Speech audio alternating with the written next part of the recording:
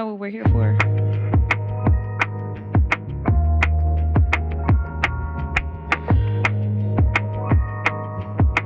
The equal parts.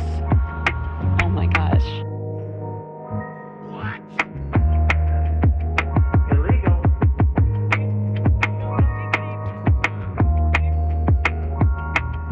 It's a bold strategy, Con. Let's see if it pays off for him.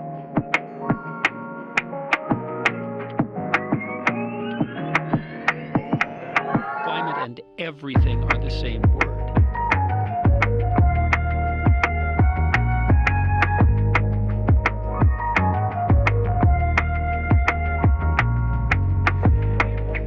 Consequences. Come on!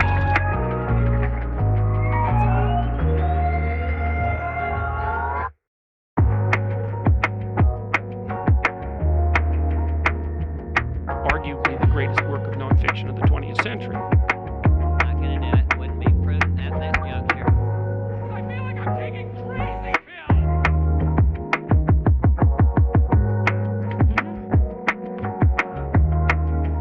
Jesus, I say that. He looks good, and he looks hard.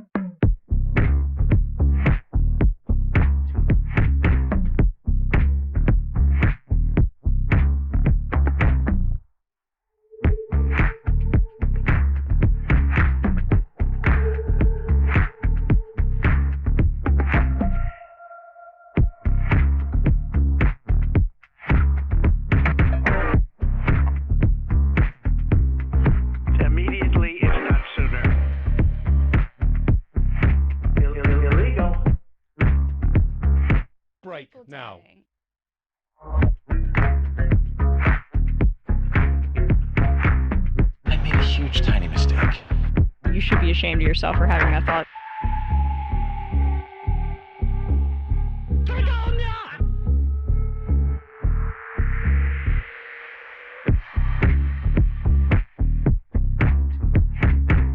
What'd you drum up? Your name, please?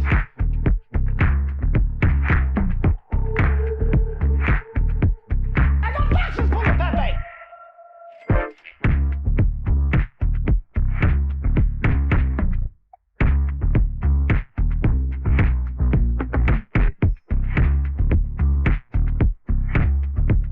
Phrasing.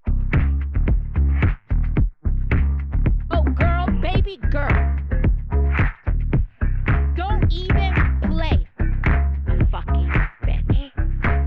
Just like my wife's vagina. I mean, this woman is dangerous, ladies and gentlemen.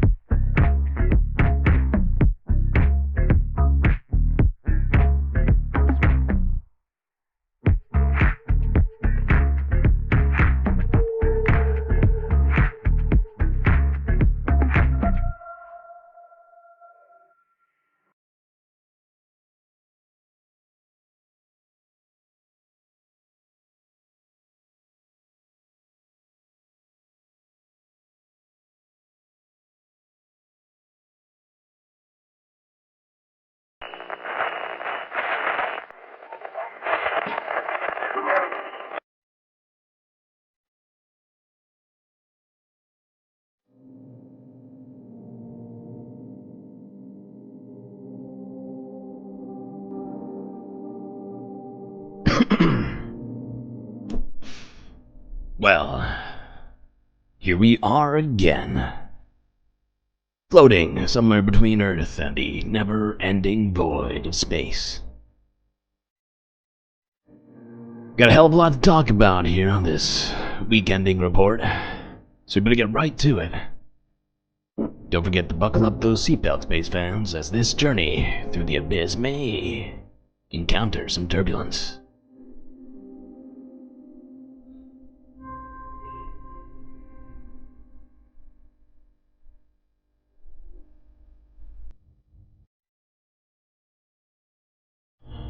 Well, looks like we got through the laggy portion of the stream already, which is nice. Good to see all of you. Robot Cat, Bowen Up, Aaron W123 in the YouTube chat. Schmegley. Close Fourth. Look Bovine. Bob Carmody. Midi Doctors. What else we got in chat here? Stephen K. My live chat? Okay, that's good. Not top chat. I think that's all of you. If I've missed you, I apologize. It's been too long, an entire 2 days without a Galactic News Network. I don't know how you all survived, but clearly, at least some portion of you have.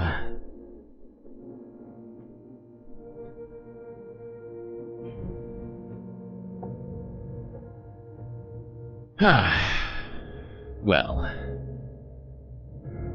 it's been a very eventful week, if you haven't noticed.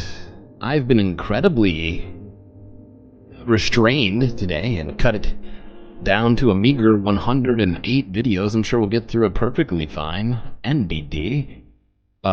We definitely didn't start with 150. By definitely not, I mean, that's exactly how many videos I started with. So I almost cut it down by 30%. I think that's that's an accomplishment. I'm gonna take the credit for that accomplishment at least. Alright, let's see. Alright, since we didn't talk too much about this earlier this week, we would have on Wednesday if I'd streamed, but took a day off. Well, took a day off to work in the Galactic Clip Factory, if you hadn't noticed. So let's quickly wrap that debate up and get on talking about the last month of this here election.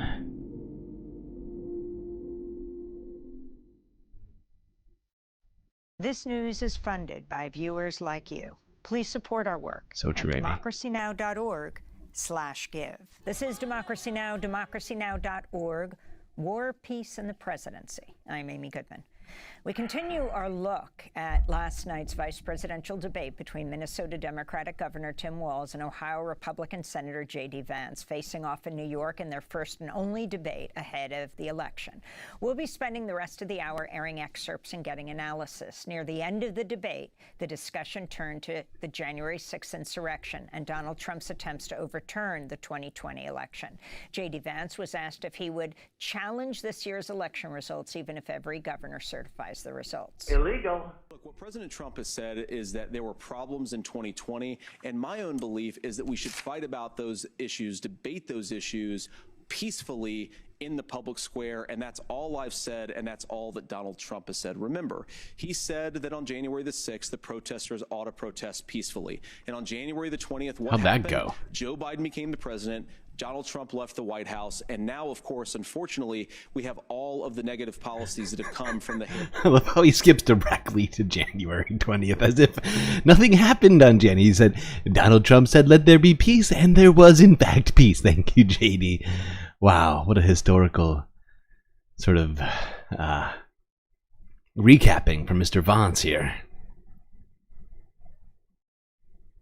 Left the White House, and now, of course, unfortunately, we have all of the negative policies that have come from the Harris-Biden administration.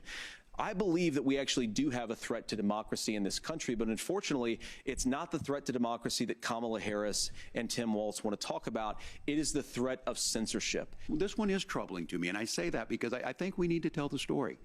Donald Trump refused to acknowledge this. And the fact is that I don't think we can be the frog in the pot and let the boiling water go up. He was very clear. I mean, he lost this election, and he said he didn't. 140 police officers were beaten at the Capitol that day, some with the American flag, several later died. And it wasn't just in there. In Minnesota, a group gathered on the state capitol grounds in St. Paul and said, we're marching to the governor's residence, and there may be casualties. The only person there was my son and his dog, who was rushed out crying by state police. That issue, and Mike Pence standing there as they were chanting, hang Mike Pence. Mike Pence made the right decision. So it was adjudicated over and over and over. Yeah, I would say at that point, Mike Pence actually had some, what's it called? Motivation, if you will, to take democracy seriously, I guess. This is one that we are miles apart on. This was a threat to our democracy in a way that we had not seen. And it manifested itself because of Donald Trump's inability to say. He is still saying he didn't lose the election. I would just ask that. Did he lose the 2020 election? Tim, I'm focused on the future. Did Kamala Harris censor Americans from speaking their mind in the wake of the 2020 COVID situation? Has she trying to... Tim Walz's face when he says that is so funny. Oh, God. In the wake of the 2020 COVID situation? That is a damning non-answer.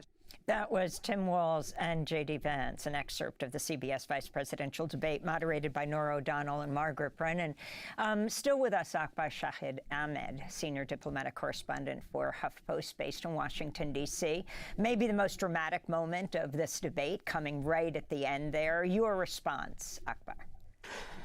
I think this certainly is the moment that the Harris campaign will be hoping becomes the defining moment of the night. They've already come out and said that based on their analysis of swing voters, this was the moment that turned people off Senator J.D. Vance and by extension Donald Trump. I think what's so interesting about the senator's answer is that it's so stripped of context, right? Historically, J.D. Vance has said, I would have helped Donald Trump remain in power. He said, had I been Mike Pence in that moment, I would not have certified the election results. Additionally, we know that Republicans at illegal state level misclick across the country, not just Donald Trump, but all the way down through the party, are pushing these kind of stop-the-steal theories, these ideas that non-citizens are voting, these extensive restrictions, strange ways to kind of increase executive power over the process and inject politics into what's historically been a nonpartisan voting process. So what... Yeah, and it does not seem nonpartisan anymore. There seems to be a clear divide on voting in general, whether or not it's legitimate. Specifically, seems to be the dividing line. We know is that Republicans have laid the groundwork to challenge elections again and again, whether it's Donald Trump on the ballot or not. I think this will be the moment that will be referenced repeatedly in the future. J.D. Vance, having made other points he thinks get through to people better, definitely I'm sure grateful that he came at the end and hopes that maybe people by that point. I'm sorry, that totally took me by surprise. Did you notice he's calling him J.D. Vance just like me? We're sticking with it. We're sticking with it. Me and Akbar. It's J.D. Vance. None of this Vance crap. Had switched off and turned. Democracy Now! Is funded by viewers like you. All right, let's go right to this. I have no idea. Oh my god, I just realized the volume's super fucking low. How did this happen? All right, let's go. This I found to be the funniest take so far on all of this. Might get copyright struck for this short. Who knows? I guess we'll find out. For those of us who found it very exciting, there actually was one particular moment that everyone is talking about today. In what was the night's most contentious exchange, Vance refused to acknowledge that Donald Trump lost the 2020 election. I would just ask that. Did he lose the 2020 election? Tim, I'm focused on the future. I'm focused on the future. I didn't know you could answer questions with that. You know, next time my wife asks me why I forgot to pick up the kids, I'll say, hey. I'm focused on the future. Where are the kids now? Exactly. Or how about it's unimpeachable. The next time I get pulled over, do you know how fast you're going? I know how fast I am going. 0 miles per hour. That's got to count for something, officer. But I appreciate J.D. Vance. He's not focused on Trump trying to steal the last election. He's focused on Trump trying to steal the next election. And honestly, it is progress. That is what that is. It's progress. We're just moving forward in time.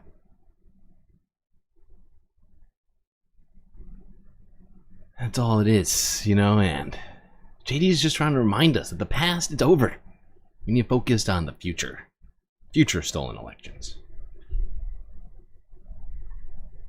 Okay, alright. We have other things here to talk about with all the debate stuff that happened. Here was Don Jr. on the sort of the debate. This might have been the, what do you call it?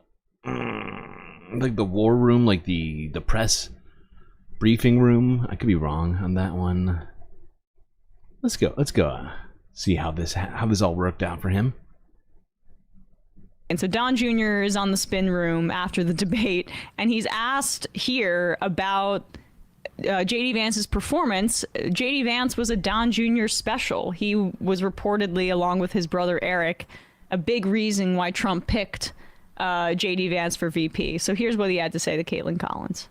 Debate itself, it was very civil. I mean, they acknowledged when they agreed, they gave each other the benefit of the doubt. Should we see more of that on the debate stage when your dad's up there? You know what? I'd love to see that across the board. Sometimes the political climate isn't that much. We've all heard about Trump derangements, or no, we've seen what they've lied about. I'm sorry, what? What are you talking? I love how he immediately chooses to answer a different question. This is clearly not the question that was asked. She specifically asked about Donald, big Donald, not little Donald. And it'd be weird for her to be asking about his performance on the debate stage, of course. But yeah, struggling already, seemingly. You know, I was an agent of Russia, but Hunter Biden's laptop was totally Russian disinformation. Turns out the opposite was true. You know, the media did that. They created so much of that environment. The media has radicalized the people that are trying to kill my father. I've had to deal twice now in the last 2 months. I've had to have that conversation with my 5 young children twice in the last 2 months about someone trying to shoot their grandfather. You know, does Don Jr. really have 5 kids? That is concerning for America. Oh, just no. magically happen. That's not him. That's a media-created fake Russia scenario. Can you pause it for So this is why keep reminding people about these assassination attempts. Just keep doing it, guys, because honestly, it does not have the desired effect that they want. All it does is remind people of Donald Trump equals chaos And the insanity in equals this country. violence, insanity, him just being around his divisiveness. This is the kind of thing that when you talk to normies or whatever, they're just like, oh, he's exhausting. Oh, he's divisive. The one thing that I found interesting, the thing that came to his mind first was, what's it called? TDS, right? Trump derangement syndrome. Something that, well, first off, it's fictitious. It's not real. The only people I've heard it from are from vehement Trump supporters. It doesn't seem to be, a real thing. And beyond that, like, it's just not liking Trump? Is that actually turning up the rhetoric in any way? Just being like, not a fan of Trump. I'm too deranged to be a fan of Donald. That's a example of turned up rhetoric. I feel like, if anything, just the term Trump derangement syndrome in itself is the turned up rhetoric in that particular case. It's claiming that anybody who has any sort of disagreement with Donald Trump is somehow deranged. You're deranged.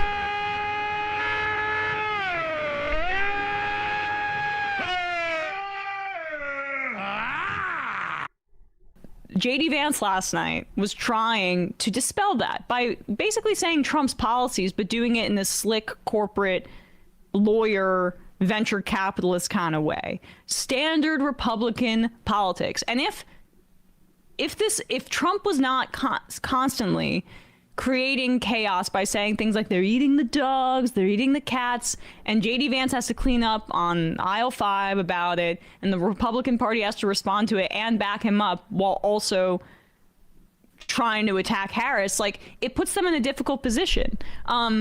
The Democrats, if they were running this kind of campaign against somebody who was more disciplined than Donald Trump, would be losing this election. It's a low fucking bar, too. Oh, God. So true, though. So true, Emma. Okay. You call him deranged Jack Smith. Lion Jack.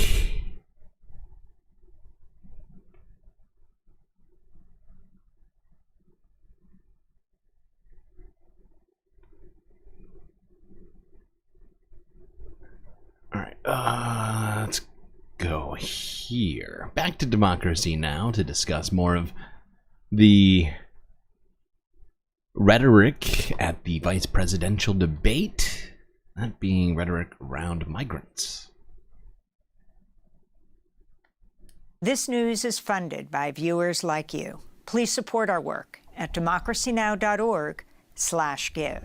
This is Democracy Now!, democracynow.org, War, Peace, and the Presidency. I'm Amy Goodman. During Tuesday's vice presidential debate, Governor Tim Walz criticized Senator J.D. Vance and Donald Trump for demonizing Haitians living in the city of Springfield, Ohio. The city's been in the national spotlight since Donald Trump made these remarks in his debate with Kamala Harris. In Springfield, they're eating the dogs, the people that came in. They're eating the cats. They're eating the pets of the people that live there. J.D. Vance has made similar claims despite protests by local Republican officials who say the stories are not true. On Tuesday night, Governor Walz criticized Trump and Vance's comments while answering questions from debate moderator Margaret Brennan of CBS. Governor, what about our CBS News polling, which does show that a majority of Americans, more than 50%, support mass deportations? Look, we fix this issue with a bill that is necessary, but the issue on this is what happens when you don't want to solve it. You demonize it.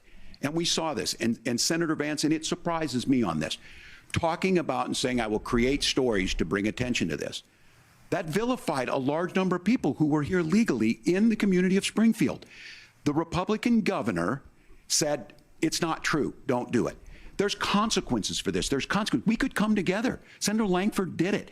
We could come together and solve this if we didn't let Donald Trump continue to make it an issue. And the consequences in Springfield were the governor had to send state law enforcement to escort kindergartners to school. I believe Senator Vance wants to solve this, but by standing with Donald Trump and not working together to find a solution, it becomes a talking point. And when it becomes a talking point like this, we dehumanize and villainize other human beings. Now, Governor Walz brought up the community of Springfield, and he's very worried about the things that I've said in Springfield. Look, in Springfield, Ohio, and in communities all across this country, I mean, the fact is everybody should be concerned about the sort of rhetoric that J.D. Vance and Donald Trump are using in this case, just vilifying,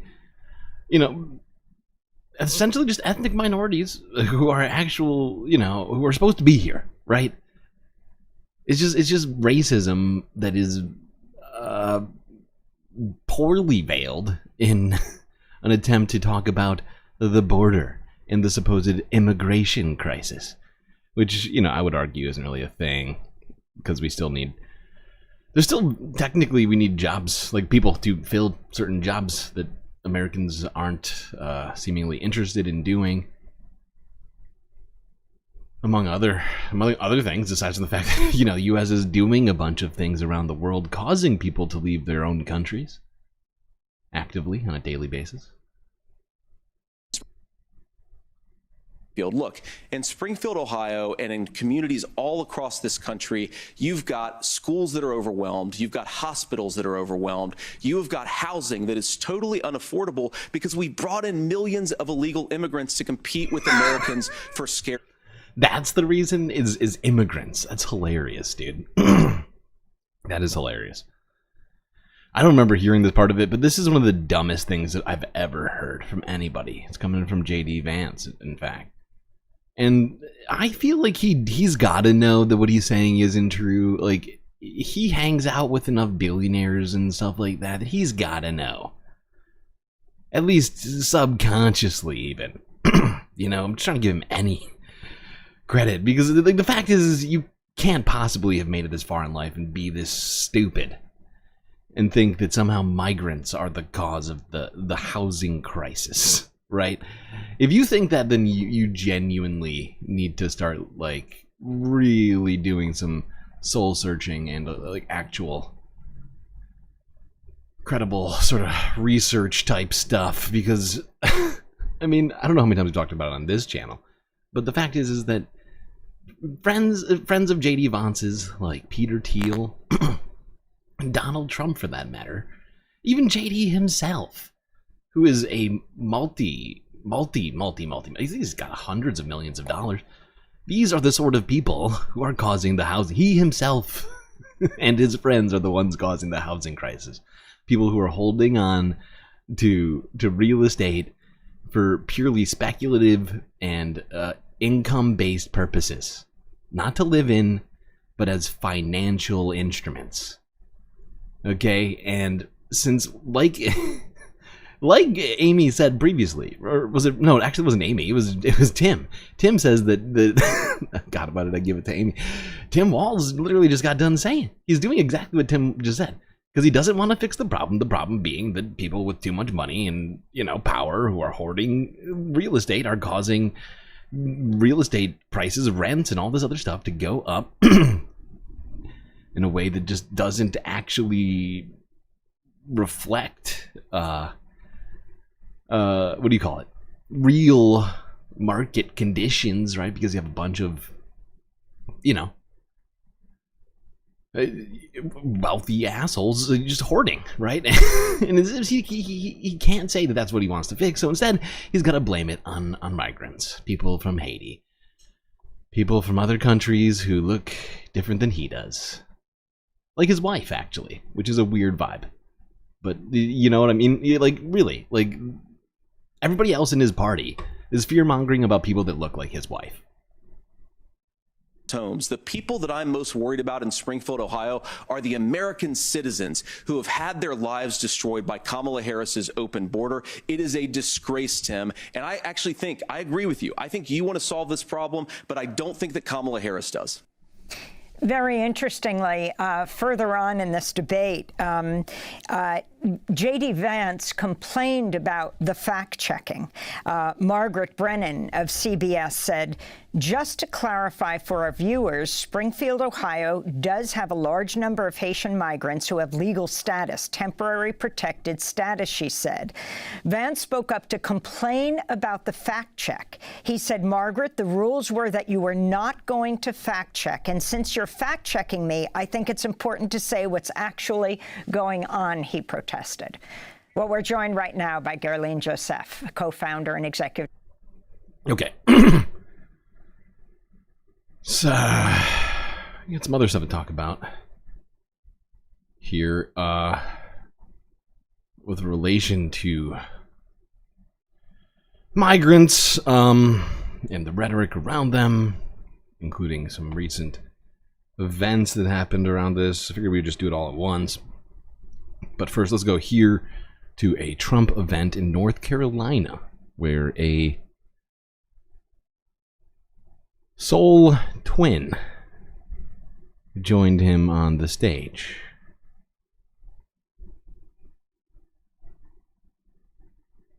And before we start with that town hall, I actually wanted to mention that one of your friends here is Silk. Oh. Silk, are you here? Where are you at? Oh. Where? Oh. I'll tell you, she is my friend, too. And she is my friend.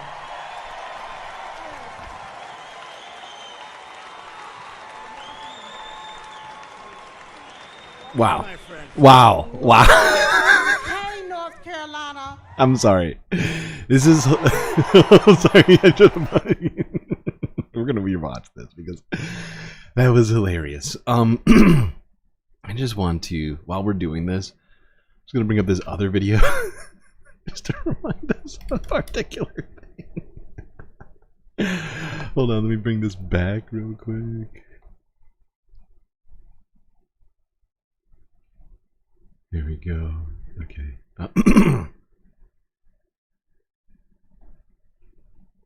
Sorry, I forgot to do this. I was going to add this to my list. I didn't, so I have to find it right now. It'll take me 2 seconds.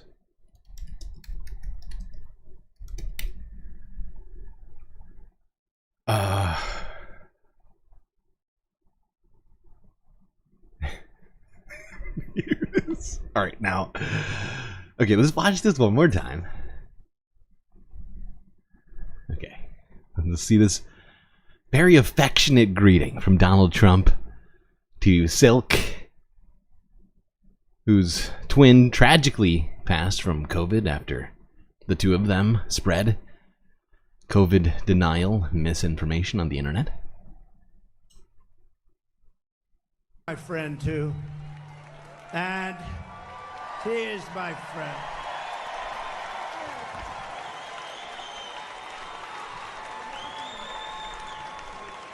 Oh my God! Look, he's grasping her so tightly. 2 kisses, not just one. It was like it was very European. I mean, there's so much affection there. 1 kiss, then a second was like, oh, give me in here for a second one. Come on, Silk, give 2 to Daddy.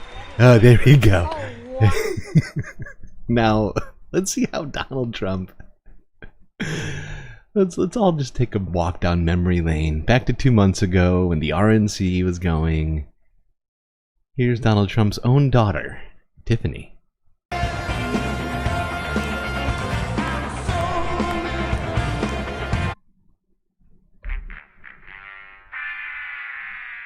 Woof. Woof, Tiffany, you come after Silk, you come after the Hulk, you come after Kid Rock. I mean, you come after all your siblings. Must be rough. He clearly has a very specific form of affection that I still don't quite... I mean, it does appear to be just like how useful you can be to him. That seems to be the main caveat.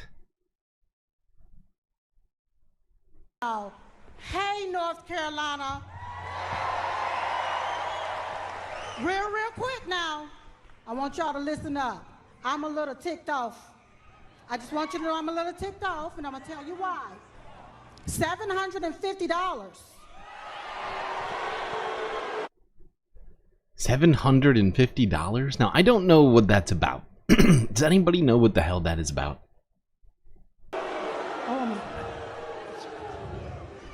Where American tax dollars is being used to fund illegal aliens into our country? Right. That's what it is. It's that she believes that somehow money is being used. I believe this is in reference to the FEMA funding or something. It's all very confusing. I've been trying to look it up, and there is no evidence that this has happened. And these illegal aliens didn't pay one dime or one red cent into our systems? Now, of course, illegal aliens, who often have jobs, do in fact pay taxes into our system and reap essentially none of those benefits. Things like Social Security, Medicaid, Medicare, you know, like all sorts of things that you would expect as an American citizen to get from your tax dollars, they do not get. They do not pay into the system. They pay into the system. They don't get to take it out. So it's like, if anything, the United States is living off the backs of illegal immigrants, essentially, who work for less than minimum wage. It seems just...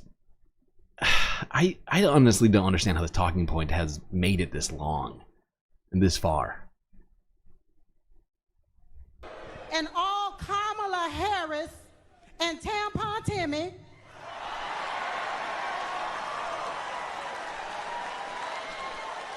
want to give us $750?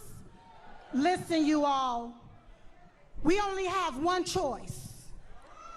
One choice. And that's President Donald J. Trump. I found this whole situation to be shocking. I mean, we could watch the rest of it. We're not. But, I mean, it's weird. I mean, her sister died because you two were not taking COVID seriously because of Trump. But the fact is I think that she's just going to ride this train until it's over. You know, I think she sees the dollar signs. She must be making big bucks from all of this. And it's just weird to me that she would still be doing all of this after. I could have sworn when I heard about Diamond dying, I was like, oh, that's gonna be it. She's gonna wrap it up. She's gonna realize that all of this has been very stupid, and she's been, you know, literally peddling stuff that got her own twin sister killed. But no, apparently that's apparently that never really came into the equation. Trump will start a GoFundMe. We gotta get a GoFundMe for Silk. In the wake of Diamond dying. Hey, I mean, if anything, I guess she doesn't have to split the revenue anymore with her sister. Too soon? That's fair. Alright, let's go here to a very serious situation regarding immigrants attempting to come to the United States.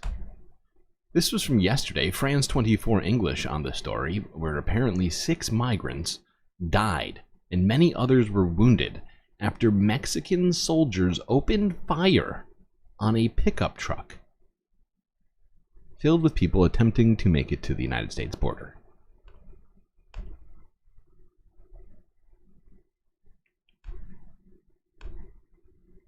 Illegal.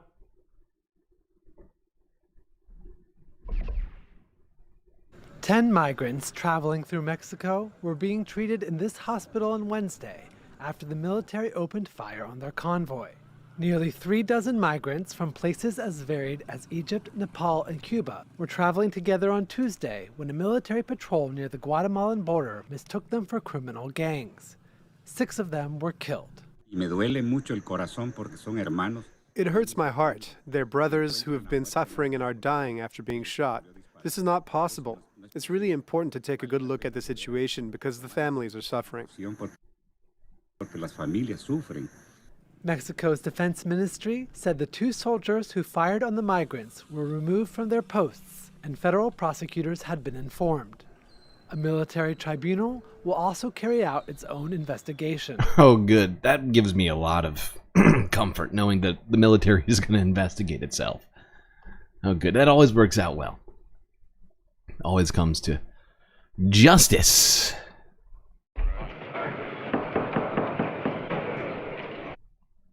The shooting occurred the day before newly sworn-in President Claudia Sheinbaum issued a historic apology for the 1968 Tlatelolco massacre, in which security services opened fire on an unarmed student protest. The migrant deaths have shown a renewed spotlight on Mexico's policy towards migrants, as well as the growing role of the military in the country's security. In recent years, Mexico has given an increased public security role to its military, which Amnesty International in April accused of using unnecessary and excessive force. Sheinbaum has vowed to reevaluate the military's role in the economy, but pledged that her security plan would continue to follow the approach of her predecessor. Well, that is a situation I think the United States should be taking some amount of credit for. Or perhaps responsibility is the more appropriate term. The fact is, though, the United States has been pressuring Mexico constantly on as many different avenues as it can to increase its sort of crackdown on people attempting to make it to the United States. And this is what I would estimate to be a direct result of that sort of policy. I'm not saying that the United States is completely to blame. We didn't pull the triggers necessarily, so the people who, gunned these people down are also to blame, and the Mexican government should probably be doing some soul searching right now about how they're dealing with the situation. But felt like a necessary story to talk about while we're talking about all of this very divisive and hateful rhetoric being spewed by the Republican president and vice presidential candidates.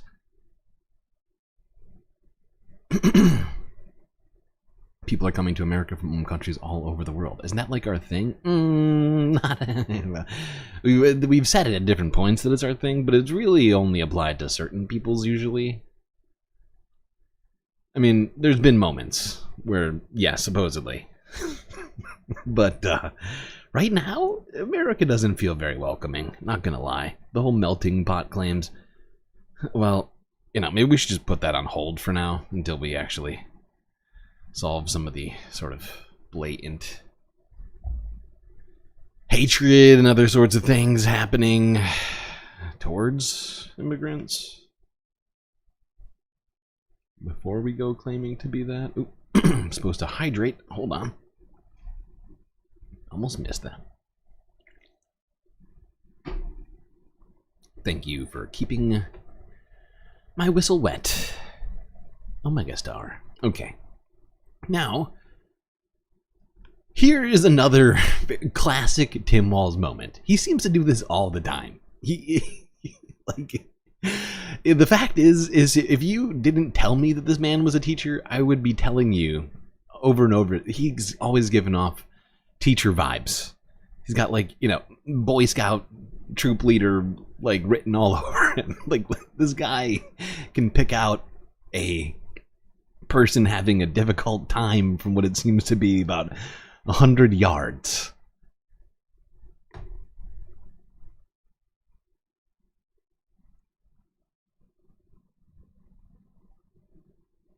Single American should be able to answer. I asked him if Donald Trump lost the 2020 election.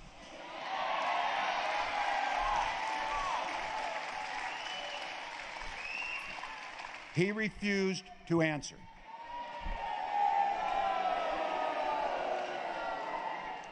Can we have an EMT, we need someone with water right here, center back, right in front of the media. You have somebody? There we go. There he is. You guys got water? Yeah, you're right. We probably should. That's a good point. Think about it. We got somebody on it? All right. Thank you all. Thank you. He never refuses to stop a speech to make sure somebody gets water, and it's hilarious. All right, Coach Walls. Thank you for making sure everybody's got water. What a guy.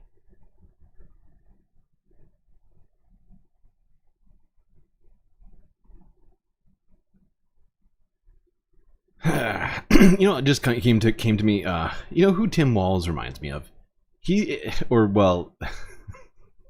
More and more. I think in my mind, Tim Walz is basically Ron from Arrested Development, not Arrested, Parks and Recreation. Sorry, if instead of a libertarian, Ron was a Democrat. You know what I mean? Like, that's basically who Tim Walz. That's the vibes he's always giving off. He's like a bad substitute teacher. Tim watches GSL? I don't think so. I mean, that'd be wild to find out that Tim Walz is watching the Galactic News Network.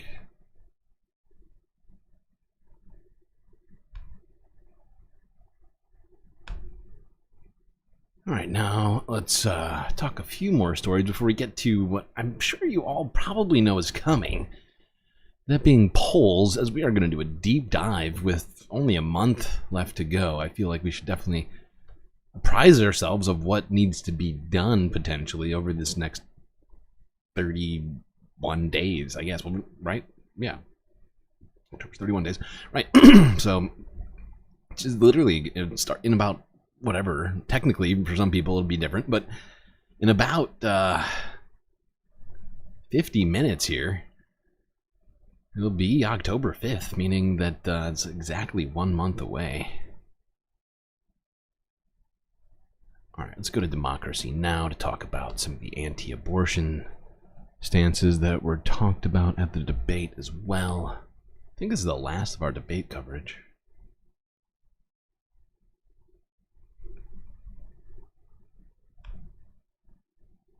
This news is funded by viewers like you. Please support our work at democracynow.org/give. As we continue to look at last night's CBS News vice presidential debate, we turn to the issue of abortion. This is Republican Senator J.D. Vance. Now, of course, Donald Trump has been very clear that on the abortion policy specifically, that we have a big country and it's diverse. And California has a different viewpoint on this than Georgia. Georgia has a different viewpoint from Arizona. And the proper way to handle this, as messy as democracy sometimes is to let voters make these decisions, let the individual states make their abortion policy. And I think that's what makes the most sense in a very big, a very diverse, and let's be honest, sometimes a very, very messy and divided country. Governor, would you like to respond? And also, Tim reminds you of Jerry from Parks and Rec. He does some of this, he does similar faces to Jerry. Like, he does kind of have those sort of concerned dad faces that Jerry does a lot, I would say. So I see what you're talking about. I do see what you're talking about. But he's much more authoritative than Jerry, right? Like when you sort of assess how they deal with like interpersonal stuff, I feel like that's where it starts to fall apart for me because, you know, like Jerry is just not gonna lie, he's a pushover, right? To some degree, right? He just doesn't care that people are kind of, you know, and Tim, he pushes back, at least from what I can tell. And he seems to stand his ground. Not that I have a problem with Jerry. I like Jerry as a character, but...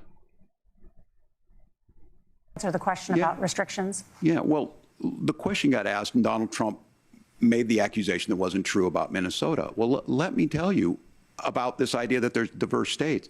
There's a young woman named Amber Thurman. She happened to be in Georgia, a restrictive state.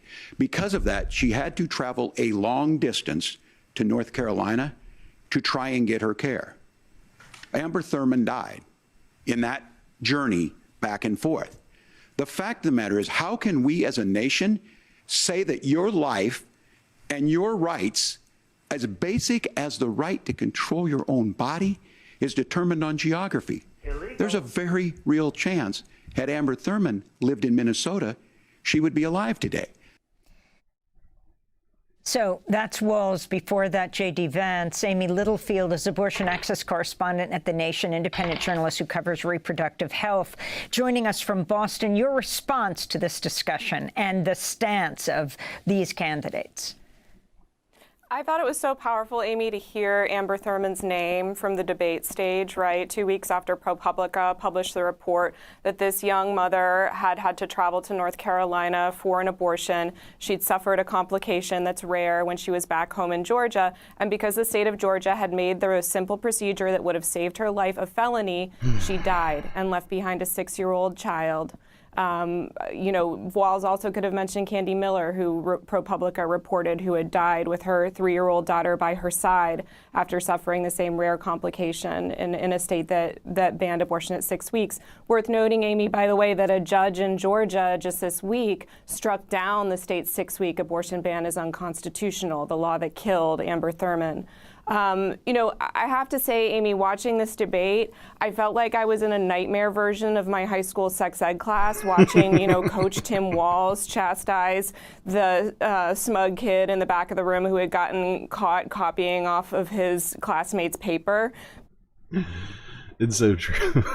It really is. That's a great analogy, too. Not gonna lie. Well played. Well played, Ms. Littlefield.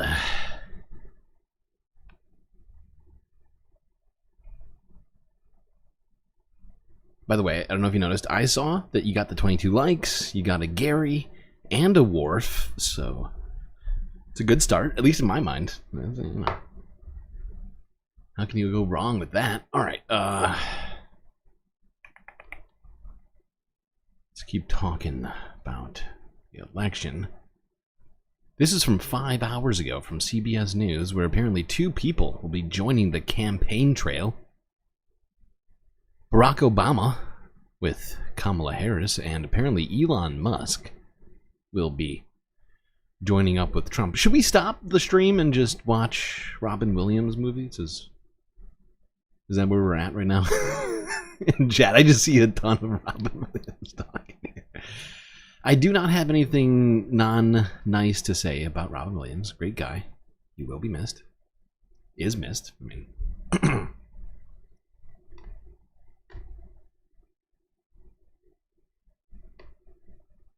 he lives on in our hearts. You do not approve. How rude. All right, let's go. Talk about Elon and Obama.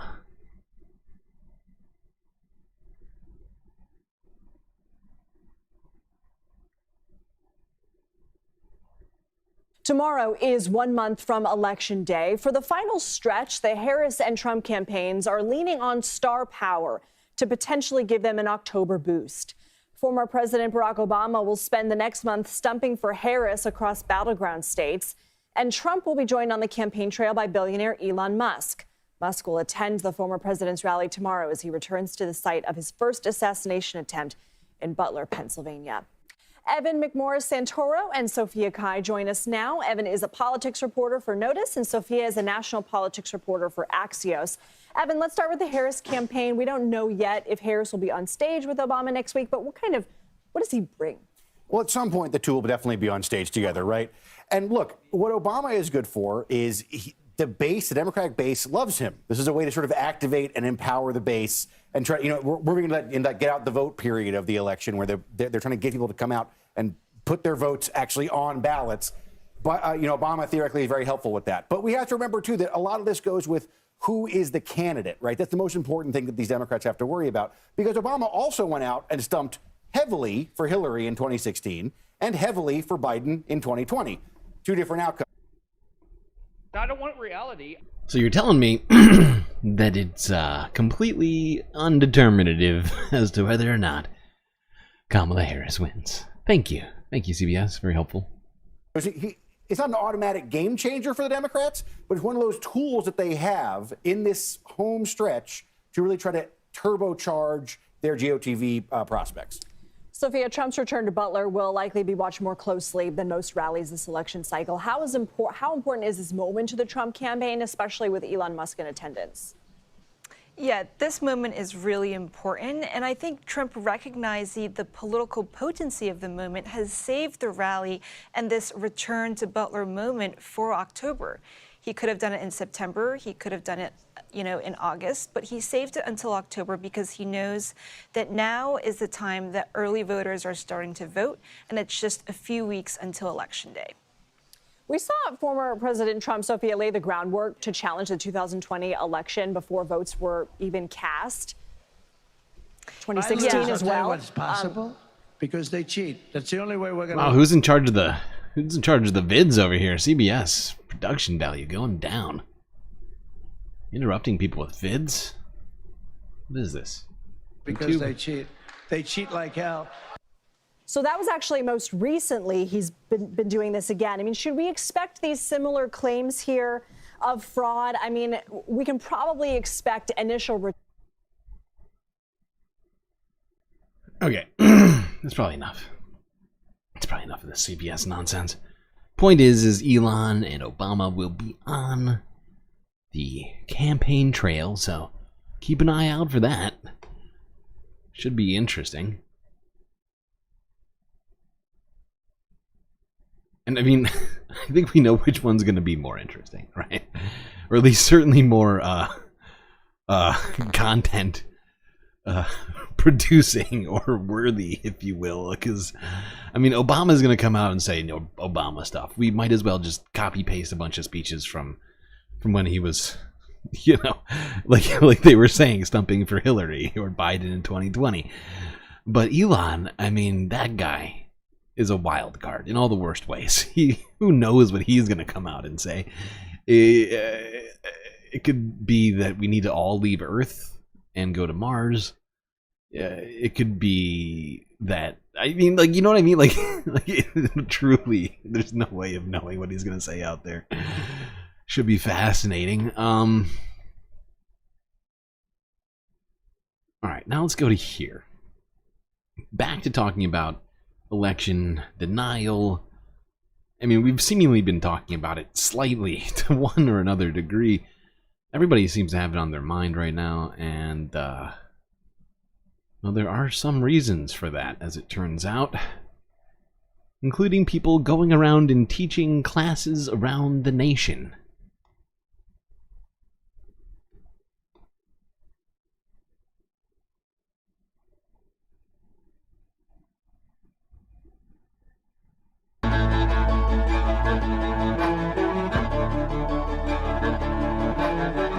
A legal showdown is developing in Georgia over Oops. What did I just do? how ballots should Why? Why are you doing this to me? be counted. The state election board is requiring a hand count, while Democrats are now suing to stop that. In the last 4 years, 11 states have attempted hand counting in local elections or introduced legislation requiring a hand count. But as Major Garrett reports in tonight's Eye on America, there's no evidence it's more reliable. Well, of course it's not more reliable. Are you joking? Is that a joke? We all know, to some degree, right? Not counting AI, but just computers versus humans, right? Computers are more reliable. They don't get distracted. They don't have bias, right? They are just machines intended to do a specific task, right? And of course there's no evidence for humans being better than that. Because they aren't. They're just quantifiably not better than computers. I mean, we don't need to do a whole segment on that, but I mean, I think that should be obvious to most people. For the last year, Mark Cook has been preaching a kind of low-tech election-doubting gospel in communities across the country. Illegal. But we're told, trust the machine, and that is a way to manipulate an election. Traveling by RV, Cook and his hand count roadshow. You know what would actually be a pretty easy way of manipulating elections is making sure you have a bunch of people who are all potentially biased being vote counters. Also, there's a bunch of other concerns with this, right? With how much it costs to pay all the people to hand count all the ballots, right? For Republicans, people who are supposedly all about fiscal conservatism, this does not sound very fiscally conservative. What it sounds like is, it sounds real stupid, is what it sounds like. Are part of an election conspiracy movement that's been growing since 2020. One that claims that voting machines can be hacked and manipulated, meaning the only voting system to be trusted is an old-fashioned hand count. Well, hello, everyone. I'm back. And this lies the problem, right? Not just with our society, but like with government, with a bunch of things. Because of how fast technology has moved, the fact is most people over a certain age don't quite understand it to its fullness, right? They don't quite understand how it functions or how it differs from one technology to the other. They just see a computer and they assume they all do the same things, right? But they don't. Of course not. I think most people here listening to this probably know that, but maybe not. The fact is, though, that just because something is a computer does not mean... Zero Megastar just cheered 100 bits. Notice all the hoitness. Nicely done. I liked that. Thank you for the 100 bits, Megastar. I think, what do we call her? Philomena, the AI message reader here. She didn't quite pronounce whiteness as I would have preferred, but she did a pretty good job. I do notice it. It's noticeable. There seems to be a real lack of diversity at these meetings. There's also another trend. A certain amount of gray hair out here as well. Just sort of everywhere, seemingly. This guy. He's the outlier with the colored roots over there. This night last year, Cook is in deep red Gillespie County, Texas. 0.1% of Texas still hand counts.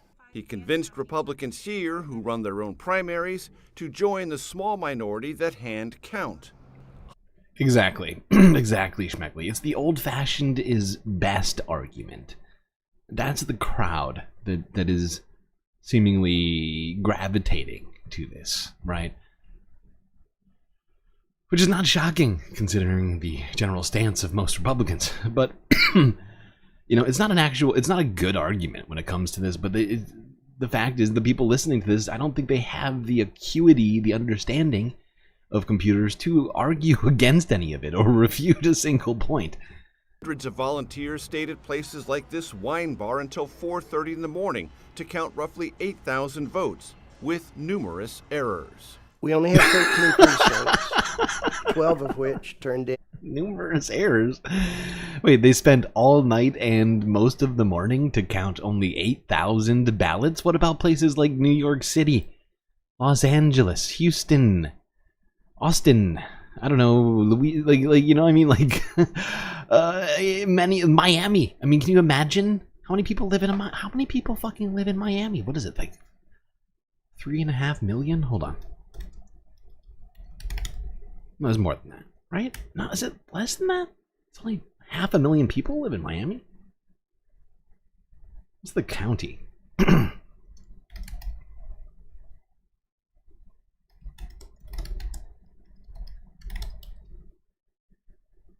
It's a different place. Shit.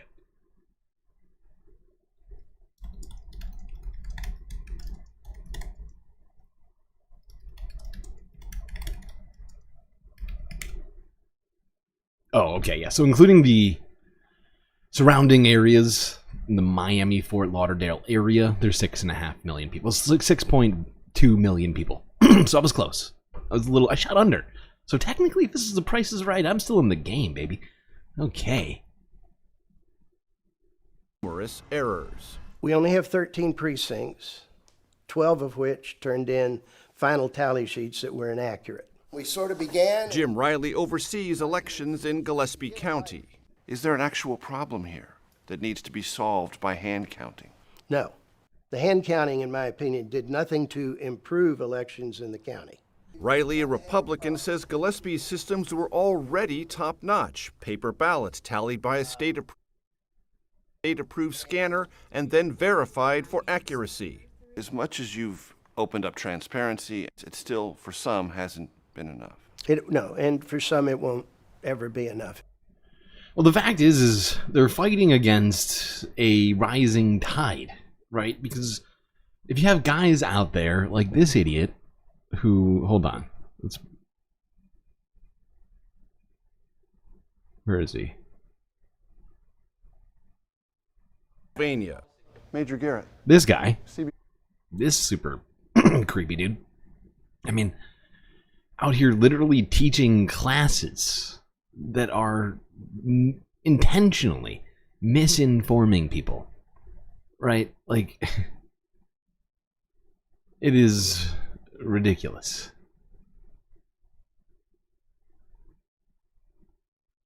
Like, how are you supposed to, you know, first off, you can't please everybody. But secondly, how are you supposed to manage to convince, especially in red states where there's already just this massive number of people who have, due to the rhetoric being spewed by people like Donald Trump and his sort of cohorts, just primed to believe all of this. You got somebody out there actively teaching classes? That's gonna, you have no choice. You have no hope, right? Because these people, the people that are at these classes, are going right back out there in the world and just regurgitating this nonsense. Because, like I said, they probably have zero ability to fact check any of this. So, I mean, what do they do? I mean, they just go out and just repeat what they've heard. He's like 5'4". He might be shorter. I mean, he's barely taller than this podium right here. In Michigan, we tracked down his RV to ask him some basic questions. He drove away. Aww. And again, in Pennsylvania. Major Garrett, CBS News. Will you have any time to talk to me? Oh, I'm going to be doing a lot of talking. This dude is sweating. Beforehand. No. This dude is sweating. He saw him coming over, immediately started flop sweating and like just rushing to get out. The way that he is like shifting around here, trying to get all of his gear out. Oh my God. Really doesn't want any questions about this very important service to democracy. You'd think that with the mainstream media here, he'd be all over it. He'd be raring to go to tell everybody about this real problem that he's clearly qualified to talk about. Will you have any time to talk to me? Oh, I'm going to be doing a lot of talking. No, I know. Beforehand. No. He wouldn't speak to us, but is a regular on right-wing podcasts. The day after the election. Wait. January. I just realized what he was saying. Wait, so this wasn't after it? I assume this was after. This was before. So he was just pretending to be super big. He wasn't even packing up. This is even worse than I thought. This guy was about to teach the class. He's just setting up. Everything clearly appears to be set up. And yet he is shifting stuff around, trying to appear busy so that he doesn't look like he's dodging questions from the media. Wow, buddy. Wow. Regular on right-wing podcasts. The day after the election through January 20th. If you thought 2020 was nasty, you ain't seen nothing yet. Even in the wake of Gillespie County's hand count ordeal, the hardened hand count faction is flooding county meetings demanding change before November. In retrospect, the hand count experience here has been a net what? I think it's a net loss. If you don't like hand counting, you're evil. Evil over what Gillespie County officials... Only demons don't like hand counting. You say one bad word about hand count, we're going to have a problem here.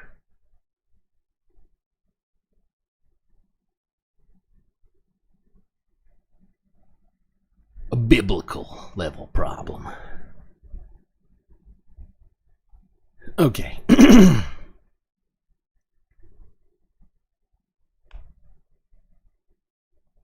So yeah, so that's what we're talking about. When we're talking about what we're leading into this election is we have people actively out there spreading election misinformation, doing classes on it. I mean, this is what it's going to, I mean, this is, if you don't think we're going to be talking about this on election night, I think you're being too optimistic. I was there too for a while, but at this point, with everything I've been hearing, and with this being added into it, I think that there's almost zero chance that on election night we don't hear the same sort of rumblings that we heard in 2020.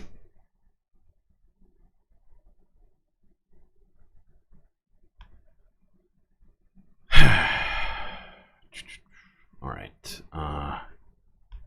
Here's our segue into talking about the polls.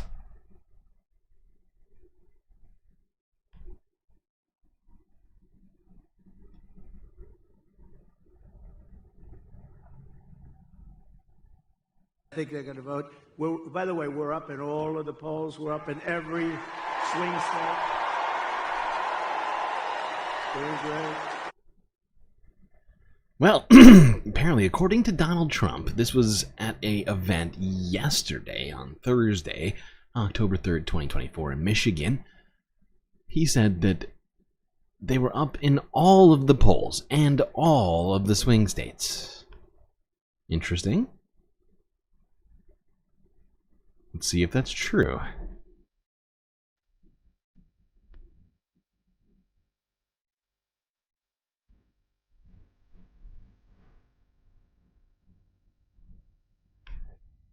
All right, give me a second. I got to pull up a couple pages. I did not prepare as well as I should have today.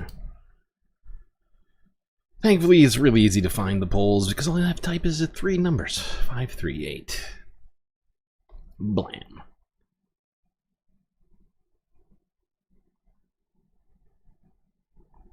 All right, let's see here.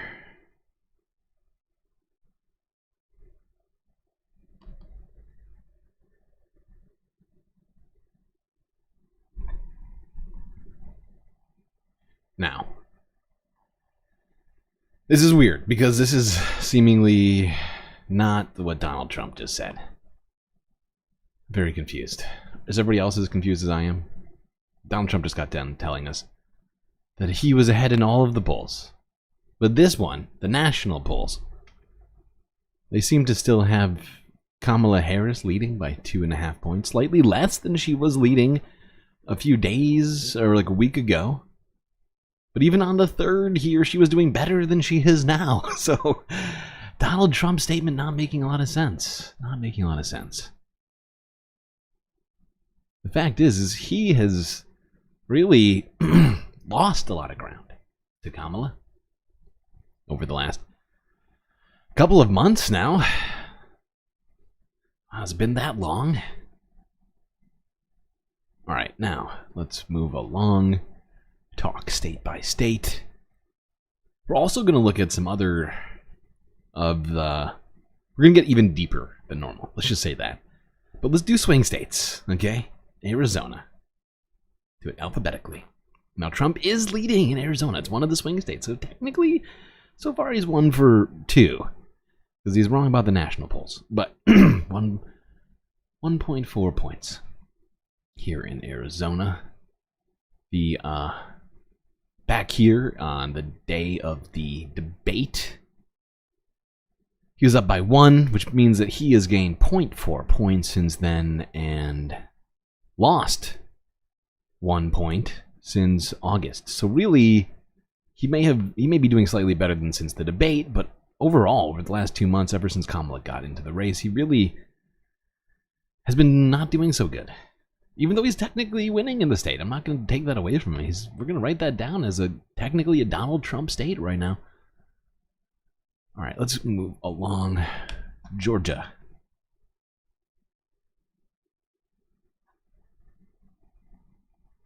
Now in Georgia, he is also still up, a place where he has been mostly up for the last 2 months. There's been a couple of times where Kamala's managed to break out into a very, very small lead. Back here, I think she was up by like 0.2, yep. But right now, he's, just like he is in Arizona, up 1.4 in Georgia, which is 0.6 points more since the debate, and about 0.3 points since August. So really, he still lost ground in a way, but not much.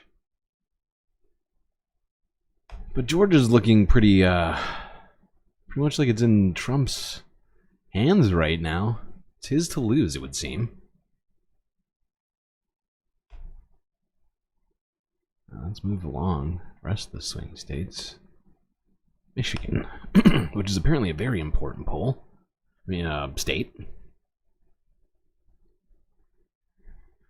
Kamala's up in Michigan still, as she has been basically ever since entering the race. She's up 1.5. She was up 1.7 on the night of the debate, so she is down 0.2 since then, and down 0.4 since the beginning of August. So Kamala, seems like the race is just getting tighter and tighter in many ways. But, yeah, so right now this is a Kamala state here in Michigan, which is very important to this election right now, as Michigan has a large number of electoral votes. Now, in Nevada, Trump at one point had a lead, but ever since Kamala basically got in, she has taken it over. Biden was losing in Nevada when he was still in it. But now Kamala is still leading. 0.9 here. She was actually losing on the night of the debate by 0.1. So she has gained nearly a point since then. And back here, well, not at the beginning of August, but first week in August. God damn it. Why is this graph being so... There we go. August 10th, she was only up 0.5. So she has gained some ground here in Nevada since the beginning of August. Let's see. Let's go to North Carolina. Now, Trump is in the lead in North Carolina, seemingly gaining ground right now. He's up 0.8 as of the 4th. On the night of the debate, they were tied. So he has gained nearly a point since the night of the debate. But he was also up a point back at the beginning of August. So really he's stagnated slightly.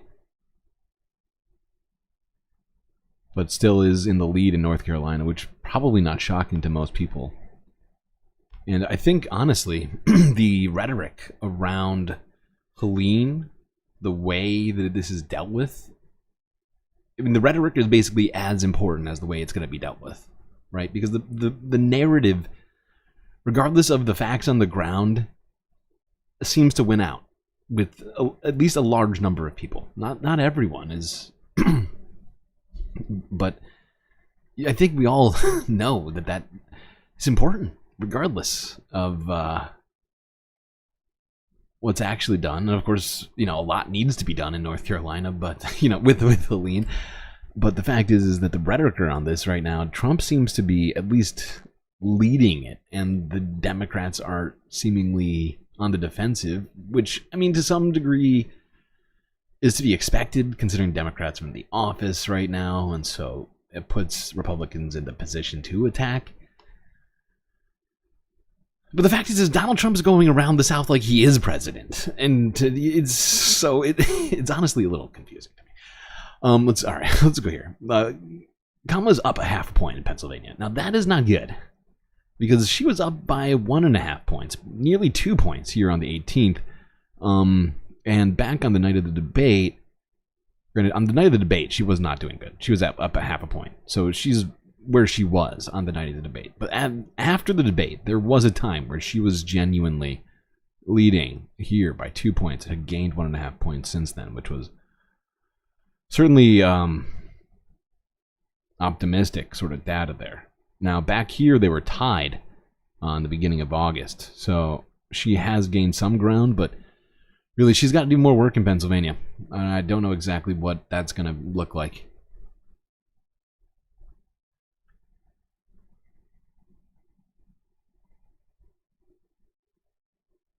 Who else do we have to look at?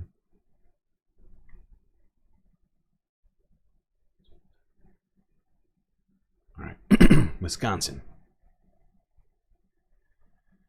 Seems to be the same story. Tighter race. 1.6 points right now for Kamala. She was up 2.5 points on the night of the debate, meaning that she's lost about, well, it looks like 0.8. Back at the beginning of August, she was up 1.2, meaning that she's still up over the last 2 months. But that initial surge after the debate seems to have worn off in many states. Not entirely, but enough that seems like Democrats are going to potentially need another boost to feel more comfortable going into this election right now. We have a month to do it, so it's certainly attainable. And, before we do the map, I just wanted to look at a couple of the recent polls, see what they look like. Here's the most recent New York Times Siena poll. You can see that it has Kamala Harris by 48 to 46 on Trump here. Okay, so it shows that. Activote. This came out, this was from between the 29th of August to 29th of September. That has her up 4 points. Trafalgar Group, which came out with a poll from between the 28th to the 30th, which seems like a very small amount of data, has her up 1 point. So those are the three most recent. Has Trump up a 1 point. But so that has seemingly in the last 3 polls, Kamala Harris winning. And really, if you look at all these polls, there's only a few polls where Donald Trump is actually winning, right? Look at this massive list here: RMG, BSG, Morning Consult, Atlas Intel, Marquette. All these people have been doing polls relentlessly, and they all keep coming up, Kamala. Right, a few of them, as we can see, have Trump up 1 or 2 points, but the rest of them have seemingly Kamala up 4 or 5 points. Right, look at this group right here. Yeah. Okay, now let's do a map. See where this is all at, electorally speaking, as that's really all that matters. Help! Help! I'm being repressed!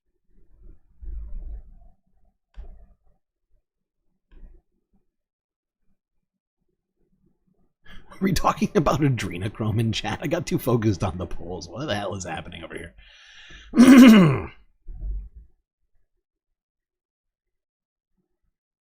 The electoral college counts cows. It's so true.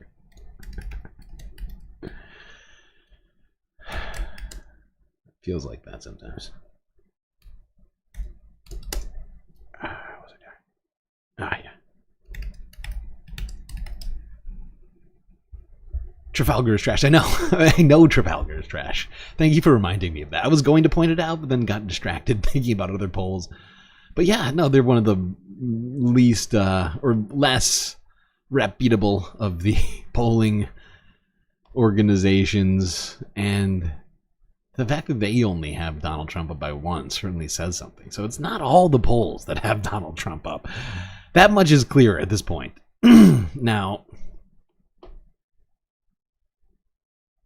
let's see what the electoral map has to say about all this.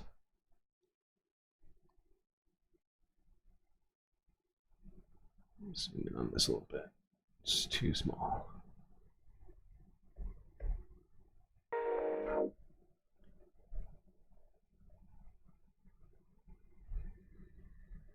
False alarm, people. I hit a button. We are not taking a break. I know that you probably just had a small conniption inside. Don't worry. Wait, why is this already filled out? Oh my god, is this right? This is right. Well, we got to do it the right way. We're not doing this. No. Don't fill it out for me. That is rude.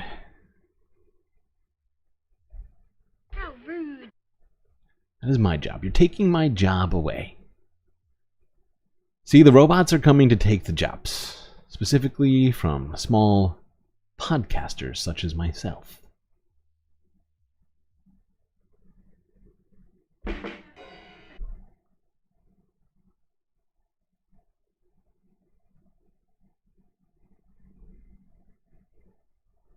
Okay, I think I did it. Oh, I missed North Carolina. I will say this, though.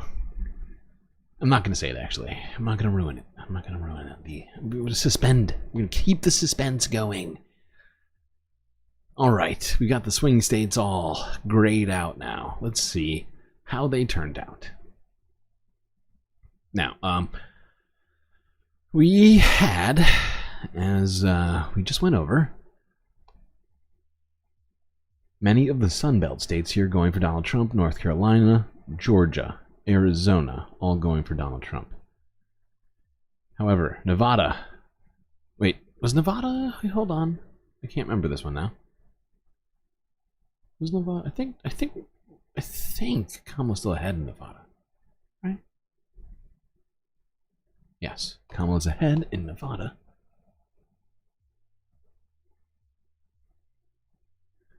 She is ahead in Pennsylvania, in Michigan, and Wisconsin.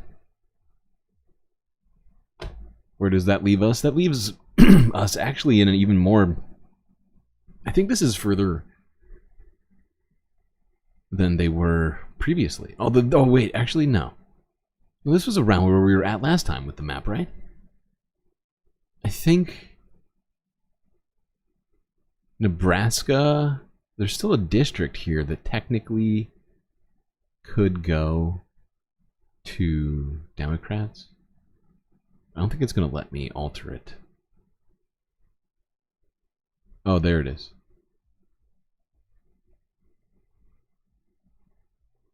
So this actually basically is where it stands right now. 276 to 262. Counting this one Nebraska electoral vote.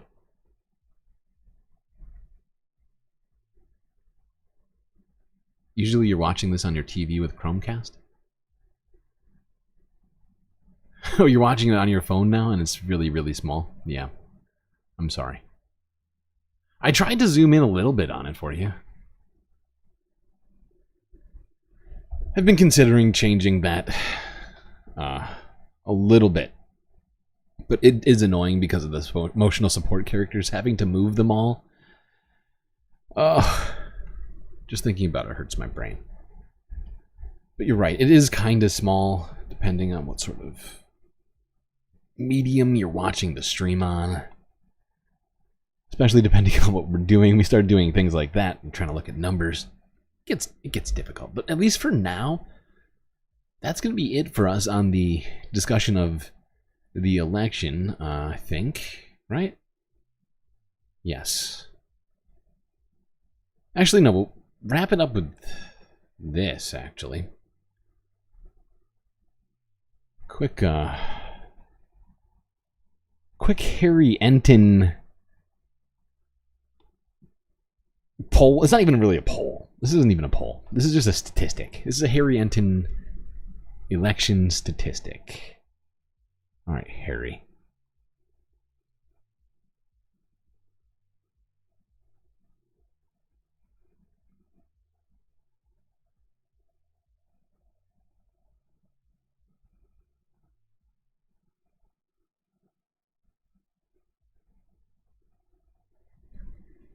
If they lose in the great state of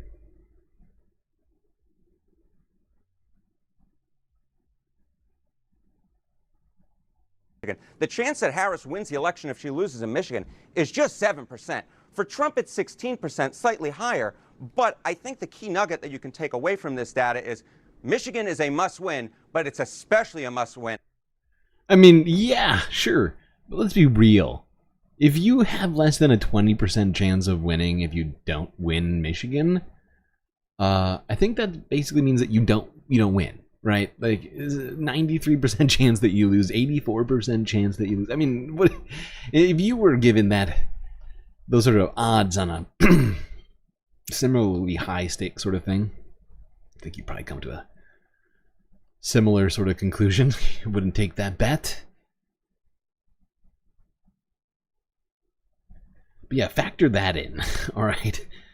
Kamala has a 7% chance of winning if she loses Michigan. Trump has a 16% chance of winning. So really, Michigan may be even more important than Pennsylvania somehow.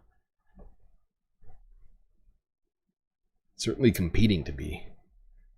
All right, now let's go on to talk about a few sort of economics-related stories here in the United States. Business stuff, housing. Before we move on, we're doing decently on time, actually. I'm kind of impressed. Who's in charge of this? Get up. I take it back. Take it back. I forgot how many videos we have to do today. Oh boy. Alright, let's go to a little place called Hawaii, where they have an interesting idea on how to solve the housing crisis. Let's listen in.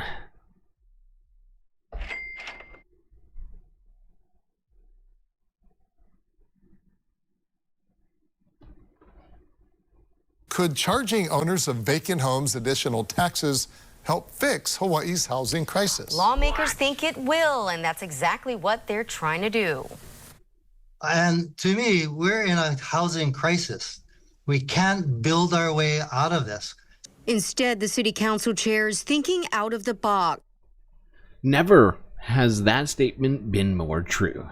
Because the fact is that statement has been made time and time again. In fact, Kamala Harris recently tried to make this claim at the debate, and before that, actually, on her first interview, I think is when she first made this proposal to build 3 million new homes as a way to build, supposedly, ourselves out of this housing crisis. But recent events have made it more clear than ever that may not be the actual solution, specifically relating to Hurricane Helene and just the massive devastation we have seen in the South. How many homes have been destroyed there? That statement truly has never been more valid. It will, and that's exactly what they're trying to do. And to me, we're in a housing crisis. We can't build our way out of this. Instead, the city council chair is thinking out of the box, pushing for a supplemental vacant house tax. The idea is to incentivize these owners of these vacant homes to either rent out their home to a local family or sell it to a local family, one or the other. That means in addition to paying Hawaii real property taxes annually, anyone with a home that sits vacant 6 months out of the year would pay 1% of its assessed. Blam. This is I think this is a good, me personally, I think this is a great idea. Like, whether or not it'll have the popularity to be whatever made law or whatever, but this is one of the big problems across the nation, is vacant homes. And I think increasing taxes on vacant homes would in fact put a great deal of pressure on these people holding real estate without using it for living in or renting, or to make a decision on that. Because let's be real, even if you're super rich, right, if you own a bunch of property, like, sort of think about the cumulative aspect of this, because people like Berkshire Hathaway or BlackRock, right, who own literally millions of homes across the United States, do 30,000 times a million, right? And that's just over a 1 million home worth. And there's plenty of homes that they own that are more than $1 million, right? And things like that. Like, this to me makes a great deal of sense. It would incentivize all of these, real estate holding companies and all that to reassess as to whether or not they want to be in this, business, quote unquote, of just holding real estate for speculative purposes.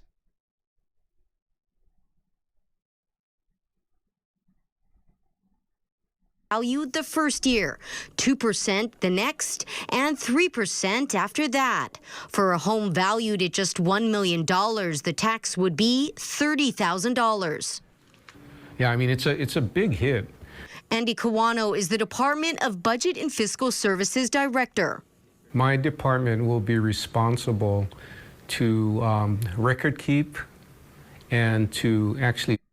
And one thing that I'm thinking about right now that I think, in some ways would be, even, potentially more beneficial is that, because when you talk about things like gentrification, we don't talk about it that much on the channel. We probably should talk about it more because it is part of all of this. But when you talk about gentrification, where you have people such as BlackRock or Berkshire Hathaway or any of the other real estate funds out there that are buying up properties across the country, they have all over a number of years jumped into buying up properties in low-income neighborhoods, and doing the same thing. Essentially just holding on to real estate, hoping to sell it for more later, potentially if it's nice enough, maybe rent it out, but oftentimes they're just sitting on it for, just an alternative to buying stocks. Essentially, literally, I mean, that is what it is. And, if they choose not to sell it, especially in low-income neighborhoods and stuff like that, all of a sudden, there's a bunch more taxes in the tax base for these low-income neighborhoods where these, real estate vultures are holding all of this real estate empty. It would in fact inject a massive amount of capital into low-income neighborhoods where these sharks are taking advantage of people. It makes sense to me. If anybody has any sort of pushback on this idea, I'm willing to hear it, but it all seems to check out in my head.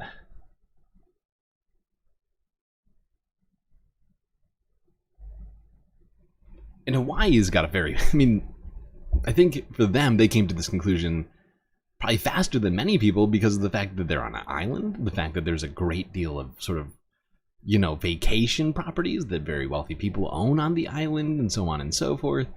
So their problem is even exacerbated even further due to that being the fact that they are, of course, a place that people want to be. Hawaii is a gorgeous place. People want to be there.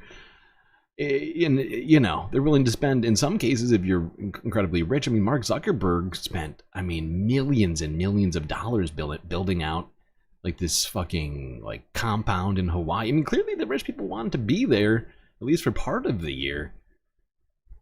But I think they should have to pay for it more if they're just gonna be having empty houses causing people to have worse. Well, options in life. Patterned shirts will be worn. What sort of patterned shirts?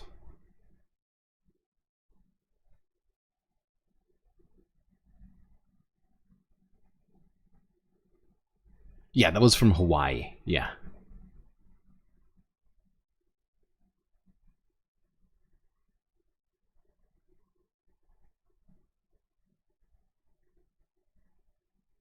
I lost my place on my list. Oh, there we are. All right, let's go here. Here was Senator Bernie Sanders giving it to a little drug company by the name of Novo Nordisk during what I believe was a Senate committee meeting of some sort, hearing. Ozempic and Wegovy are different brand names for the same drug, semaglutide. These drugs are transformative new treatments for diabetes and obesity that help people control their blood sugar and lose weight.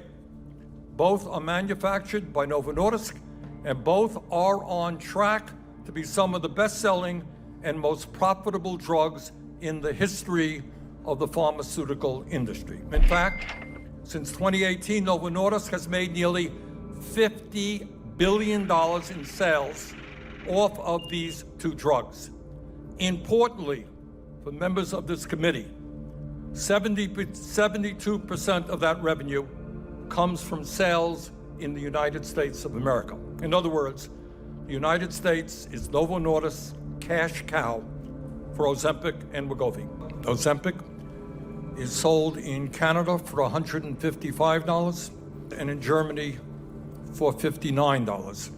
In the United States, Novo Nordisk charges us $969, over 15 times more than they sell that product in Germany. Illegal. Nobody here is asking Novo Nordisk to provide charity to the American people. Novo Nordisk has already made billions of dollars in profit off of these products, and in the coming years will make billions more. All we are saying, Mr. Jorgensen, is treat the American people the same way that you treat people all over the world. Stop ripping us off. Help! Help! I'm being repressed! Okay. I mean, of course, Bernie Sanders just laid it down there. I mean, not a single word there do I have disagreement with. I don't know if I even have anything to add. Really well nutshelled, Mr. Sanders. Much appreciated. Just a few sound shots for emphasis. Really, that's all I got. All right, let's go on to here where a teeny tiny car company by the name of Tesla misses its Q3 delivery estimates.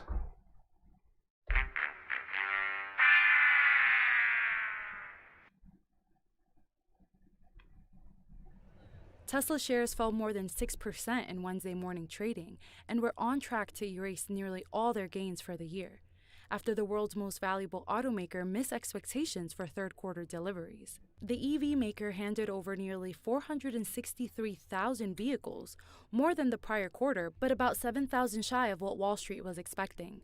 The company now has to deliver a record number of vehicles in the fourth quarter, about 516,000, to match last year's delivery number of roughly 1.8 million vehicles. A shortfall could result in Tesla recording its first ever annual drop in deliveries. Elon Musk's EV maker is contending with rising global competition, most notably in China, where automakers BYD and XPeng are aggressively expanding their presence in the world's largest automotive market, thanks to help from government subsidies. And in July, BMW eclipsed Tesla as the top-selling EV maker in Europe. As a result, Tesla has offered price cuts and incentives, but those have squeezed profit margins. The company is expected to unveil its robo-taxi product at a closely watched event on October 10th in Los Angeles. I don't think anything made by company run by Elon Musk should be, autonomously traveling through any area in the United States, let alone the world. Gives me goosebumps.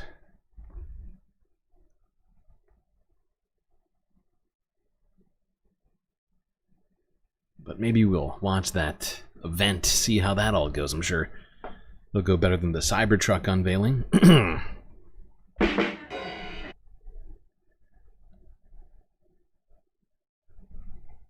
All right, now let's go on to this. And this is technically a double story. Multiple things we're going to be talking, because really, I mean, I could have put this in multiple places. I could have put this under the Hurricane Helene coverage, but I decided to put it under the business coverage because I honestly, in my opinion, in my estimation, actually, wait, do I have? I think I have two stories on this. Where is it? Lose it? I have just too many videos to even keep track of them all. No, I lost it. Okay, fuck it. Let's go to the port story. Here I have that in front of me. All right. Oh, no, there it is. I found it. Yes, let's go to this.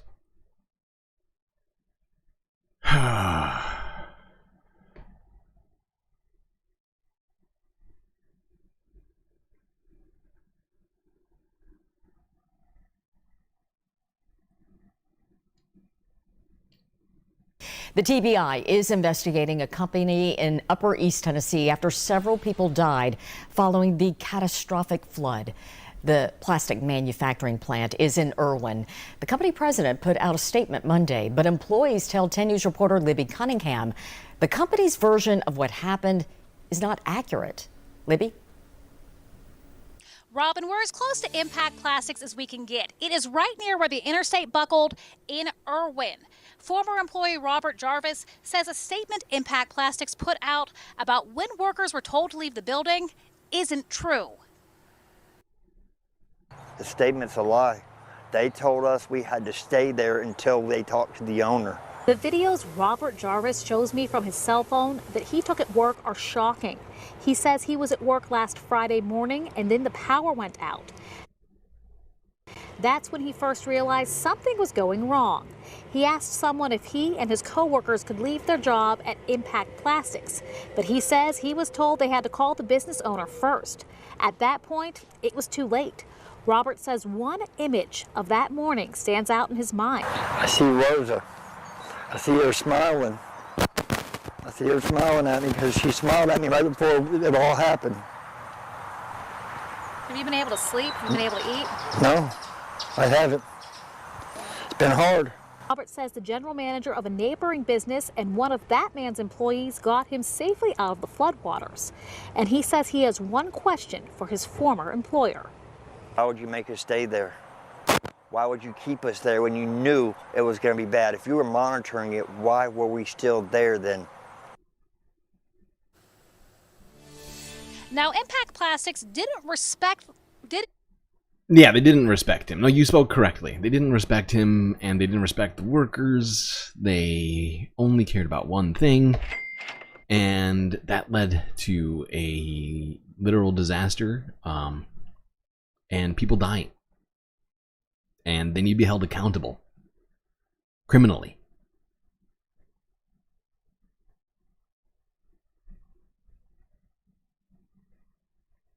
In their letter, the company stated, nobody wants to work anymore. I don't get it. What happened to America?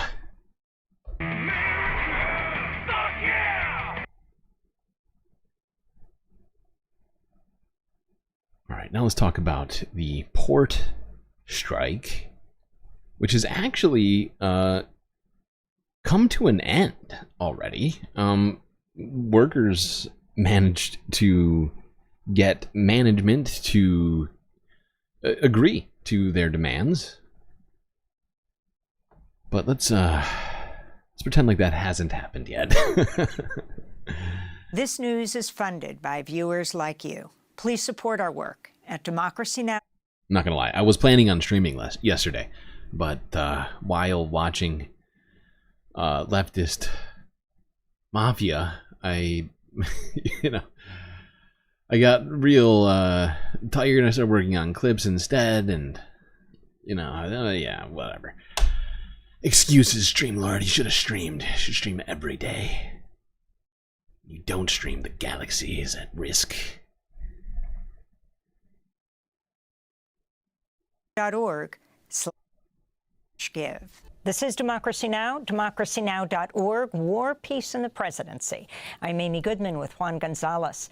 In the first strike, all East Coast and Gulf Coast ports in almost 50 years, dock workers from Maine to Texas walked out on strike at midnight this morning. The International Longshoremen's Association represents some 40,000 dock workers at 36 ports who are demanding higher wages and guarantees that jobs won't be automated.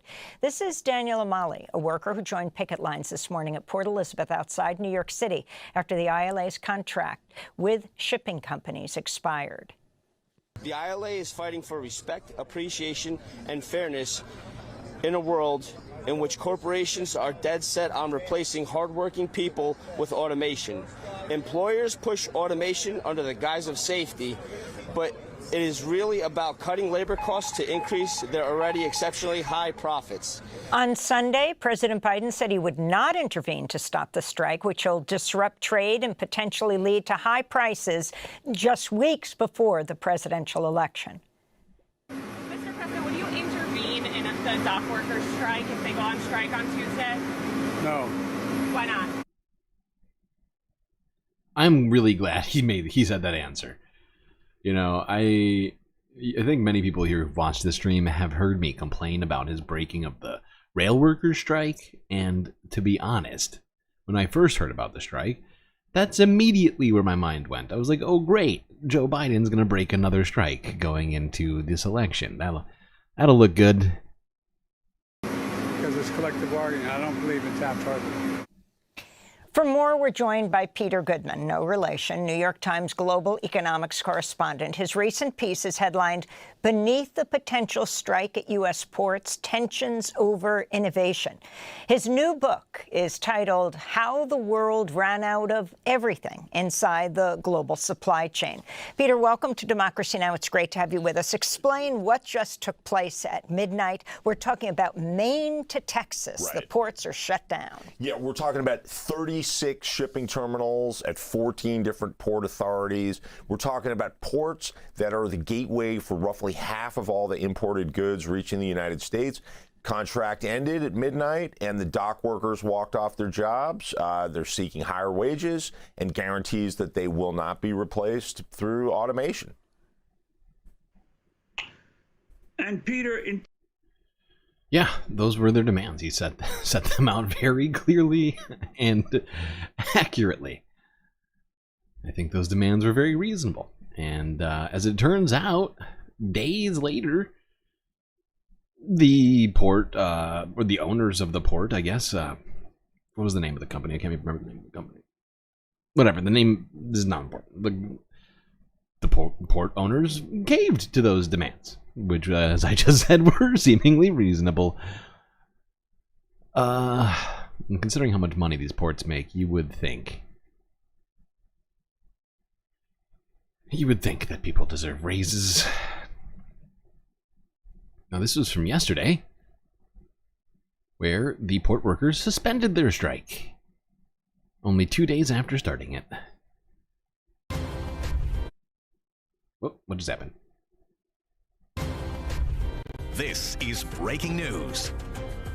Breaking news at this hour, the union for 45,000 U.S. dock workers has agreed to suspend their strike until January 15th in order to provide time to negotiate a new contract. The 3-day strike has impacted ports along the East and Gulf coasts as workers rallied for higher pay and stronger guardrails around their jobs being automated out of existence. Well,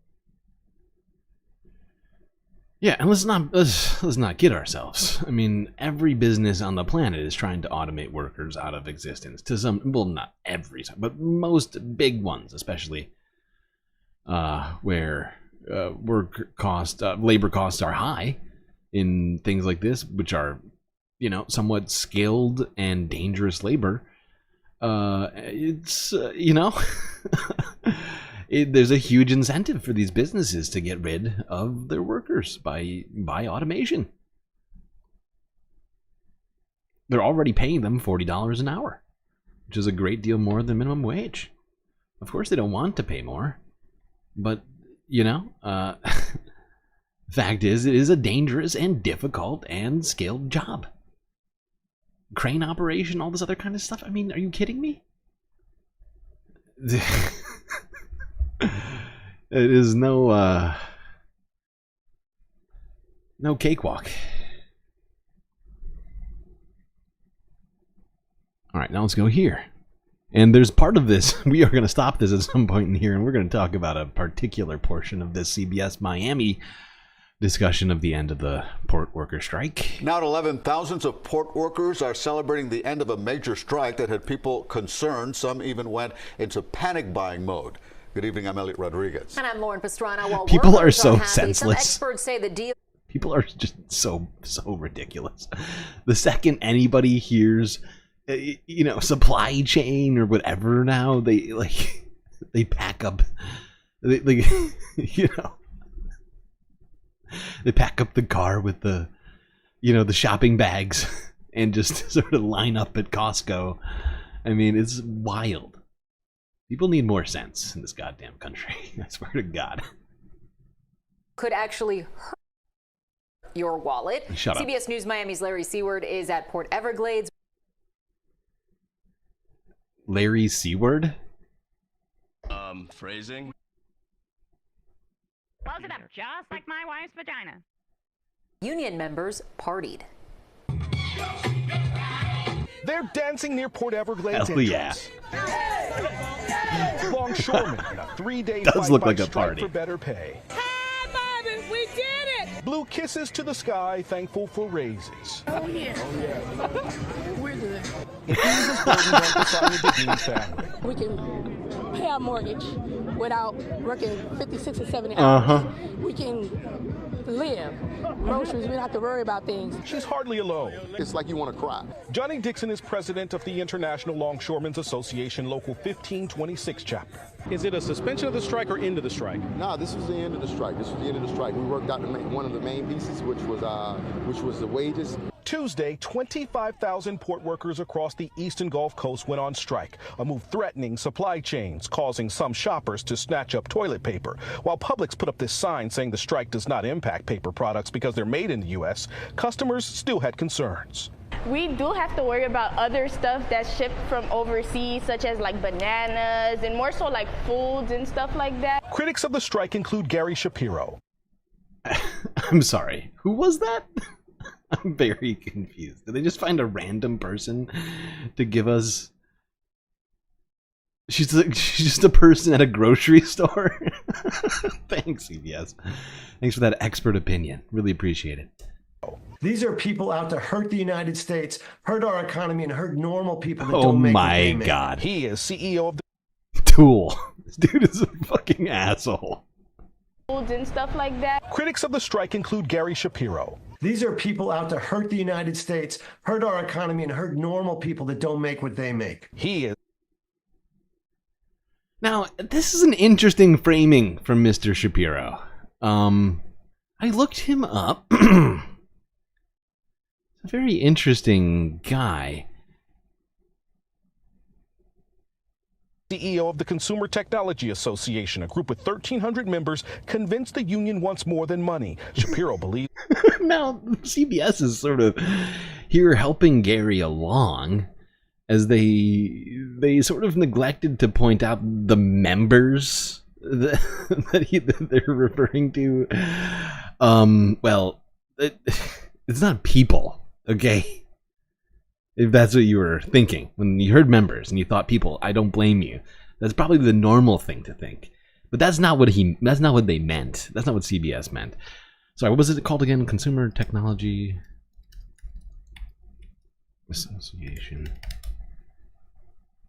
So first off, this guy makes $3.8 million a year, and he's saying that these dock workers are trying to, like, he's pitting the dock workers against people making less than them, even though he's making, I assume he works like maybe 40 hours a week. If you're making $3.8 million, let me think. Hold on. Let me do the math. I can't do this in my head right now. There we go. Divided by 52. Divided by 40.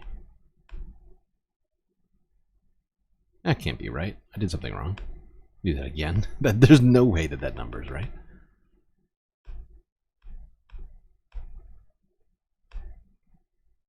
What was it? Ah, yeah. Oh, wait, no. That. So he makes about $1,900 an hour. If he works 40 hours a week and makes $3.8 million a year,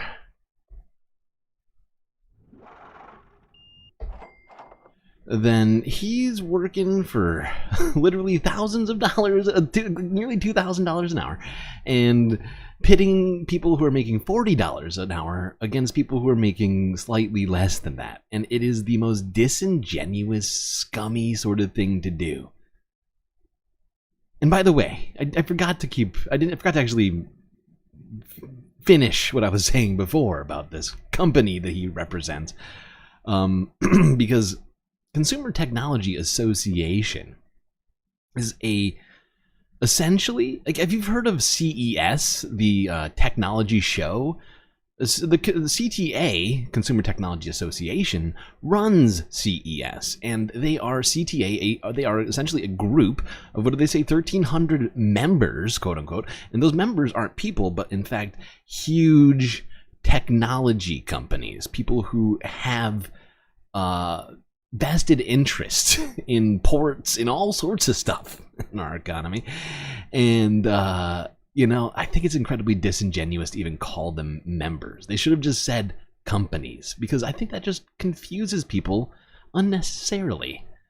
You got a guy making $4 million a year, defending his literal job as being a PR person for big business, and they're talking about it like he's this, you know, the other side of the equation. We just got to hear both sides of everything. No, this guy is scum. It was a blockade to slow automation. They oppose advancements in technology, which will lower costs for consumers, and they're trying to raise costs for consumers by, again, inflating their compensation way, way, way beyond the inflation rate. Well, Dixon did not give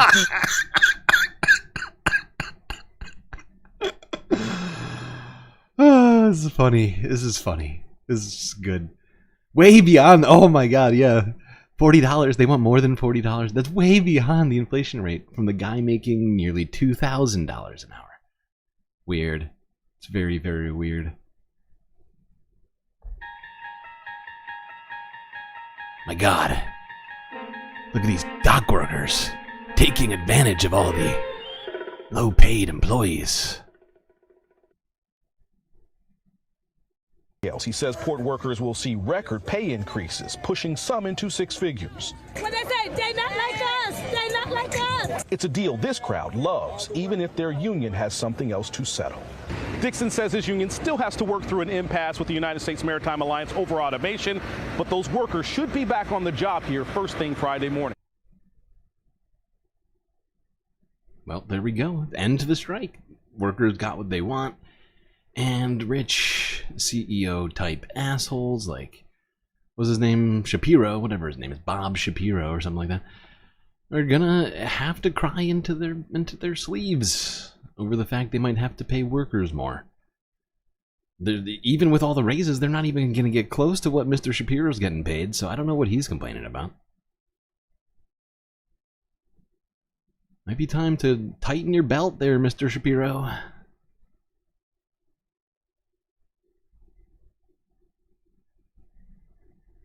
You stop eating so much goddamn avocado toast.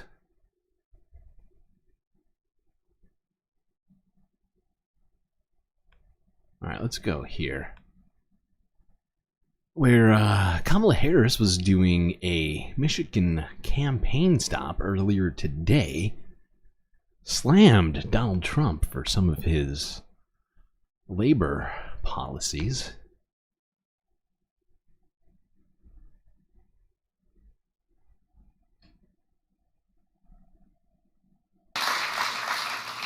So the election is in 32 days, and Americans have a big choice to make.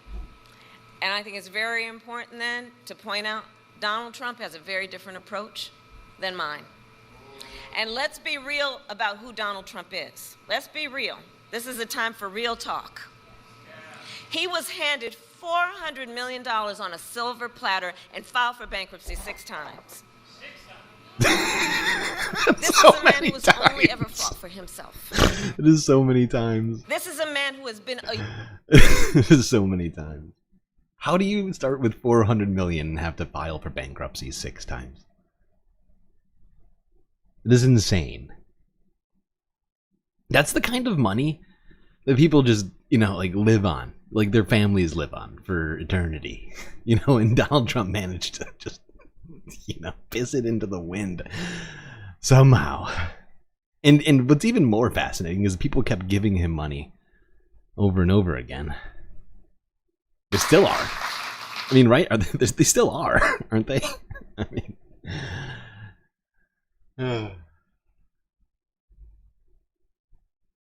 So the election is in 32 days, and Americans have a big choice to make. And I think it's very important then to point out Donald Trump has a very different approach than mine. And let's be real about who Donald Trump is. Let's be real. This is a time for real talk. He was handed $400 million on a silver platter and filed for bankruptcy 6 times. This is a man who has only ever fought for himself. This is a man who has been a union buster his entire career, who has called union leaders, quote, dues-sucking people. And as president, he did not lift a finger to save the pensions of millions of American workers. We did. We did.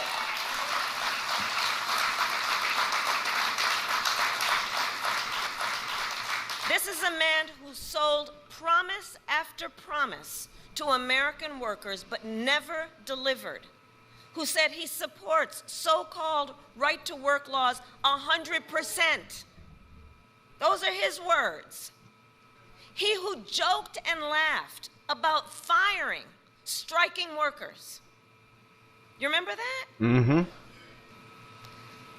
So, brothers and sisters, as we stand here in a house of labor, we will not be fooled. We will not be gaslighted. Donald Trump's track record is a disaster for working people. And he's trying to gaslight people all over our country. But we know the facts, and we know the truth. He is an existential threat to America's labor movement. Just look at his track record to know. Yeah, totally true. I think to some degree, and I could be wrong.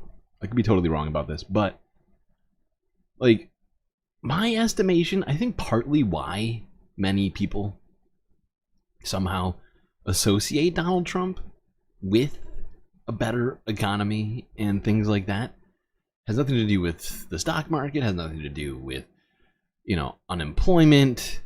I think it's got everything to do with the goddamn stimulus checks. Am I wrong? Am I losing my mind right now?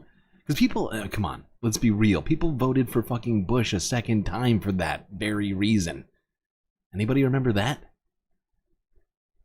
And like that to me, I think is what people remember, is having a bunch more money during the pandemic because the government gave them money. And so they associate that with a better economy somehow. Which is, you know, honestly, it wouldn't be shocking if it turned out to be true, in my mind. I could be totally wrong. This is complete supposition, but, you know. What else am I here for if not to outwardly reflect on things? Now let's go on to another greedy company. Actually, how are we doing on time? You know, we'll do this one. We'll do this one tomorrow. Yeah, we'll do this Saturn day. It's time. It's time. What's happening? Oh.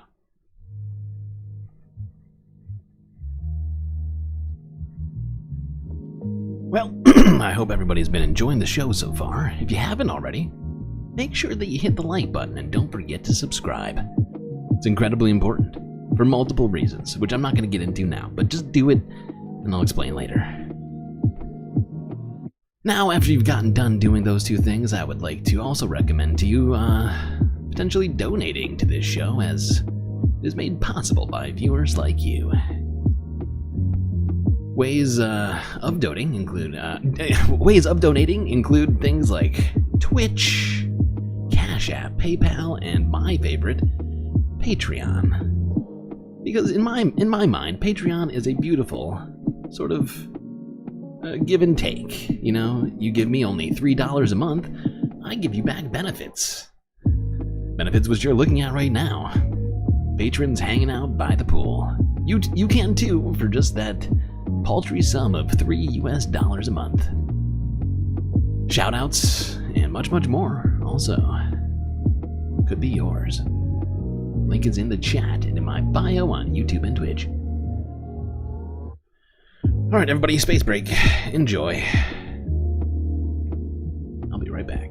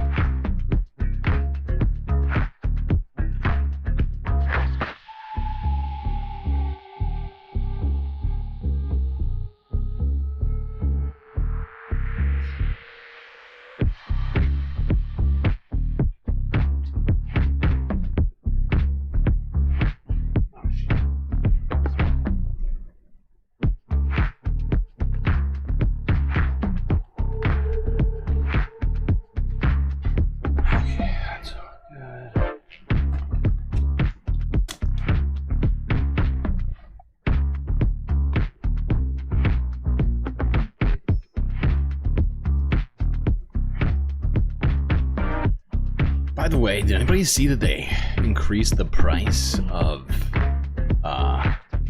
Twitch memberships to $8? That's nearly 3 times as much as a Patreon membership.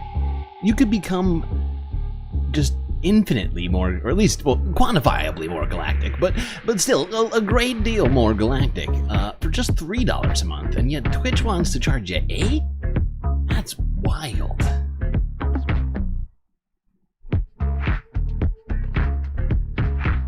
Like, I got a notification this morning when I went onto my Twitch to look at things, and I'm like, wait, you're doing what now? A what now?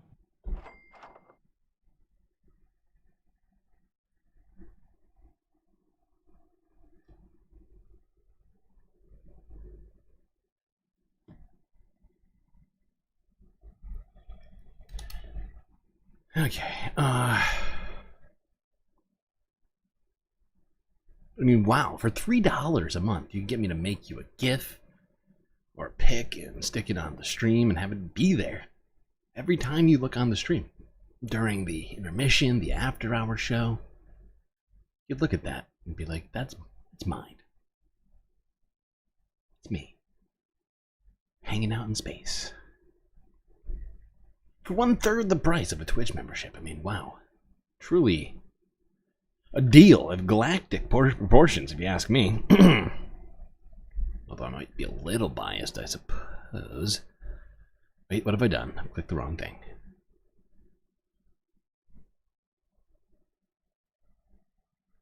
You're throwing tomatoes at Twitch? That's fair. That is fair. I wonder how much business that's going to... I mean, you got to assume that they've done the math on it, but it seems like such a lot, like for a subscription, for just one sub.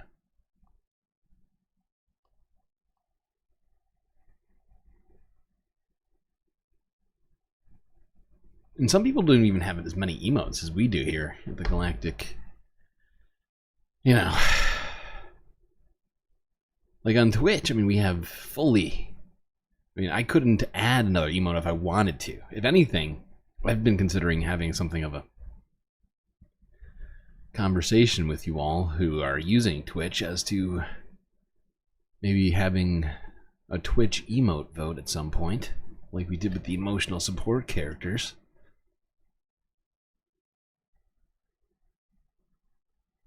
You're thinking of changing Julia soon? I mean, you know, you gotta do what you gotta do.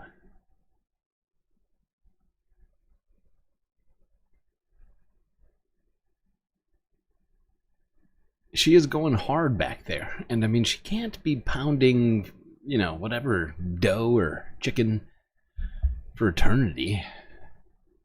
Does make sense. All right, now to get us talking about climate, we are going to start this half with this interesting piece out of DW in Germany,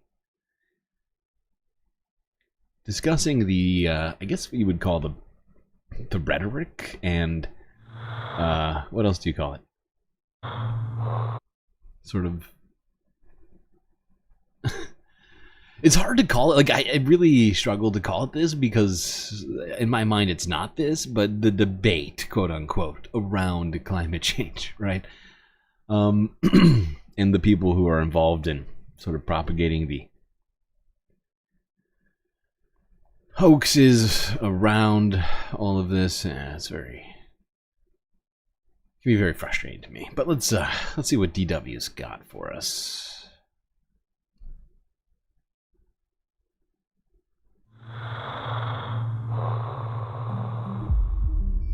More than 1,100 homes have been destroyed in the worst wildfires to hit the country in a decade. Yes, hyperbole. That is a good word for what we're talking about. Thank you, Bob. It's everywhere. There's one thing I think needs to be said that I think is often portrayed badly and for sake of dramatism. And so, like, I don't blame him for doing it. But, like, you know, you watch apocalyptic level movies, stuff like that, and, you know,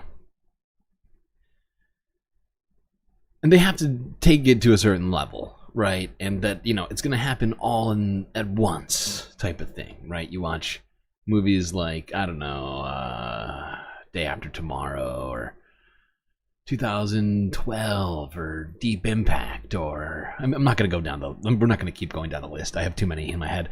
Point is that, you know, not all of these climate things, especially as it comes to specifically the rising of the oceans, is immediate and is felt everywhere in the same way all at once, right? We've been watching all the flooding happening over this year right now, and the fact is that, you know, we've been seeing apocalyptic level flooding in one place, then the next place, and then another place, and, you know, that is really the way that the things are actually going to change. Is, you know, not everybody is going to be feeling the same thing every second during this breakdown of the climate, and that, you know, some will be fine, some will be insulated from it, while others are living through a vicious hellscape like the southeast of the United States right now.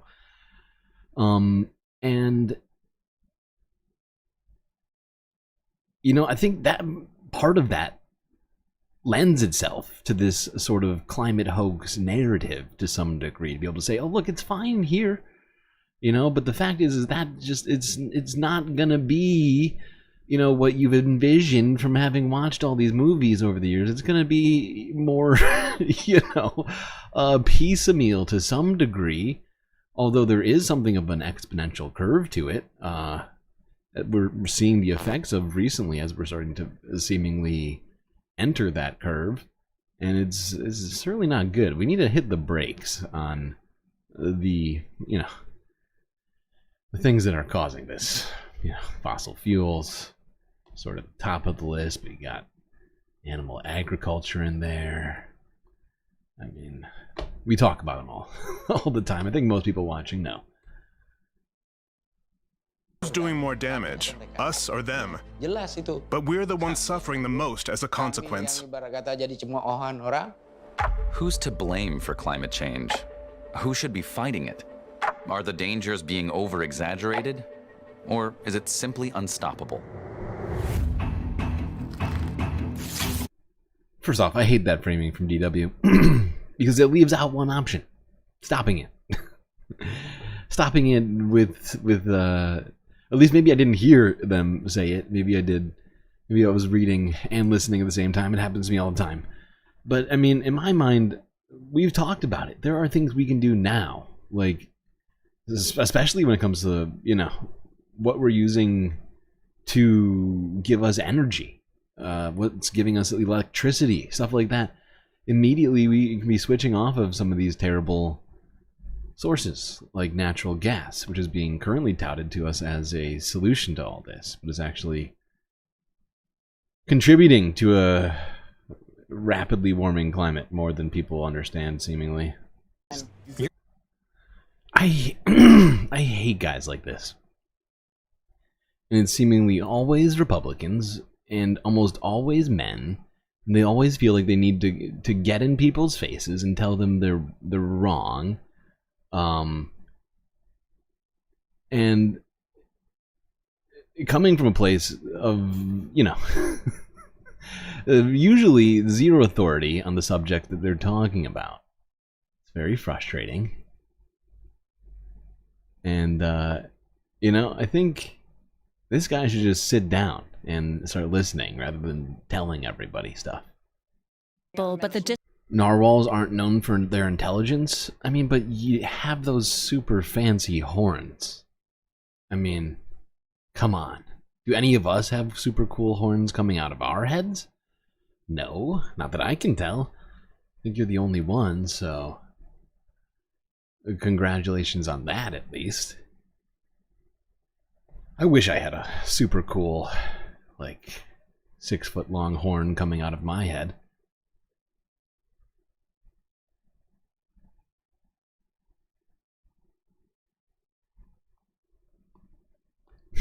Mansplaining climate change. Mansplaining not climate. Mansplaining what? Climate hoaxes, essentially. What you don't understand is the world is flat, and Climate is a hoax. Climate and everything are the same word. Thank you, Jordan. Preventing commuters from getting to work, stopping parents from Torsten Alsleben. I'm 52 years old and the CEO of the initiative New Social Market Economy, an economic think tank that's funded by the metal and electrical industry. These are the Am I losing my mind? Or do these commercials have a certain vibe to them? Where did it go?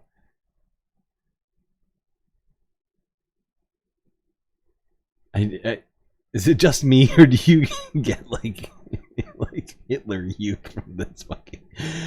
I mean, it's just a weird vibe from this commercial. I don't like it. Why is this kid wearing a cow tie?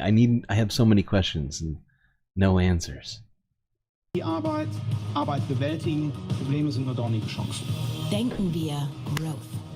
My name's Torsten Alsleben. I'm 52 years old and the CEO of the initiative New Social Market Economy, an economic think tank that's funded by the metal and electrical industry. Oh, that sounds new. These are the large and medium-sized metal and electrical companies. The big car makers, for example. Oh, he's the founder of the New Social Initiative, which is backed by the the energy industry and the metal industry. Yeah, that sounds new. Yeah, wow. Shocking. Automotive suppliers. Progress. Bosch, Siemens, they're all... It's creeping me out. Germany's always creeping me out. And honestly, I'm sort of mad at Germany still for their deciding to completely what do you call it? Oh, God damn it. Decommission all of their nuclear facilities. Hey, AC just resubscribed for 6 months now. Good Lord. 6 whole months.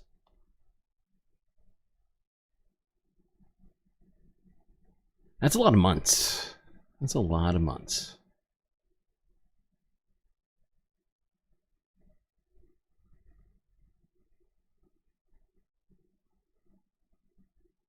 I appreciate you for your support. I think that's as many months as anybody else. I think that's the maximum number of months you can have. Because we've been doing the stream for 7+ months now, but only Twitch for 6.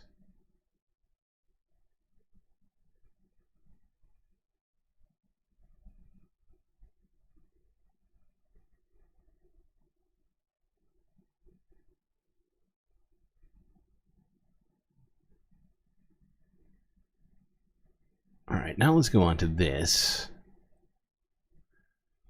Just for a little fun. I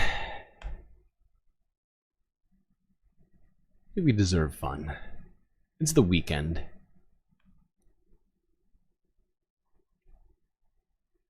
Producer Andy Savas comes up with some really interesting ideas to help you understand what's happening around the world. This one is one of the more unique ones. It is time to size up the competition. What's known as Fat Bear Week is underway right now in Alaska. Voters are deciding which brown bears they think gained the most weight to survive hibernation. This is the 10th year, by the way, of this contest. More than 1.3 million votes were cast just last year. And joining us with more is Mike Fitz. He is the founder of Fat Bear Week. And Mike, thank you for joining us. Really appreciate it. Happy Fat Bear Week. Okay, so I know that Fat Bear Week has grown tremendously over the past decade. So what inspired this idea for your competition, and how popular is it? Have you not seen the internet before? Brown bears need to get fat to survive. So at Brooks River in Katmai National Park, we have this really unique opportunity to watch bears in early summer and late summer, the same individual bears. So we get to see their changes in body mass. And the idea behind Fat Bear Week really was inspired by the opportunity to tell that story in a fun and engaging way. Many years ago, back in 2014, I thought, well, wouldn't it be fun to have people vote on who they thought was the fattest bear at Brooks River? And the idea has just grown almost exponentially since then. Now, you said Katmai National Park. This is in the southwest, right? Southwest part of Alaska? Yes. I have 500 subs on Twitch. It's impossible. Might have nearly 500 followers on Twitch, but I think we have like 25. I think we have like 20 subs, maybe. Something like that. I don't know. I'm not looking at the numbers right now. Right, Southwest Alaska, the Bristol Bay region. Right. So why'd you pick that area? Is that where you live? Well, I was a ranger there at the time, so I'm not a ranger there anymore, but I work for Explore.org. That which is a the mighty webcam fine-looking partner picnic that provides basket right live there. Streaming footage of brown bears at Brooks River. So No, anybody Mr. who Park wanted to Ranger, watch the sir. brown bears at I the would never river, do look nothing at to some that. of these fat bears. Picnic you can do basket. It right now, Explore.org/bears. Those lovely you people. can vote for the bears at fatbearweek.org. And you get to learn about these bears and their lives, and especially about their individuality. It's a really fascinating experience. And we get to watch them across seasons and years. Now, you have to see these in person, or can you just see pictures of them? For if I wanted to do this, for instance, I'm in New York. I don't think I'm going to go to Alaska for this, but I could do that, right? You could, yeah. Brooks River is the most popular destination for tourists in Katmai National Park. Gets about 20,000 people a year, which doesn't sound like a lot, but it's a very remote location. It's about 300 miles southwest of Anchorage, Alaska. Takes a Look at this. They have an entire bracketing system here. The amount of detail that has gone into this thing is it's truly impressive, really, when you think about it. I'm rooting for 909. That's me. That's just me. In this next matchup here. Just saying.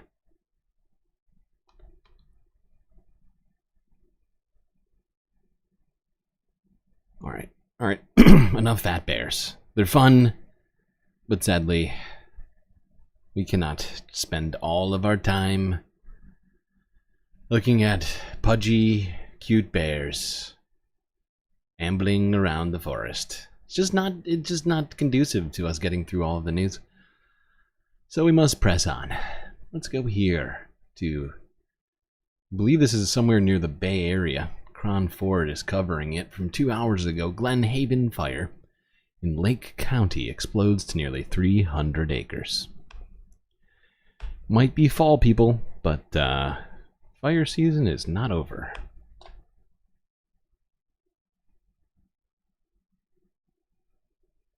A wildfire burning out of control right now in Lake County. We're going to show you here. This is happening near Clear Lake. Evacuation orders, they're currently in effect. And there you go. We are looking at time-lapse video of that fire right now. It has burned so far about 200 acres. And they've just updated that 294, almost 300 acres. Joining us now is Jason Clay with CAL FIRE. Jason, what do you know about this fire? What's the latest? Yeah, you're spot on with the acreage. We just got additional mapping that showed it just under 300 acres. You can see behind me and up above. You know, it's an active firefight right now. So we got our resources, a significant augmentation of resources, both air and ground, that are attacking the fire. And it's really has started moving towards the east, in some aspects towards Clear Lake. But the area that you're seeing right up above me is one of the areas of concern. All right. Well, we will keep an eye on this fire here. California's already been just completely blasted by fires this year. Hopefully they manage to contain this. It is high up, though, so that is going to make it difficult to access. Which one's better, Yogi or Rocky and Bullwinkle? Ooh, that's a difficult decision. That is a very difficult. And the fact is the vibes are very different, you know? Or, well, to some degree. I mean, not that I'm trying to unpack it. Maybe they're not that different. But there's definitely different vibes. I feel like it's all about mood. It's like, you know, you're in a yogi mood, rocky mood. It's really... One's for different... They're just for different days, really.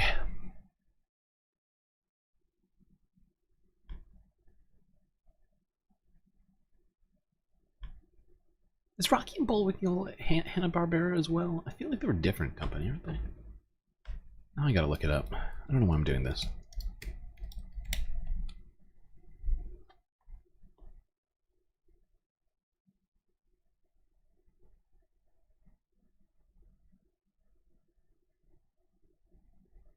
I don't have time for this. I don't think it is, though. I don't think it's Hanna-Barbera.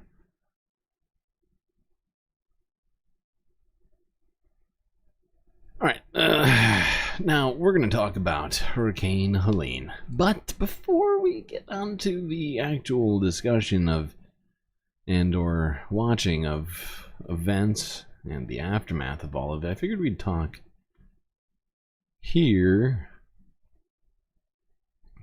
about J.D. Vance is casting doubt on climate science and carbon emissions at the vice presidential debate. Here's Democracy Now! From 2 days ago.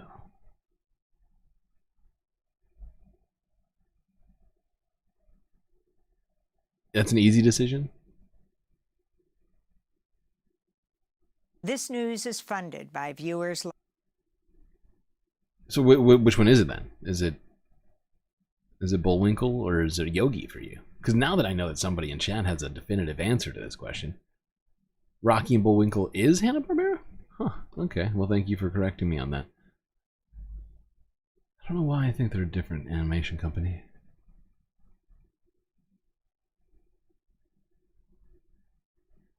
Alright, what we're doing? Yes, J.D. Vance, climate change. Thank you. Please support our work at democracynow.org/give. I want to go now to the part of the debate where they took on the climate crisis. The debate took place here in New York as the death toll from Hurricane Helene has reached at least 166. President Biden's expected to visit the Carolinas today, while Vice President Kamala Harris will be in Georgia. During the debate, J.D. Vance described climate change as weird science and expressed skepticism about the scientific consensus linking rising carbon emissions to the climate crisis. I think it's important for us, first of all, to say Donald Trump and I support clean air, clean water. We want the environment to be cleaner and safer. But one of the things that I've noticed some of our Democratic friends talking a lot about is a concern about carbon emissions, this idea that carbon emissions drives all of the climate change. Well, let's just say that's true, just for the sake of argument, so we're not arguing about weird science. Let's just say that's true. Well, if you believe that, Jesus Christ, what would you want to do? What do you mean? Reshore as much American manufacturing as possible. What does that have to do? Because of the shipping? Is that what you're saying? So that all countries should just manufacture goods and that's the solution, is to just don't buy anything from overseas. That's J.D. Vance's climate solution. Wow. Glad that he's not in charge. What would you want to do? The answer is that you'd want to reshore as much American manufacturing as possible, and you'd want to produce as much energy as possible in the United States of America because we're the cleanest economy in the entire world. Now look, coming back to the climate change issue, there's no doubt this thing roared onto the scene faster and stronger than anything we've seen. Senator Vance has said that there's a climate problem in the past. Donald Trump called it a hoax and then joked that these things would make more beachfront property to be able to invest in. What we've seen out of the Harris administration now, the Biden-Harris administration, is we've seen this investment. We've seen massive investments, the biggest in global history that we've seen in the Inflation Reduction Act, has created jobs all across the country. 2,000 in Jeffersonville, Ohio, taking the EV technology that we invented and making it here. 200,000 jobs across the country. The largest solar manufacturing plant in North America sits in Minnesota. But my farmers know climate change is real. They've seen 500-year droughts, 500-year floods back to back. That was Democratic vice presidential nominee Governor Tim Walz and his Republican challenger, J.D. Vance. Prior to the debate, 6 youth climate activists were arrested outside CBS headquarters here in New York in a protest calling on the moderators to ask a question about Hurricane Helene and the climate crisis. I'm fighting for the millions of people who are without power, who have died in this hurricane because big oil is ruining our futures and killing us. We're joined now by Shiva Rajbandari, a student climate justice organizer at UNC Chapel Hill. That's the University of North Carolina, Chapel Hill, spokesperson for the Sunrise Movement. Okay, I don't think we need to go through that whole song and dance. I just wanted to remind everybody of what JD was saying about climate at the debate, which was just wild and stupid. Not that not that manufacturing things in the United States wouldn't help curb some emissions, but the fact is if we keep everything the way it is in the United States, but then just manufacture everything here instead of other places, it's not going to solve the whole problem. And even if every country did that, it wouldn't solve the whole problem, right? If we're still running everything on coal, on gas, oil, and all of these things, there will be zero effect. Aside from, well, all right, maybe not zero, because sure, does shipping increase? Some, yes, absolutely. But there's also some other problems with what he's saying too, because, you know, the United States, while we are a resource-rich place, we also do happen to get a lot of resources from other places. So I don't know if he is saying that we're also going to get all of our lithium and other sorts of metals from the United States as well. It's a little confusing what he means by that. Probably because I don't think he thinks about the climate all that much. All right, now we're going to start in North Carolina. We only knew this would happen since 1895. That's right.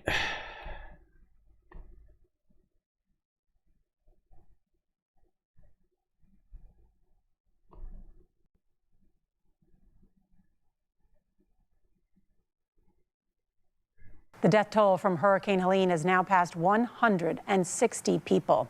In North Carolina, hundreds are still missing and teams are searching the mountains for survivors. Today, CBS's Lilia Luciano rode along with the National Guard, making aerial rescues. Flying high over the mountains of western North Carolina, this National Guard crew scoured the landscape, which seemed swallowed by the river. A scene repeated across the state, where rescue operations continue 5 days after the storm. In the small town of Burnsville, we watched as the National Guard rescued this woman, the first of 7. All right, the clear signal was given, and the person is now being hoisted. Then troops were sent on another mission, nearly 60 miles south in Hendersonville, where 3 survivors were clearly relieved and grateful to see the helicopter land. All right, so this was from a couple of days ago, so we're just going to keep moving through these, but we have a bunch of different things here in North Carolina to talk about. I mean, the whole state has just been completely, not the whole state, but I mean, huge portions of it have been just completely just devastated by these floods. Jesus Christ. That is crazy. Just how fast this, I mean, what appears to be, I don't know, 1,500 square foot house or something, just moving through this water.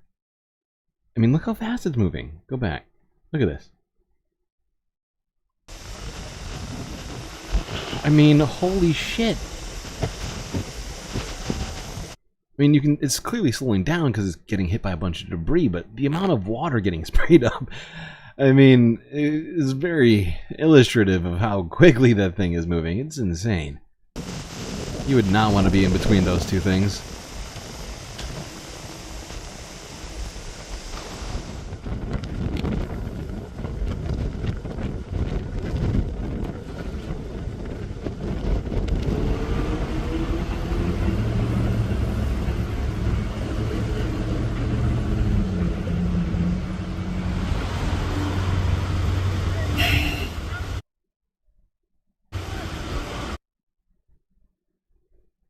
This is the Chimney Rock Business District, which is apparently washed away, according to WRAL.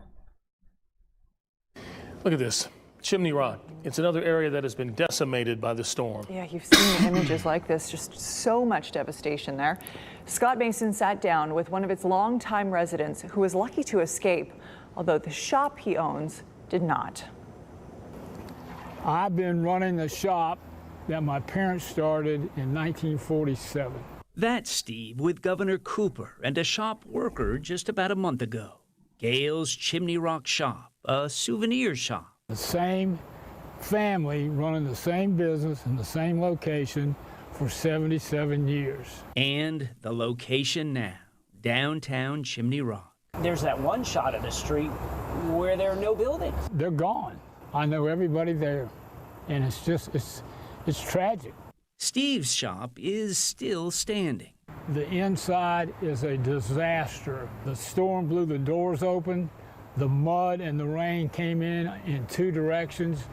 It blew all the merchandise out. I'm looking at where all my t-shirts were and the counters, and I don't know where they are. Down the street is Bubba's General Store. This building is sideways on the street. This is horrific. Steve's legs are bloodied. So I had to climb over all this debris to reach his house. The house I grew up in, half of it's gone. He has lived in the Chimney Rock area his whole life. It's a disaster. It's over with. We got to clean up, but you know what? You can't dwell on it.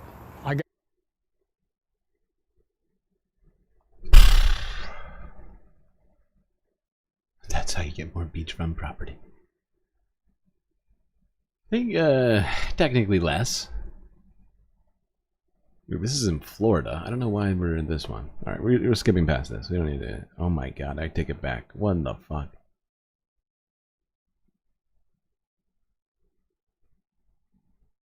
Looks like this building caught fire in the hurricane. Look at it. Yeah. The whole corner's charred. I mean, it's not shocking. Here you got a bunch of water in places it's not supposed to be. Electricity happens to travel pretty good with water, and you know, if the wind moving out of speed, you could suddenly have, you know, wires in places they're not supposed to be. Things like that. And this appears to be a restaurant, so, you know, burners, whatever else might be, yeah. Fuck's sake. And it looks like there was a building right here, and it's just completely gone.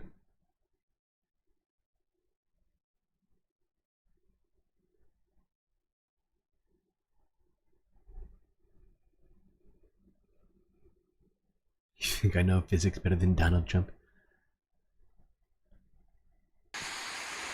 I am Donald Trump, okay? I know physics just as well as I do.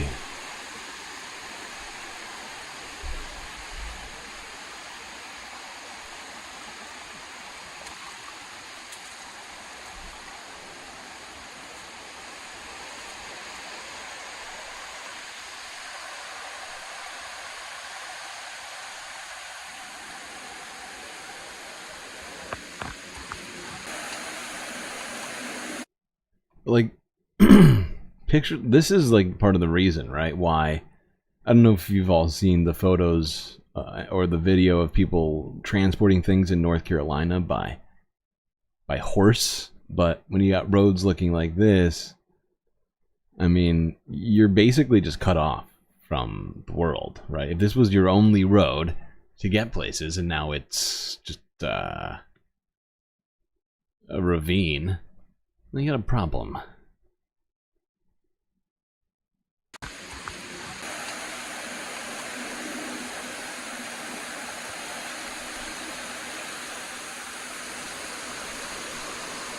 Water is supposed to be everywhere? According to what, exactly? Waterworld is not a historical documentary. Let's not make it into one. Jesus Christ. That's gonna take... I mean... This is ridiculous. Like, I look at this and my first gut reaction, like, after, like, wow, that's gonna take a long time to clean up, is... That's just a loss. Let's just... No more Aldis. Forget it. It was a bad idea anyway. Holy shit. It looks like a sewer. Looks like a sewer met a grocery store.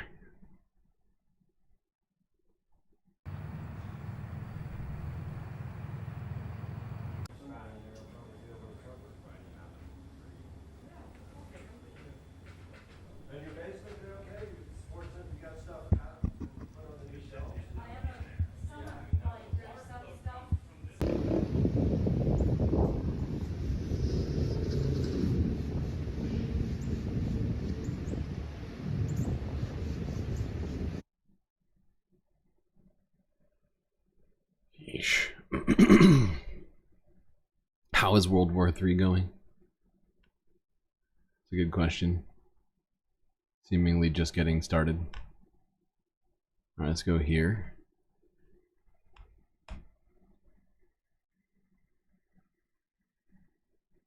Name one spot that doesn't have water. Okay, I see what you're saying. Talk about need at least 50 cars waited in this line to get gas in Asheville. 200 to 300 gas stations in North Carolina don't have fuel, and the ones that are open are seeing long wait times like this. 5 on Your Side's Keely Arthur looked at the extreme obstacles people and gas stations are facing. Devastation, just footage all over social media of Western North Carolina just being absolutely battered by Hurricane Helene. For those living through the devastation, fuel for generators and cars is getting harder to come by. Patrick DeHaan says road damage and power outages are the first two major barriers. The question is not so much, is gasoline there? Is there power to pump it? Can the semis that bring gasoline deliveries get through roads? And can gasoline stations dispense it? The historic flooding caused another problem. Some stations may have been inundated with floodwaters and they can't sell their fuel. They may have to have their tanks cleaned before they're able to do that. Until those issues. Yeah, that's a good point. It's a good point. Because the fact is you can't pump water into your car. You can't pump dirt into your gas tank and expect your car to continue working for any extended period of time. And the fact is those, you know, those gas stations, as we've seen in many cases, are just, like you said, completely just immersed in floodwater. The businesses are just, you know, under a foot of mud right now.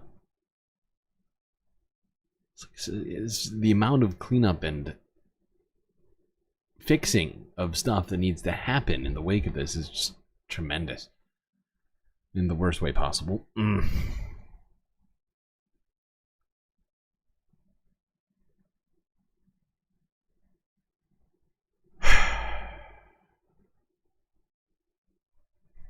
We already had infrastructure problems in the United States. This is not what we needed. And hurricane season is definitely not over yet either, so don't think this is necessarily the end of the flooding for this year.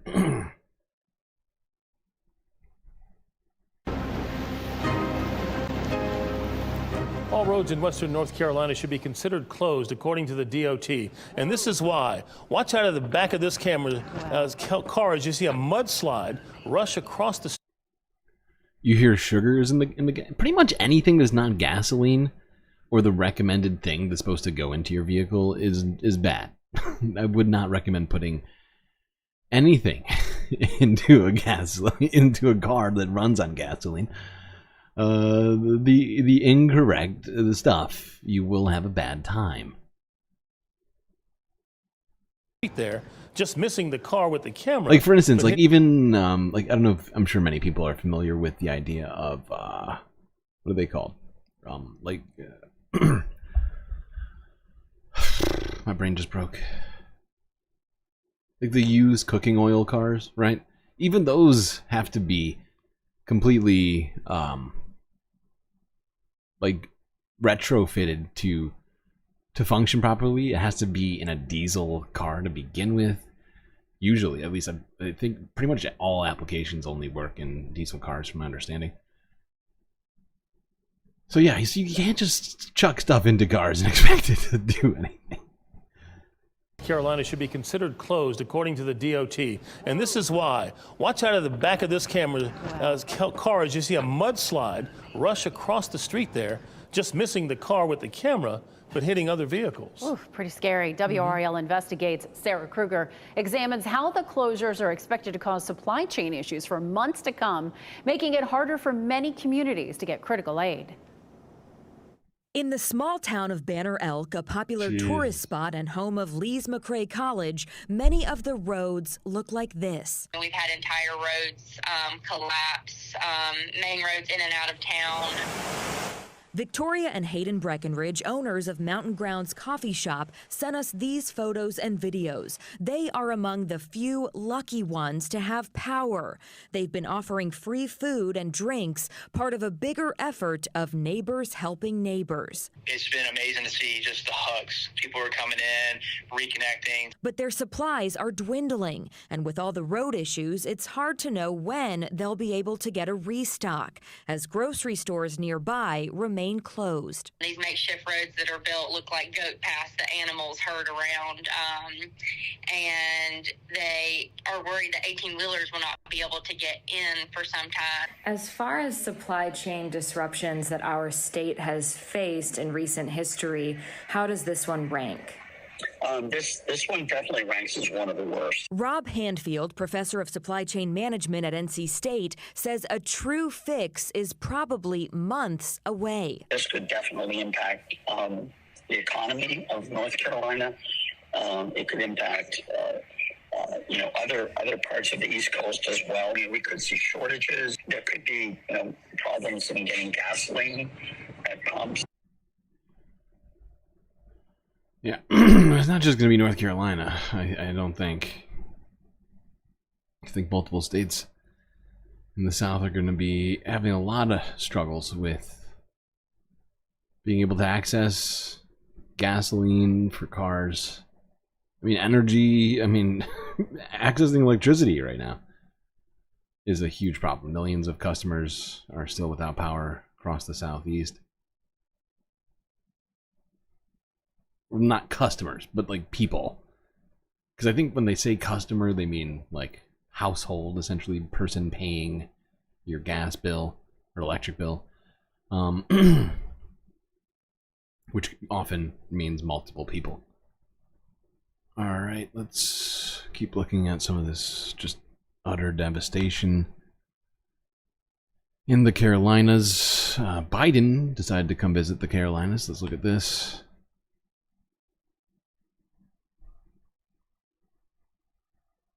The focus of the Biden administration today is all about storm recovery. Vice President Harris will be in Georgia while President Biden is headed to North and South Carolina.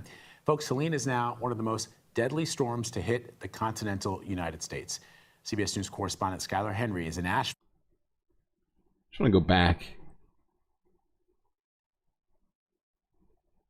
This picture is fucking wild. And when I first looked at it, I was like trying to figure out what the fuck I was looking at. But as you can... What's that? Oh. Good job. Got in there. Nick of time. As you can see here, this is the actual shoreline, right? These... These docks are supposed to be out about another 50 or more feet this direction. And this storm was so powerful, it was able to lift... I don't know how much. I don't even. Quantifying. 150,000 pounds. More, probably. I'm trying to think. It's all connected too, which is the thing. Hard to determine exactly, but you get what I'm saying here. 30 boats and 4 pieces of a massive dock system got literally lifted up. I don't know how, I can't tell how tall this is, but it must be at least 6 or 7 feet tall. It might be taller, honestly. But you see what I'm saying? It just lifted them and threw them a good half a football field. One of the most deadly storms to hit the continental United States. CBS News correspondent Skylar Henry is in Asheville, North Carolina. And earlier this week, Skylar, we saw the devastation. We can still see it behind you now. Where are we in the recovery efforts? What are folks telling you? Yeah, we are in the River Arch District, which is here in Asheville. It's actually right above one of the rivers that saw those historic level of floodwaters, the French Broad River. All of it washed away. And this was the place where many of the artists here in town really found their livelihoods in terms of the galleries and custom pieces that they would put together for people all across the world. As for the recovery process, we have heard from people all throughout the post-Helene aftermath, if you will.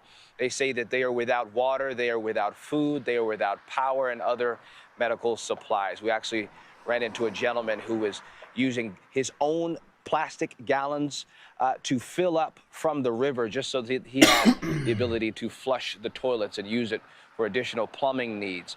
People that we also spoke with say that they have heard different things as it relates to trying to get their water back up and running, 4 to 6 weeks.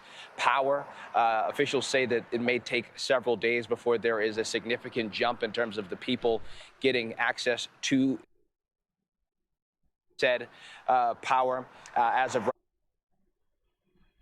Yeah, like we were just talking about, people are really, it's just a huge number of people. Just 1 million people just in the Carolinas and Georgia alone. It's not counting Tennessee or Florida. And I think Virginia got hit a little with some of this. I mean, the impacts are utterly just massive.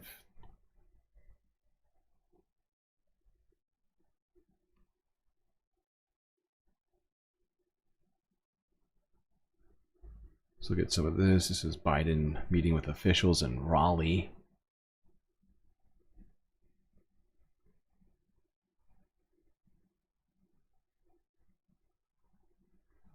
President Biden has been in Raleigh today. Air Force One landed in about the last 90 minutes. He held a news conference to talk about the damage in western North Carolina and the federal response. Our Capitol Bureau Chief Laura Leslie tells us what the president had to say. Despite the president's visit, the mood was pretty grim today here at the State Emergency Operations Center. In the Situation Room, the room was overflowing with first responders, National Guard members, military officials, all here to brief President Joe Biden on the status of rescue and relief efforts in western North Carolina and to hear what other help they can expect. Biden thanked those who have been working nonstop in very difficult conditions. According to State Emergency Director Will Ray, about 1,600 state and federal responders are already on the ground in the affected areas. Biden said active military will now be helping as well. Will_by_nature gifted 1 subscriptions to the community. Hey. Thank you for the gifted sub. Narwhal. To Xenomonic. I don't know if you're currently watching Xenomonic, but you just got gifted a galactic sub. Enjoy. Ooh, I guess we're at 26 subs. That's not bad. That's not bad. To isolated communities over what the Pentagon calls the last tactical mile. We did not have the opportunity today to ask questions, but I have asked both the White House and the governor's office why it took so long for this step to happen, especially in a state with so many active military members just a few hours away. We'll update you when they respond. Laura Leslie, WRAL News, Raleigh. We mentioned at least 89 people in North Carolina have died from this storm. The victim. Hold on. We're gonna. I think that's all I wanted from this one. Yep. All right. Let's keep it moving to this. This is showing the cleanup efforts happening in North Carolina as we speak. This is from an hour before the stream started, so this is very recent.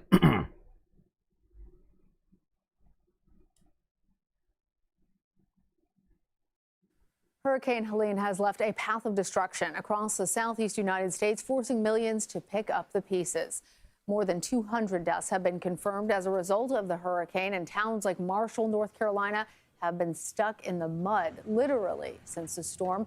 CBS's Manuel Bajorquez walks us through the damage and tells us what comes next for the town. This is the historic downtown section of Marshall, North Carolina, a quaint town right next to the French Broad River, which clearly and majorly overflowed its banks. You can see behind me here, you might be able to make out that thick coat of mud that covers this entire area, and there are debris piles up and down the road here. And in fact, they're starting to consider the mud and the debris here as toxic. We've seen some of the volunteers Jesus coming Christ. in wearing hazmat type suits. That is bad. And I mean, the fact is, I was thinking it to myself, sort of subconsciously, as this was all going on. Actually not even subconsciously, I think I mentioned it previously, because we were talking about, I think I referenced back to what happened in Brazil, in Rio do Sul, after the floods there took all of the, biohazardous waste, either from sewers or other places, and just sort of brought them all up to the surface.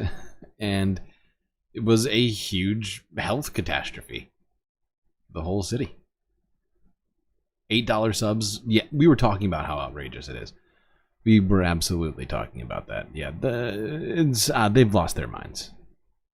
$8 subs. I was pointing out that patron is $3. It's nearly 33% of that sort of price. It's a galactic steal is what that is. We've seen some of the volunteers coming in wearing hazmat type suits. I want to give you a sense of just how high the water got here, being a little careful here to maneuver around the mud. But you see right back here, this is the bank of the river. You can see how high that debris pile is. Well, that's how high the water came. So while people here are just starting really to get the cleanup going a week after the storm hit, their hearts are heavy because there are still people who are unaccounted for, and the search for those people continues. Lana? All right, Manny, thank you. Yeah, and apparently everybody's living in toxic mud, so that's not good either.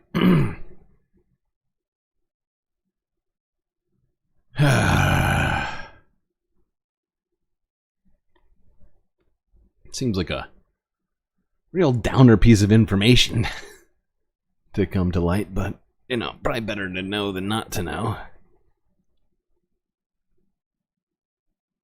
Alright, this was, ABC News discussing Biden's deployment of troops to the area. Yeah, no, that's right. Sorry, it'll take a second here. Yes, Twitch just announced this morning that they are increasing the cost of subs for, I don't know how many times, but a bunch of times. It's not the first time, but it's it's gotten out of hand for sure. $8 is insane. YouTube Premium is a completely different service than what a Twitch sub is, because a Twitch sub just gets you no ads on one stream, the stream that you're subbing to, and the emotes that go along with it, right? Aside from that, I don't think technically there's anything else you actually get from a sub, right? If you go to a different channel, you still get ads. I mean, your emotes do come with you, so that's nice. But aside from that, for $8, I think it's crazy. And I think people should, I wish there was a way to gift patron subs, because that would, Patreon subs, like I keep saying, much cheaper than that. And also, not only do they bring the community together, but they give you so many great benefits.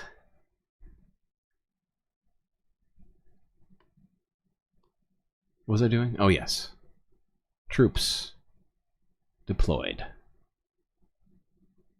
We're going to begin with Hurricane Helene. President Biden surveyed the devastation in North and South Carolina and announced that he is deploying more troops to help with the search and recovery. Morgan Norwood is in Asheville, North Carolina, with the latest for us. Good morning, Morgan. Robin, good morning. We're with the North Carolina National Guard. These are some of the more than 6,300 troops on the ground here in hard-hit North Carolina. And right now they are loading up this Humvee with relief supplies. They are on a mission today. This is the drinking water. They're loading it up in this vehicle here, and they're headed into... Yeah, YouTube Premium costs $170 a year. That's right. Unless you're, I think there's potentially, I think some people are still grandfathered in on an old price, potentially. I could be wrong on that. But no, I think everybody's basically paying that same price. Although you can pay even more if you do it on the, on the iPhone. But, be smart. Just go on your computer. Fact is, that's one of my main actual expenditures for this stream. Aside from, you know, my survival expenses, like, you know, rent and food and whatever else, you know, is my YouTube Premium. Because I have YouTube Premium. Otherwise, we would be inundated by ads constantly here. So yeah, I gotta pay YouTube nearly $15 a month for the pleasure.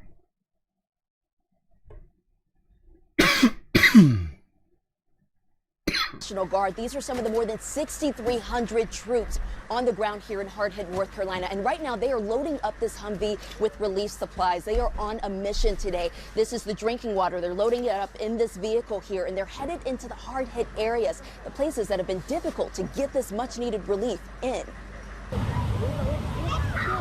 This morning, new images of Helene's destruction, an RV plummeting over a Wow. waterfall in Virginia, as 1,000 nobody troops was in head into there. the most hard-hit areas in western North Carolina. President Biden surveying the mass destruction in North and South Carolina from the storm. The nation has your back. We're not leaving till you're back on your feet completely.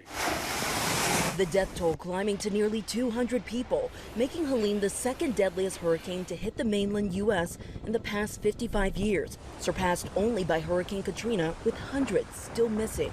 This image showing the power outages in the days that followed, and near black strip marking the path of Helene. More than 1 million customers still in the dark as the crisis over drinkable water grows. Vice President Kamala Harris meeting with local authorities and grieving families in Augusta, Georgia. It is particularly devastating in terms of the loss of life that this community has experienced, the loss of normalcy. This new video capturing the heart-pounding moments a landslide hit a house in Newland, North Carolina. James, you all right, bud? And these neighbors in Hendersonville sheltering in a flooded house with their pets.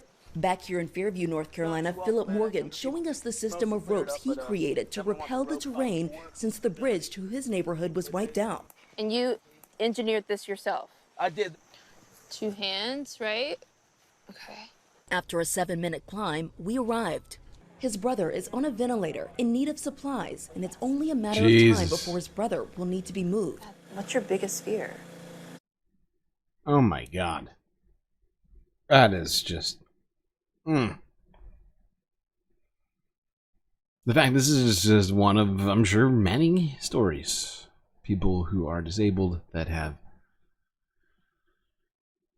you know, needs that are harder to meet than average people and will be even more difficult to meet amidst all of this.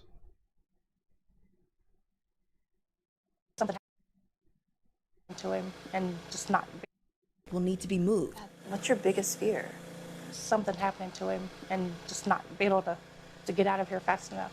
Nearby at Mission Hospital in Asheville, 400 nurses arriving in buses from across the country, even as far as Alaska, to lend a helping hand. They showed up. Yeah, there does seem to be around the nation a growing sentiment of trying to help people. I feel like I've been hearing about a lot of northern states, honestly, talking about that.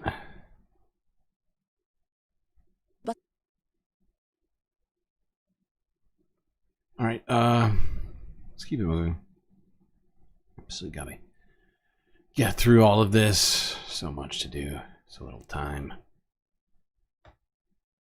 Now, we might skip these next two, because I technically clipped from these, so if you want to watch Kamala in Georgia, you can do that on one of my clip vids. But let's go here to Democracy Now! This news is funded by viewers like you. Please support our work. This is discussing the same factory from earlier. Figured we would Hit this twice.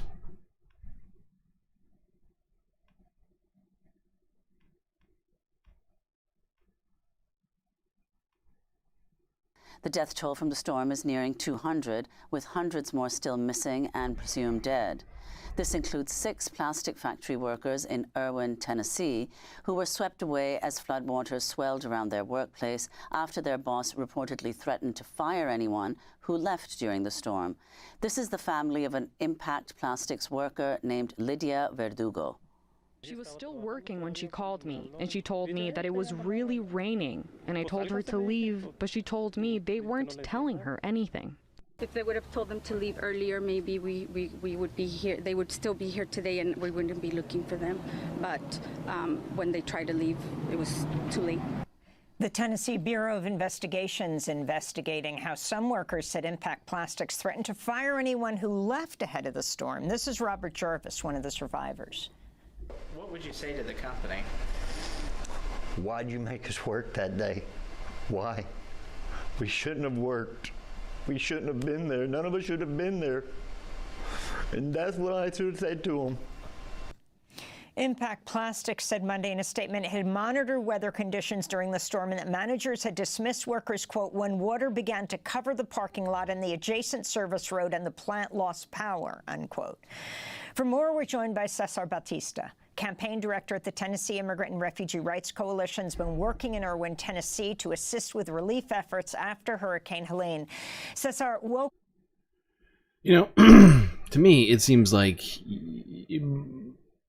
waiting for the plant to lose power is ridiculous sort of thinking. I mean, we've already talked about this before. I think everybody knows my thoughts on this. We'll just quickly To Democracy Now! We watch only this. have a few minutes. Can you explain what happened? This plastics factory is right next to a river. What were they told? Why were they so afraid they'd be fired if they didn't come to work?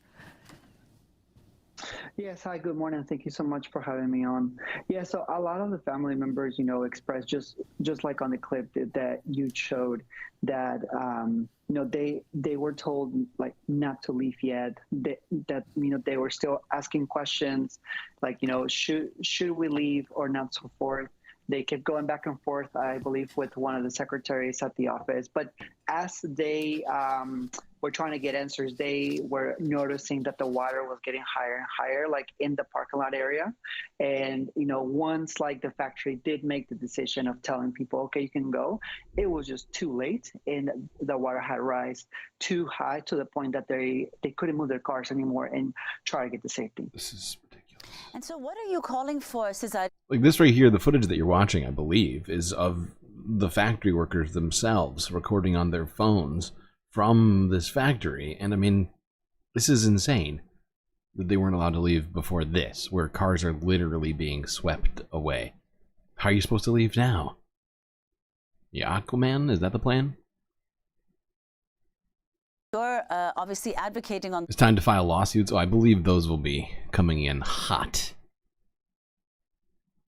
Right of these workers. What are you calling for?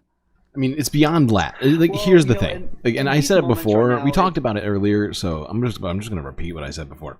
It's beyond the lawsuits, okay? The lawsuits will almost unquestionably happen, and I think those people should be compensated.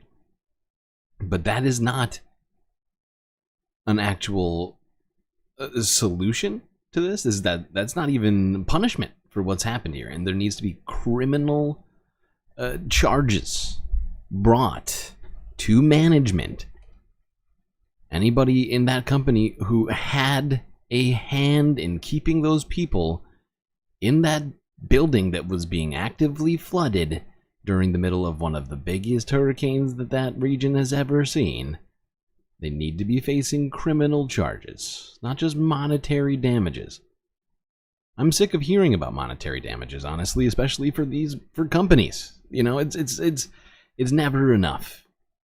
It's never enough to make up for what happened, almost always, and it's never enough in terms of a way of punishment. The people who have to actually pay out.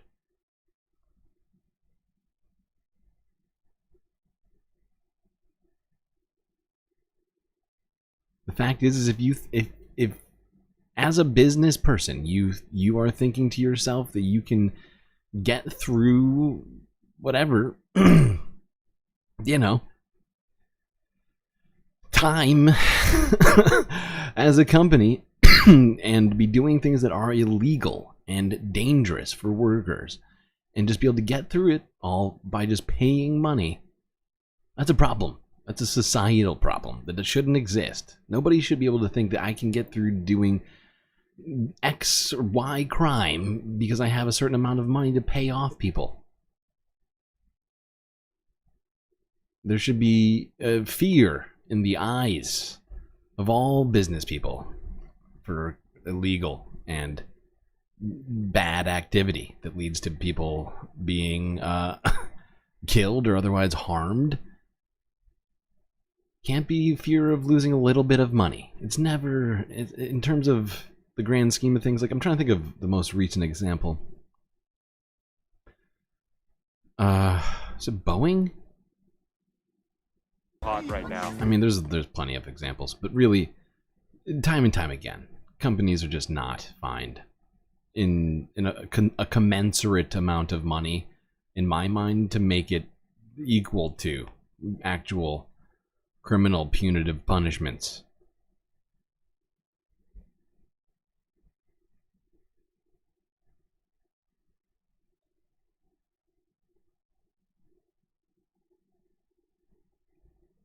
Right, this is footage of Joe Biden getting a helicopter view of South Carolina after Hurricane Helene.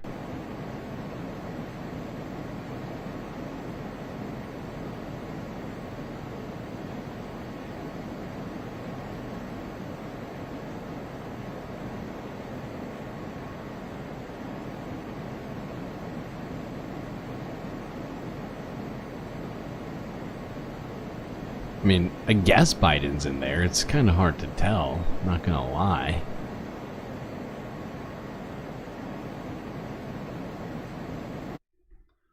Supposedly Biden's in one of those helicopters. I mean, with the footage, there's no way to be 100% clear.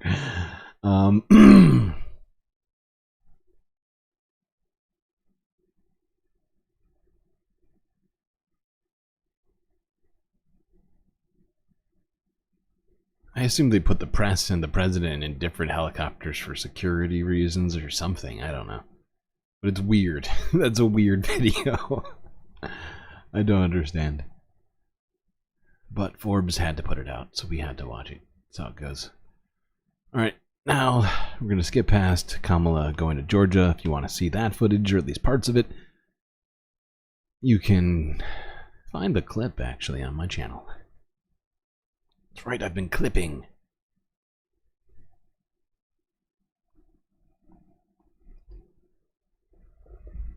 Non-profit groups are racing to provide life-saving supplies to those impacted by Helene. Celebrity chef Jose Andres' World Central Kitchen is one of those organizations, and it is operating a total of 35 food trucks throughout the Southeast. It's partnered with more than a dozen restaurants to try and provide roughly 65,000 meals so far. John Torpy joins us now. He's in Asheville, North Carolina. He's the World Central Kitchen's activation manager. John, thanks for your time. Help us understand how big the need is for you and your team and what the biggest challenges are for everyone there right now. Yeah, the need is massive. We have, we're on day 3, day 4 of this activation. We've got helicopters in the sky. We've got trucks on the ground. We've got scouts going around. So far, we're just in the whole operation itself, we're approaching 100,000 meals. The need is great, and it keeps coming in. The further we go out, the more people we're finding. As the helicopters land, it's another 60 people that need help. It's another 100 people to help. As we get ATVs and Jeeps going up the mountains, it's another 50, 60 people. It's a really spread out area, but the need is so massive here. I just have to shout out, because I see, John, that you are in front of Bear Smokehouse there in Asheville, which happens to be one of my absolute favorites. All right, that's enough. I honestly thought for a second CBS would ask about Gaza or something, but no, of course not. Of course, World Central Kitchen are the same people who were struck by Israeli missiles while trying to provide food for Palestinians in Gaza. You have 40 likes, yes. Well, you have a Morty already waiting. And, what's that? But unfortunately, the software's already shit the bed. It's done. It's done giving out support characters. So you're just going to have to get 2 free ones next stream. Tomorrow. So I should be doing streams all weekend, I think.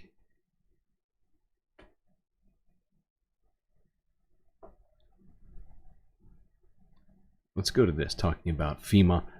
There's been a bunch of rhetoric after all of this.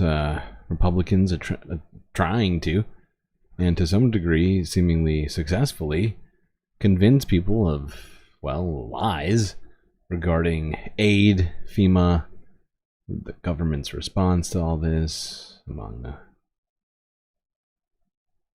more stuff.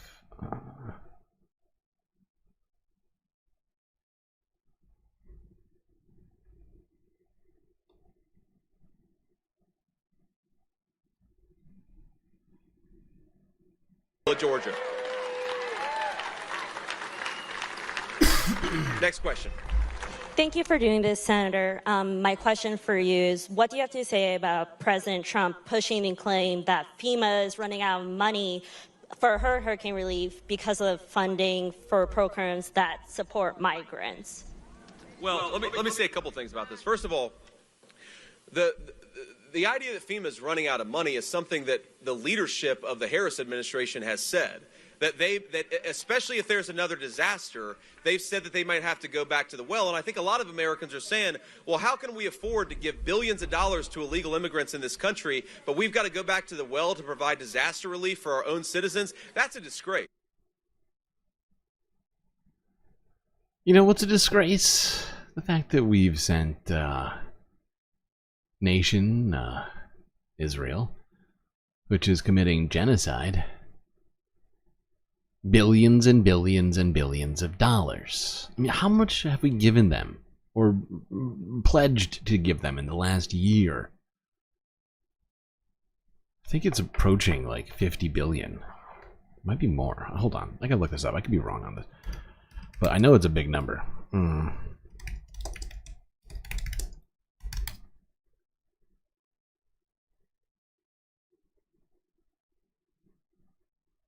No, that's all time.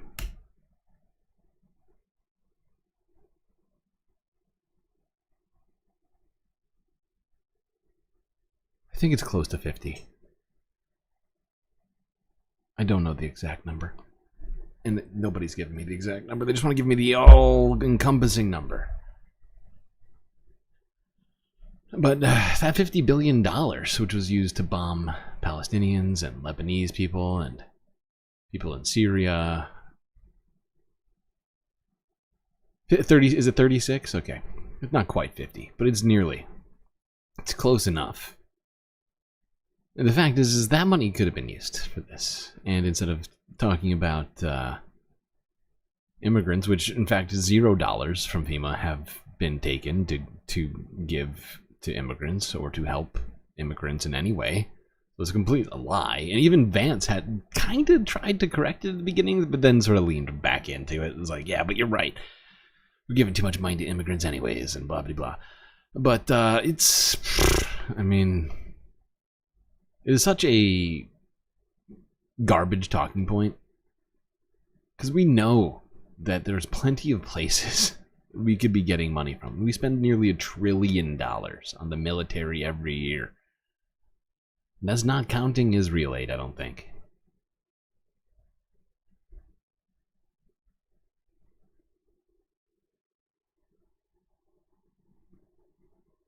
I guess we'll listen to the rest of this shit. Now, you know, the media's obsessed with, well, there's one bucket of money over here and there's another bucket of money over here. I know beyond a shadow of a doubt that our own government is sending billions of dollars to illegal aliens when there are hardworking Americans. They're sending it? Like they're sending it to them before they even come to the country? Such bullshit. JD Vance is much too comfortable with lying. He really concerns me.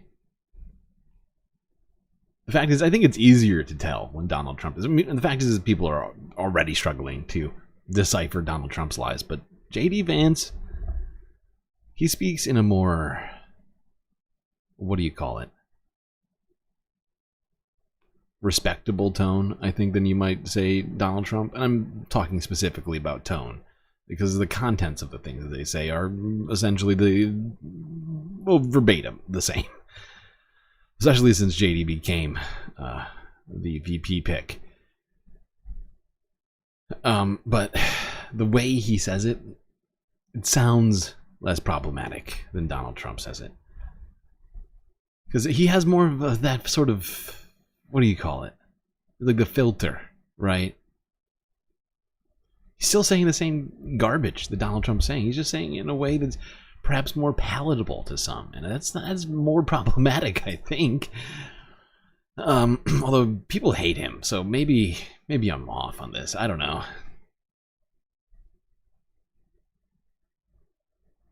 Nightbot is right. You are the only hope of the GNN.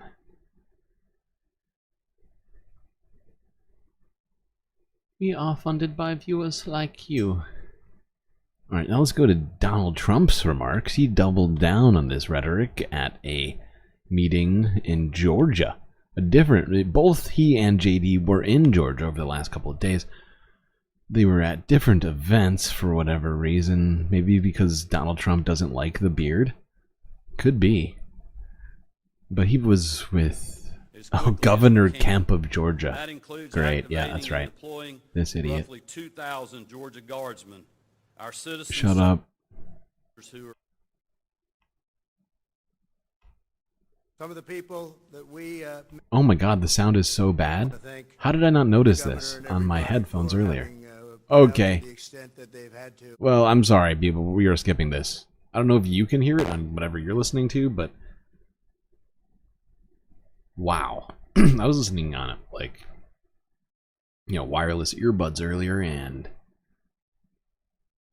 they were not giving that kind of feedback. That, it's blasting my ear out. Okay. Well, let's just... Damn it, I really wanted this. Oh, that's going to piss me off. But I can't withstand it. It's too painful. Anyways, Donald Trump just doubles down the rhetoric and claims that, what was it, like $1 billion was taken from FEMA and given to immigrants, which is just not true. The fact is what happened is that I think it was either Kamala Harris or Joe Biden who said that because of how much damage just happened from Helene, that FEMA is going to run out of money if another storm hits before the end of the year. Which will most likely happen, right? And it has nothing to do with immigrants, but everything to do with the size of this fucking storm. FEMA's pretty good at budgeting stuff, I think, generally speaking, like what they need. And they are aware of climate change and the fact that things are getting worse. So from what I understand, they are continually trying to change that budget to address that fact. So it's just, it's complete nonsense and more fear-mongering about, about immigrants.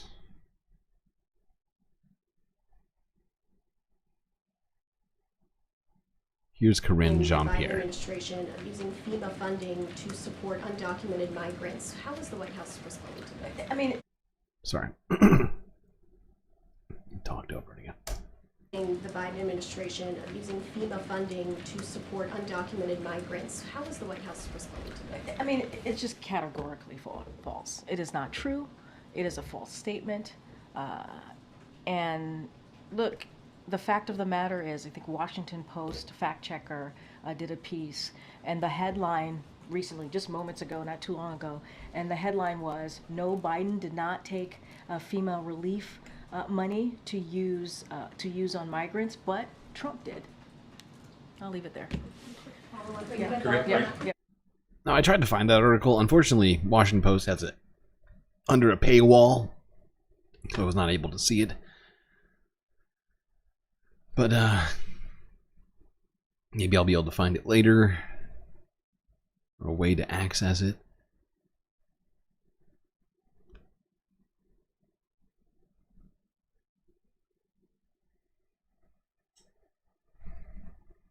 All right, now let's talk about something relating to FEMA, that being flood insurance. As it turns out, many are finding out that their homeowners insurance does not cover floods.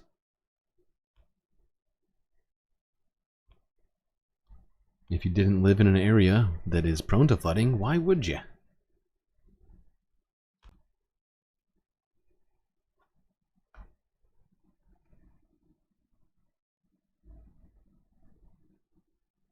Few of the North Carolina victims of Hurricane Helene will have any help from federal insurance to rebuild. A Reuters analysis of government data shows only around 1 in 200 people in the state's flood-stricken West are covered by the National Flood Insurance Program. That's a far lower rate than the coastal or riverside areas it's meant to serve. The Brousseaus living near Asheville weren't among the insured. We came up to here. I'm surprised it didn't come through the windows because it's pretty close, and the water was coming up that way, which nobody would have expected that.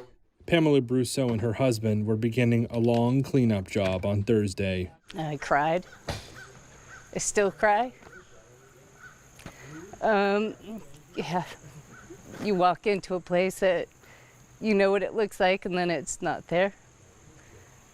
It's pretty hard, but thankful that we had, ourselves here to take care of things, to assess it, and I don't know. It was pretty hard.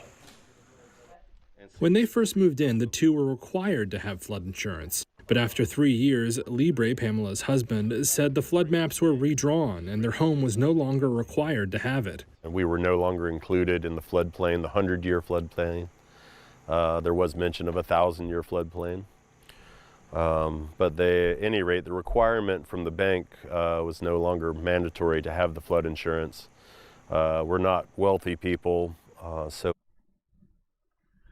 Yeah, and the fact is I mean, with insurance rates skyrocketing, because insurers don't want to actually do their job, they just want to make money for claiming to have a job that they are going to do. The people that we bailed out during the financial crisis, gave trillions of dollars to, those people. They are canceling policies and as a result jacking them up on other people who they foresee as not being as much of a risk. And so of course, people, if you're not mandated to get flood insurance by your bank for your mortgage, and you're not just full of money and like throwing it at things that are, well, at least according to some, although clearly not, but necessary, then of course you're going to say, well, then I'm not going to spend the money on it. Maybe it'll protect me, maybe it won't, but I'll have an extra whatever thousands of dollars a year not to spend on something else.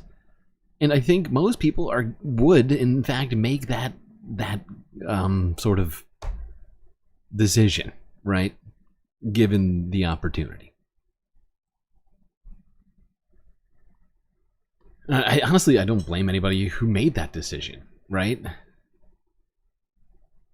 You're already paying whatever on your mortgage and your taxes and everything else and your homeowner's insurance. Why add another multi-$1,000 expense to your life unnecessarily? Mandatory to have the flood insurance. We're not wealthy people, so we opted out of that coverage. The insurance wasn't required because the federal program is mostly focused on the flood risks posed by rising seas and swelling rivers. It doesn't anticipate the threat posed by the sort of extreme rainfall brought on by Helene. Asheville is the largest city in the area. It had actually gotten a reputation as a climate haven in recent years, with people moving there from storm-prone areas. The federal government even moved its National Data Center for Environment Records there, and private insurance companies saw the area as relatively safe. The industry asked state regulators earlier this year to approve a 99% rate increase for coastal areas, but only asked for a 4% hike for some of the mountain counties that Helene went on to hit. Yet as the storm approached, insurance was very much on the Brousseaus' minds. Yeah, it is. It's probably one of the first things that we really discussed as the storm was coming. Yeah, and it's, you know, it's not the time to be asking yourself if we should have flood insurance, right? Because I'd point this out. If you call an insurance company during, like, the run-up to a storm and your house is in the line, you know, the spaghetti lines, if you will, for that storm, believe me, that insurance company is probably not going to be insuring anything at all. Because what are you going to have to pay them for that insurance in that moment? 1 month's worth of insurance dues, essentially, right? For them, that's not going to counteract what they're going to have to pay out for the house. And as we've talked about before, insurance is purely, you know, a profit-seeking business. You know, they're not good Samaritans. They're not out here to, you know, because they have genuine concern for everybody. You know, holy crap. But if it's $600 a month and you have a mortgage on top of that, it's just really hard to do. Heavy rainfall events like Helene are likely to be even more damaging with climate change, since warmer air can hold more moisture. According to the Environmental Protection Agency, since 1900, precipitation in the U.S. has increased. Jesus. Temperatures rose, and fact is, the storm season isn't over. And there's 2 hurricanes in the Atlantic right now. One is going to miss America, that being Hurricane Kirk right now, which is sort of looping backwards towards Europe. But Hurricane Laura? No. There's another hurricane. It is Leslie, Hurricane Leslie, coming right behind Kirk, and the current projections look like it is heading towards North America. And we will talk about that more momentarily, but we're going to continue talking about this flood insurance stuff really quickly.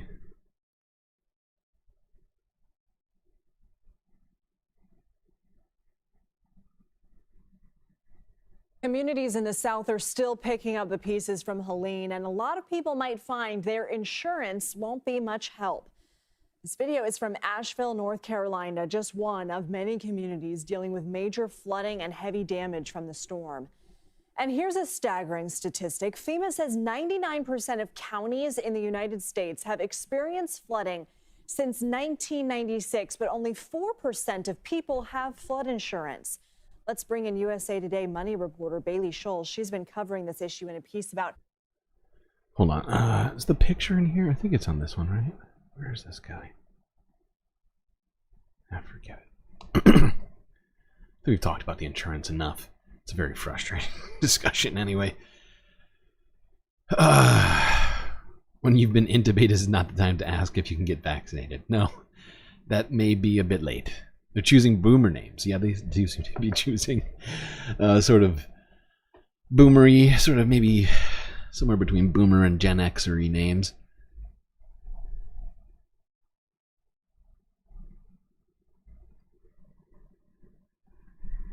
Okay.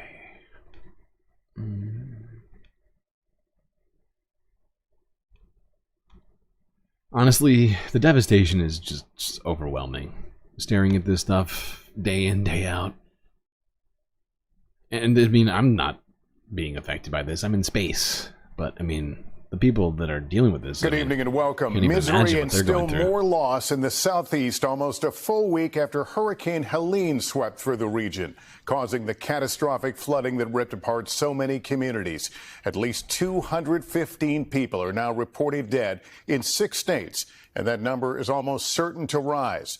Helene, now the deadliest hurricane to hit the mainland United States since Katrina almost 2 decades ago. Rescues still going on almost 7 days later. Sam Brock is following this still unfolding tragedy from Asheville, North Carolina. And Sam, so many people are still unaccounted for. Yeah, Lester, that was the real revelation right now. Buncombe County saying that figure went from 4 yesterday to 200 tonight. But with homes and debris on the roads like the ones behind me and communication gaps, it's a figure that is constantly fluctuating. The insurance industry is effed right now? Yeah, it would seem so. And that statement makes me think things like bailout. And good God, we'd better not give them a bailout if they come looking for it. A second time after everything that happened the first time? With the golden parachutes and, I don't know, not doing half of the things that they claimed they were going to do. Nobody going to jail. Literally zero consequences for anything that were, done badly, right? And we're going to bail them out again? Well, in this particular case, the shorts I made on these were fantastic. Oh, thank you. Appreciate it. I have been trying my best to blast the content out in all possible directions and ways. But if they come looking for a bailout, I'll say this. There's 2 caveats I would add to a bailout if that was ever to come up, because I'm adamantly against it. But I'm open to discussions, and I think there are things that could be discussed, like nationalization perhaps of the insurance companies. But that's maybe too far, too crazy for everyone. So here's my other option. Force the insurers to cover all people who want insurance. Full stop. Because the fact is they keep playing these games, right, with risk and profits. And the fact is profits is essentially the number one factor in their little money-making equation over there. There's zero concern for people and outcomes for Americans, right? And if they want Americans to bail them out, then they need to be the people that are actually there to bail people out when it comes down to it, right? Because that's what insurance has been claiming that they are for the longest time, and yet it was us who had to bail them out.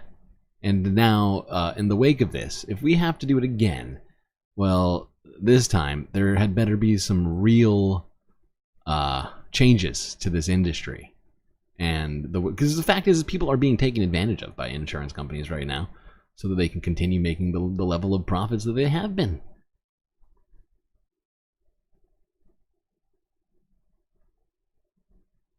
Almost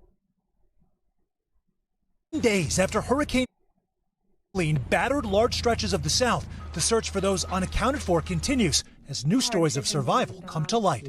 The water rose so fast and got so strong that I just had to grab a post and hold on. The devastating death totals only expected to grow. So far, at least 215 fatalities now confirmed across 6 different states. From Florida's Pinellas County, with around a dozen drownings, to Georgia's statewide suffering, recording more than 30 fatalities. And then there's North Carolina, where more than 100 have died. And search and rescue efforts have taken some miraculous turns. Former NASCAR driver Greg Biffle using a private helicopter to deliver supplies, spotting a stranded survivor only because he was hoisting a mirror, also in the mountains. Employees of Skyfire AI firing up their drone and showing us how they work with governments and even private companies to locate the missing. Aid for local law enforcement to help search and rescue, to help find routes, to better get aid in and out. We take a bird's eye view of the destruction in Burnsville, North Carolina, an hour outside of Asheville. Is this the area they've been searching? There has been a lot of search and rescue in this area. I know it's been very difficult for them to get up here, and this is one of the areas they're saying still needs a lot of supplies to get moved in. On this day, choppers, likely medevacs, fly overhead as the Skyfire team shows us roads that have been buckled, broken, and chopped off. All the while, families wait. We've had conversations with people who haven't seen their loved ones in a week, and it's completely heartbreaking. Their efforts even helping companies like CVS, who determine road and bridge status so they could get medications to patients in need quickly and search for several employees who were unaccounted for. The devastation is so complete in some places. I sit here looking at this stuff and think to myself, what is it going to take to clean this up? And the second thought that comes after that is, what is it going to take for people to wake up to climate change? Because the fact is, these sorts of storms are happening more and more frequently. They might not be hitting the same place every time, but we have been seeing utterly massive storms all throughout this tropical storm season, all over the world, right? I mean, Europe just got done getting obliterated. Asia has been getting obliterated over and over again by typhoons. Africa, the east coast of Africa got fucking, I mean, oh my god, Kenya just, I mean, where hasn't it been flooded this year, honestly? And, you know, it's just very frustrating that we talk about this all day, every day. And there's a huge group of people who continue to just ignore the existence of this. And much of this devastation is not even in places that we, or even I, would have expected, right?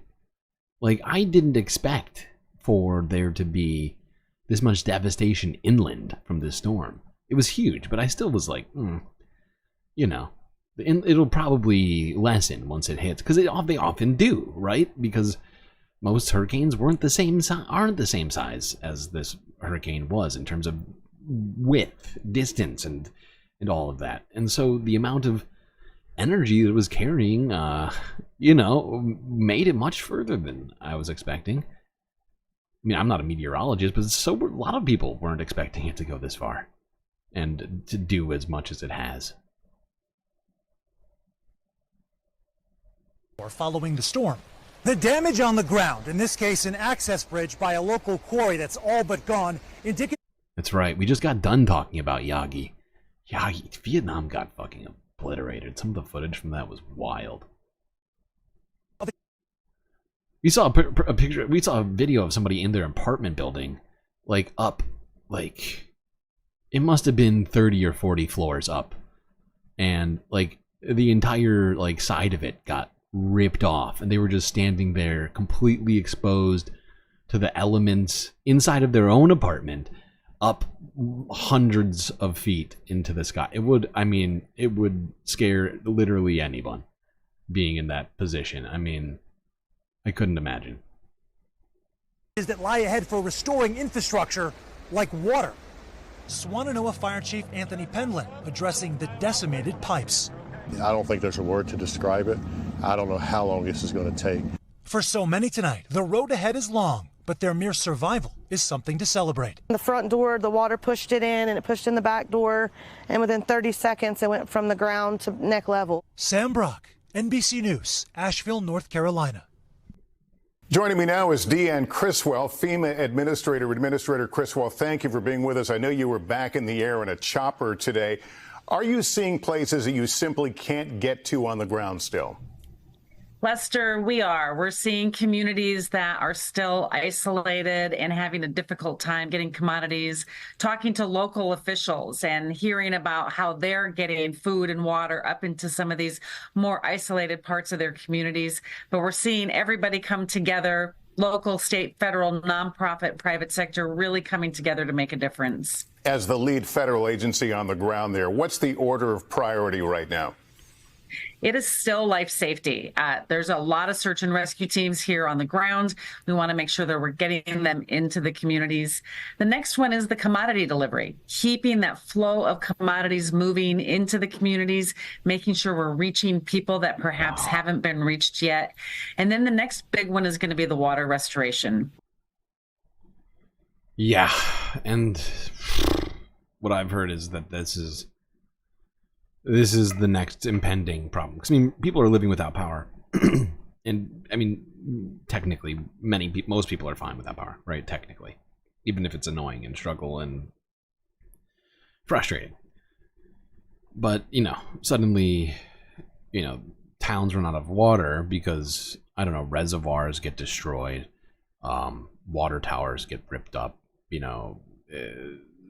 lines get torn out of the ground, right? And this is a looming crisis that's going to happen, a water crisis south, and I hope we figure out a solution to this soon. But the fact is this is not going to be an easy solution. The devastation is so vast. There is no easy solution to this, unfortunately. We all, I mean, in the 21st century, we all want easy solutions to everything, but when you have this kind of level of damage, it's just, it took, in many cases, these towns have been there for, 100+ years. Took that much time to get them to be how they are. It's not going to take that long to get them back, but the point is it's going to be somewhere between no time and that much time to get it all done. All right, I'm going too far. I'm going too far. But you get what I'm saying, I think. It's a fucking long road ahead. That perhaps haven't been reached yet. And then the next big one is going to be the water restoration. Once we can get that water restored, we know a lot of people are going to be able to start their recovery process. You mentioned a search mission. Is there a recovery mission though right now? Are you accounting for those we have? Yeah, so they're not declaring all missing people dead. There's still hope for them to turn up. And hopefully they do. Now let's look at this. This is from 5 hours before the stream started, showing troops en route preparing to repair water systems and provide aid to the south. Wait, this is the wrong one. In this North Carolina town, devastating scenes of fallen roofs and destroyed cars after Storm Helene raged through the state a week ago, leaving the streets and houses blanketed in mud and debris. Local volunteers go from home to home, clearing out the muck with spades and throwing out damaged furniture. It's just unbelievable that it came through here this quick, that so many people lost everything, and probably hardly anyone had flood insurance because it never flooded. The storm broke road pipes and electricity lines, leaving residents with no power nor water. But communities like this one are mobilizing, each resident pulling their weight to help find basic necessities like food, whilst rescue. These fucking photos are insane. I'm on. How did I get switched back to top chat? I started this stream on live chat. I stand by that, and now I'm on top chat. This is repression at its finest. Help, I'm being repressed. God damn you, YouTube. I'll tell you which chats I want to see, okay? You don't tell me. I tell you, YouTube. You're not the boss of me. Resident pulling their weight to help find basic necessities like food, whilst rescue teams continue to search through more remote mountain areas where many residents remain unaccounted for, with a growing concern that the death toll will continue to rise. People are here alone, they don't have any friends or relatives nearby, and we're the volunteers here helping them. Even private helicopter companies have joined the efforts to send aid to people stranded in isolated areas. President Biden made a second trip to the states of Florida and Georgia to survey the damage. This direct assistance is now being delivered. It's being delivered now directly, with more to come. But folks, this entire project is going to cost billions of dollars, not tens of thousands, not millions, not a billion, billions of dollars, because it goes through so many states. At least 200 people. I've heard estimates of over 100 billion. That's the number that I'm hearing. I've heard even higher numbers in terms of the potential estimated cost of all this stuff. I mean, look at what you're looking at. This, and the fact is, this is no anomaly. This is apparently, you know, a representation of most streets in the southeast right now. Jesus. All right, now let's go look at troops getting ready. I can't help it. I mean, I see this devastation. I just can't look away.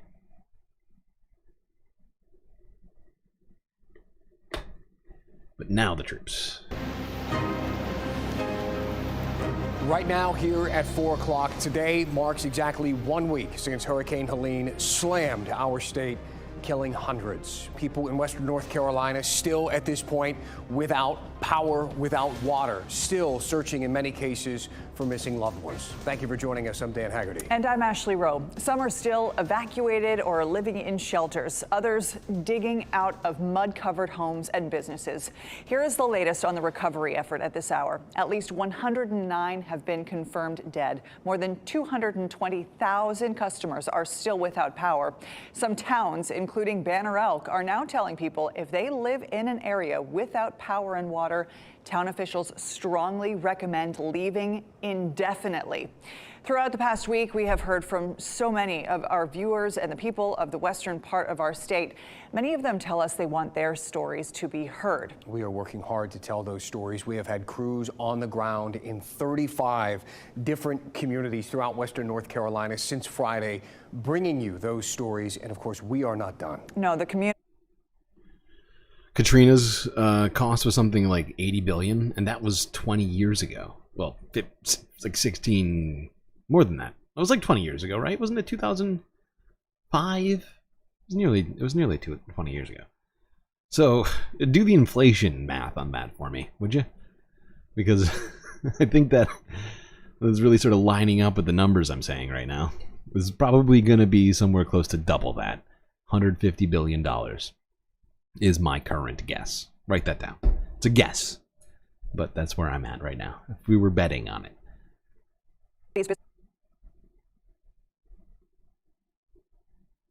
And lives of our neighbors to the west are forever changed. The recovery efforts, unfortunately, nowhere near finished. We will bring you daily reports throughout the weekend and in the week to come, making sure each of the impacted communities are being heard. Our team coverage begins tonight with Eric Miller. He's been at least 6 of the 25 impacted counties. Tonight, we find him at a water distribution site in Black Mountain. Eric, you pressed federal officials today and Governor Roy Cooper on this situation. Give us an idea of what they had to say. Well, Dan, we asked Governor Cooper specifically about that advice coming out of Banner Elk earlier today, that folks in areas without power, without water, should consider getting out, whether that's something that should apply to other impacted areas of the state. He said he can't comment on that right now, instead stressing that the federal, state, and local governments are all continuing to surge aid here in western North Carolina. And you take a look at some of this video here, you get a sense of what some of that aid is looking like. This was taken just about a mile up the road from where we are right now, about 2 miles below North Fork Reservoir. This was one of 3 key water sources for the city of Asheville and one of 2 that remains offline. You see, what are we? Work that's happening. I mean, what are we even looking at? I mean, this just looks like a mud pit. It just looks like a fucking giant mud pit. I guess there must have been a road there, an actual road at one point, but it's just. I mean, wow. Was taken just about a mile up the road from where we are right now, about 2 miles below North Fork Reservoir. This was one of 3 key water sources for the city of Asheville and one of 2 that remains offline. You see the scale of work that's happening there, the need that is still present, and the amount of effort that is left to go before that's connected. Still, we did get some good news from federal officials, including the director of FEMA. This right here is what she had to say. And the words from her is things are actually going better than they expected in the repair. That doesn't give us a time frame still yet, but they're making progress, and that's really encouraging. I mean, it doesn't even appear to be a repair. I mean, I know they're putting it in the same place, but it's, I mean, from what those images looked like, it looks like they're just building a whole new reservoir. There appeared to be zero remnants of the previous reservoir. Just wild. Just wild. They're making progress, and that's really encouraging. Now, in the meantime, Governor Cooper says the state is working on more temporary solutions, trying to get people bottled water, food, all the resources they need. That includes airdropping things out to remote communities that remain cut off. And another piece of advice that we heard today, you know, folks, they not only need drinking water, they also need water to bathe in, to flush their toilets. During this week, we've seen folks harvesting flood water out of the French Broad River. Today, Buncombe County officials said people absolutely should not do that. The river itself Absolutely should be don't considered do it. hazardous. Absolutely don't do that. Absolutely should not do that. The river itself should be considered hazardous. In Black. That is bad. And the fact is, a lot of people don't have electricity. How are they even going to know that? Oh, God, that's not good. That is probably a story that is, well, something that you could essentially sort of copy-paste along the entire southeast corridor. This is wild.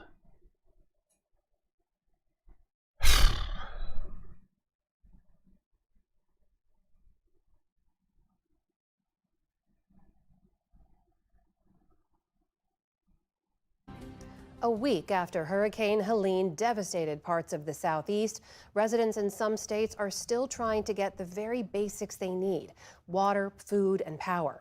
Hundreds of people remain unaccounted for, and so far more than 200 have died. That makes it the deadliest hurricane to hit the mainland U.S. since Katrina back in 2005. We spoke with residents in some of the hardest hit areas around Asheville and the surrounding towns in western North Carolina and eastern Tennessee about what life looks like now. For the past week, tens of thousands of people like Emily Bigelow have had to learn to live without modern plumbing. Now forced to rely on creek water, she carries it by hand back to her house to make her toilet run. So a full bucket gets about 2 flushes. They're saying probably weeks before we can get water again. Jesus. Which you take for granted, being able to flush a toilet. Yes, you do. Yes, you do. For 3 years, Bigelow and her partner, Matt Capello, have shared this home in Asheville, North Carolina, in the quiet foothills of the Blue Ridge Mountains. But last Friday morning, they woke to a community transformed overnight. In just 3 days, Hurricane Helene dumped over 17 inches of rain onto this surrounding area, part of the trillions of gallons of water that Helene released. In North Carolina, it triggered catastrophic floods, more than 500 miles away from Florida, where Helene came ashore. I don't know of anyone in the community in Asheville or the surrounding areas that were ready for this. Over 70 people have been confirmed dead in this county alone. It's a death toll that's expected to rise because search and rescue teams from around the nation are still looking for hundreds of missing people here and in neighboring communities. For the first couple days, I just kind of felt paralyzed. I haven't walked over to look at the bad areas of the city because I just don't think I can handle it. Oh, jeez. Bigelow is coping by doing what so many residents here are. I mean, I get that sentiment. I mean, it's a lot. It's a lot to deal with right now. Boy. GSL? Did you do something for me? Oh, you were wondering what GSL meant. I see. Yes, that's people addressing me in chat. It is I, the Galactic Streamlord. Helping others, like 82-year-old Maud Adams. It's helped me to just be able to help people, you know. Trauma really brings people together. It pulled it loose. I got that from her. She seems like that kind of person. Sort of pushing down the personal anxiety by dealing with other people's anxiety. I've done it before myself too. I know what it looks like.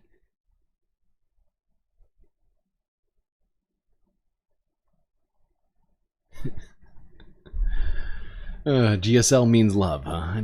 Okay, if you say so. You just thought GNN. GNN is the Galactic News Network. I am the Galactic Streamlord, the host of the Galactic News Network.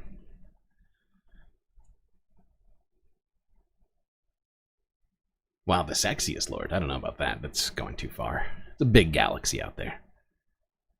I'll take runner-up, honestly. Sexiest, that's going too far.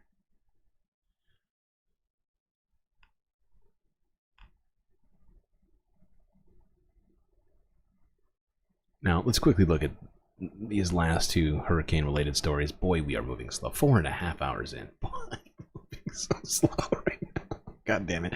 This is, you know, this is what happens, okay? I take a day off, take a couple days off, and suddenly, I mean, I've got so much content to look through. It's just...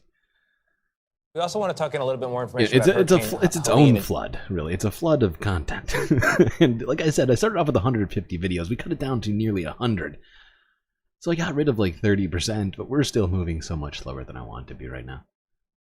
Well, I think we're going to be doing an extra long stream here tonight. Galactic space, live, laugh, love. So true. Praise Gary. All right, let's quickly look. Actually, you know what? We're skipping this one for tomorrow because we just don't have time. Let's just go to this. This is the hurricane forecast currently going on right now. This is from yesterday. Everyone's just trying to access, again, some of these really tiny counties, especially where all these roads now are totally gone. It's really hard to access them. Remote areas and okay, we don't have time for that. Getting out. We know. You don't need to tell us. We've been talking about that quite a lot. There we go. For a while, hopefully for the rest of the season, the way things are shaping up. But earlier this week, we had 5 areas of interest that we are tracking. We are now down to 3, 2 of which are named storms.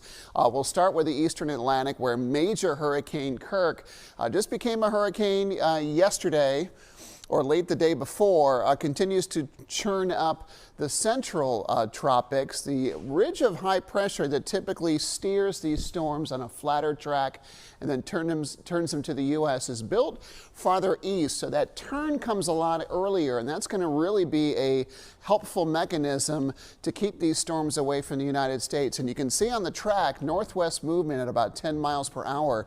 This is forecast to be a Cat 4 as early as later tonight before turning out into the open Atlantic, moving into cooler waters and gradually kind of dying out there. This is a new advisory coming in, by the way.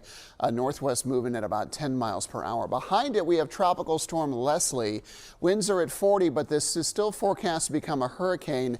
It does take a track that does take it into the central Atlantic again, but based on the models that take it beyond 5 days, we are expecting this also to be turned out into the open Atlantic. There's also that area of... Okay, now I saw a different report that said there was a potential for it to come to the U.S., so I could be wrong on that, but this is the other storm that's now going on. So we have 3 different, and then this, so 2 in the Atlantic, 1 here in the Gulf, but this hasn't quite formed into anything yet, as you can see. It's just a bunch of sort of different systems near one another. Chris, who are watching in the Still looking very disorganized at the moment. It will struggle a bit with a series of frontal boundaries coming in to develop tropically, but it has a 30% chance that as we get into the weekend or next week that we could see an area of low pressure, a tropical area of low pressure developing.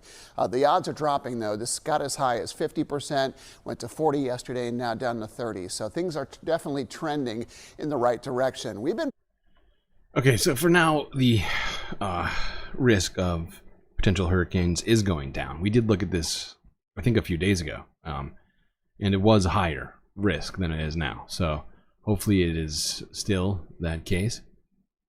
Can we throw the West Coast to some breeze? I don't know if I'm capable of throwing breeze.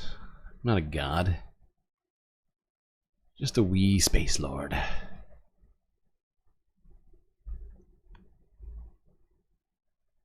Alright, now let's go to this. A different typhoon formed and struck Taiwan in the last 24 hours, causing quite a lot of damage. Not as much as Yagi, but still a powerful storm nonetheless. Let's go to DW, I guess.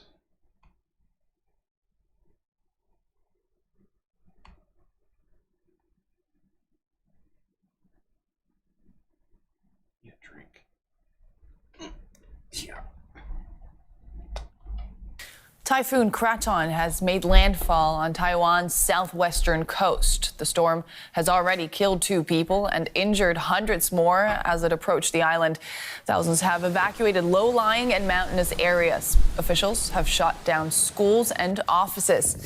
Flights are canceled and financial markets closed. Taiwan's president warns the damage is likely to be catastrophic. 40,000 troops are on standby to help with possible rescue efforts. And our very own James Chater is in the major port city of Kaohsiung, where the typhoon made landfall. We can see the rains there behind you, James. This is a heavily populated area. How intense is the typhoon?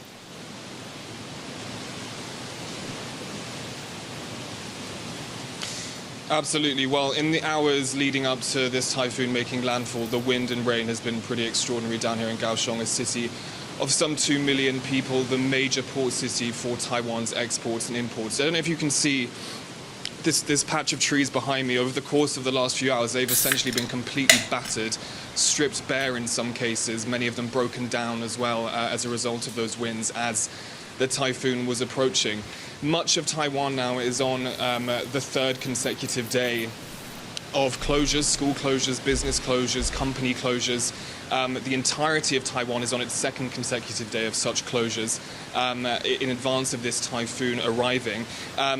Really interestingly, though, as this typhoon was approaching, it was actually weakening. So it just gives you some impression, really, of how strong this typhoon is, despite it weakening as it was approaching.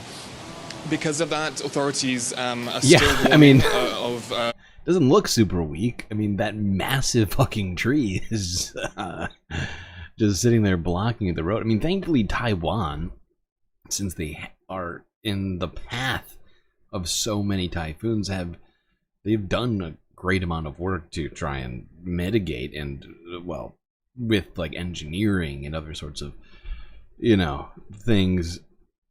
With like city planning and stuff, but it's still not. I mean, they're still just a fucking island in the middle of the South China Sea that is basically, the first thing to get hit every time that a typhoon comes through the area, basically. And we have seen so many storms hit the region. I think this is like maybe the 4th major one we've talked about this year. potential risks of storm surges, especially in those coastal areas like in this city of Kaohsiung, but also further up the coast, further north in Tainan. And that's why those tens of thousands of military personnel remain on standby to assist with rescue operations. What can we expect in the next hours, James?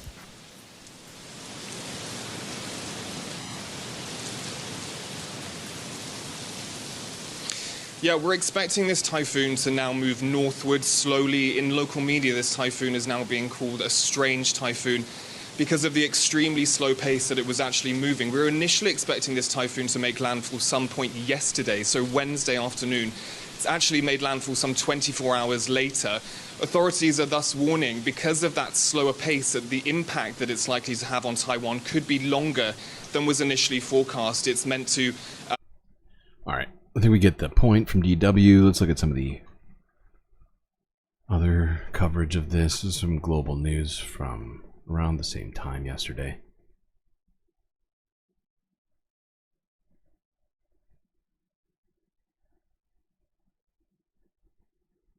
At least 2 people are dead after Typhoon Kraton hit southwestern Taiwan on Thursday. The storm made landfall as a Category 1 typhoon, packing maximum sustained winds of 125 kilometers per hour. The typhoon prompted the closure of schools and offices, with authorities asking people to stay indoors. Kraton is forecast to slowly work its way up Taiwan's flat western plain and weaken further into a tropical depression by late Friday.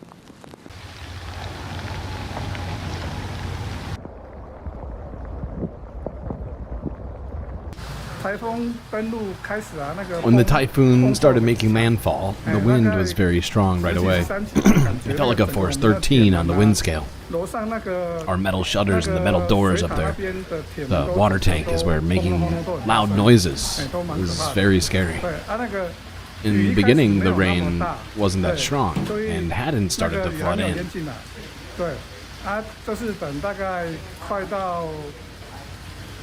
But around 12:40 p.m. or after 1 p.m., the rains got very strong and the wind as well.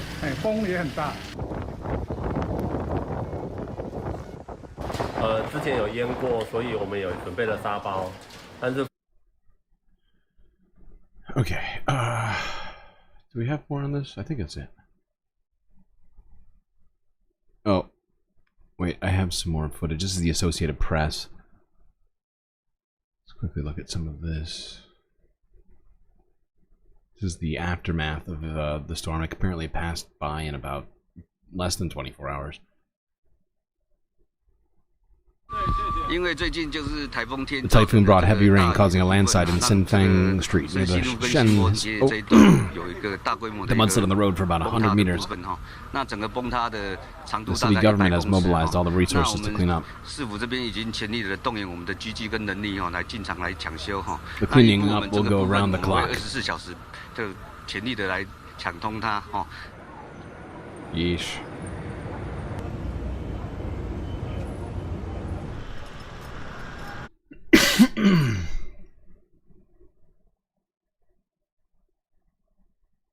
All right.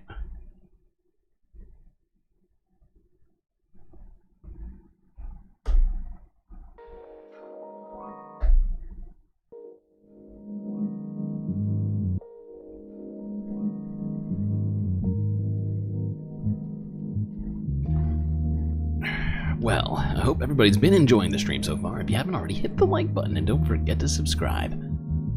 Both incredibly important. Once you've gotten done doing both of those, I'd also like to recommend to you to consider donating to the Galactic News Network, as we are funded entirely by viewers like you.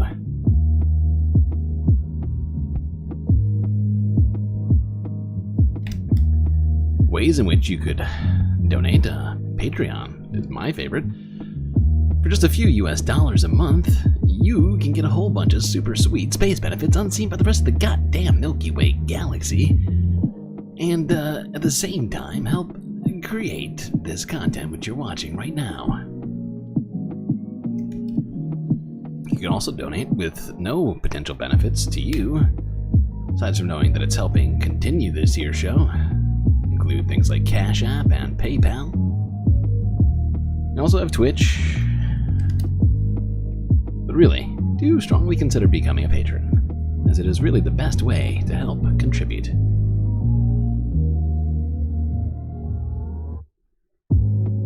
Alright, chat, quick space break and I'll be right back.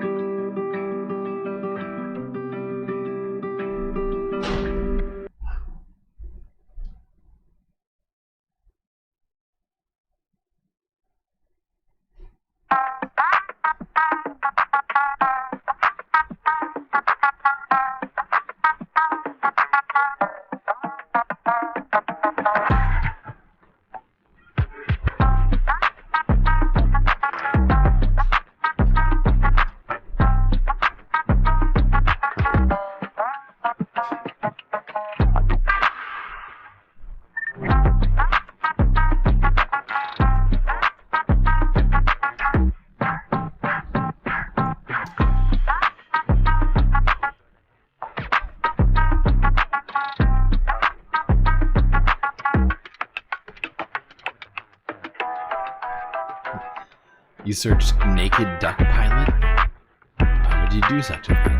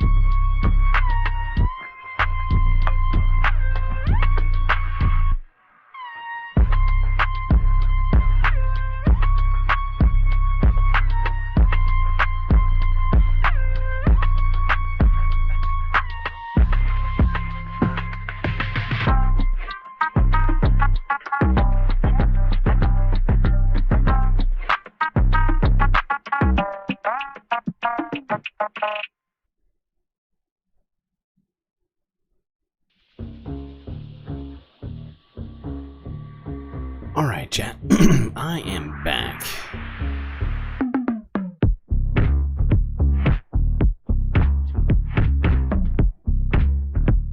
Which means it's time for the final half of the show.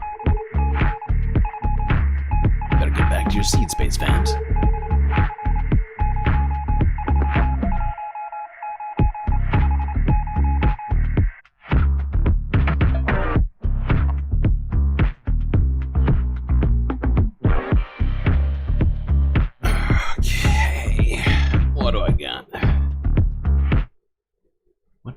To do. This beat is so groovy.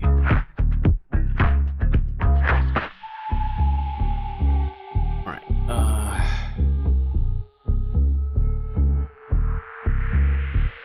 well, we must start with the ever obligatory space news. Can't do Earth news without little space news first. So let's go here. BBC News from a day ago. Asteroid that killed the dinosaurs was not alone.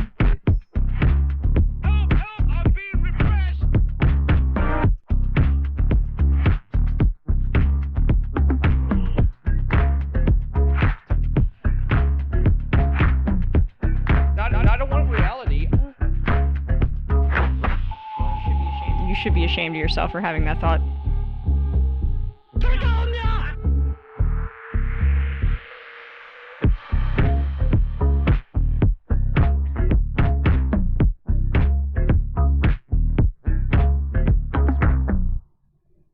All right, well.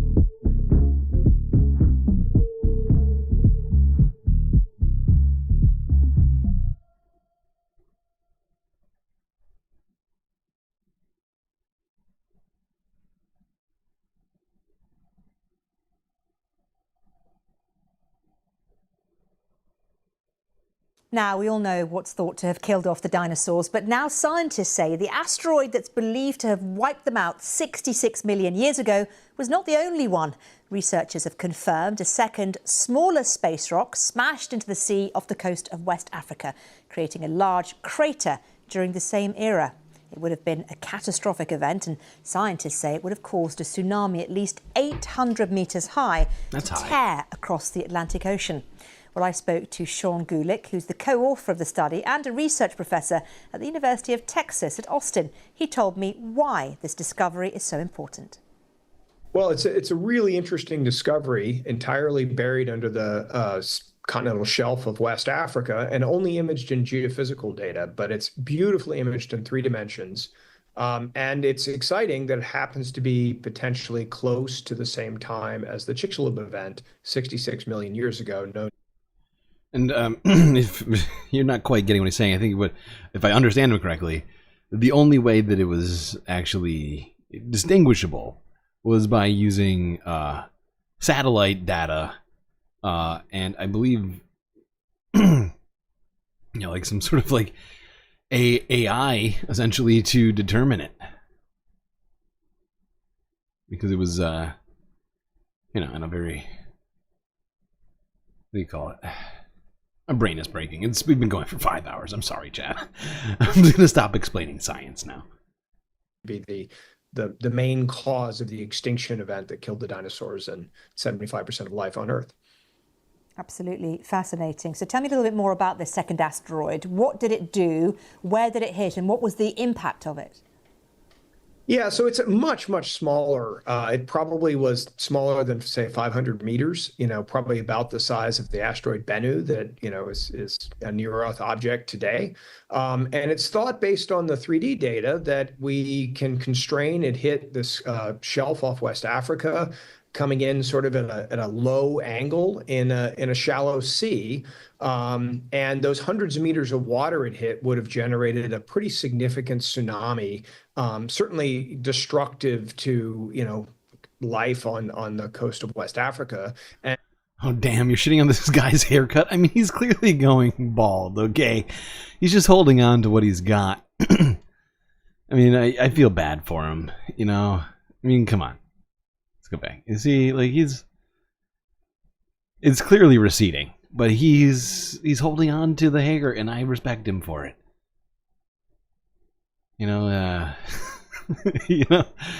Just saying. The fact is, I have all of my hair, so I feel bad when I see people losing their hair. And so I'm just like, do what you gotta do. Unless you're being an asshole, and then maybe I'll give you shit for it. But no, this guy's telling us important science stuff. Come on. Let's give him some slack. Life on the coast of West Africa, and potentially, damaging across the ocean. It may not have been a global event, however. It wouldn't have been large enough to have, say, caused a global catastrophe in the way that Chicxulub did, but it doesn't mean it's not an extra effect that could have occurred at a similar time. And it's worth saying we don't know the exact timing because it hasn't yet been drilled. Cool. Well, there you go, people. Apparently, the asteroid that killed the dinosaurs was actually not alone.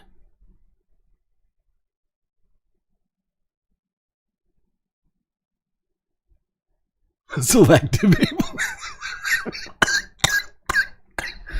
I'm sorry, but does having your hair count as able as, or well as being is that a disability suddenly? I'm sorry, but what abilities does hair give you exactly? I'm sorry. All right, you're slowing us down with these things, okay? All right.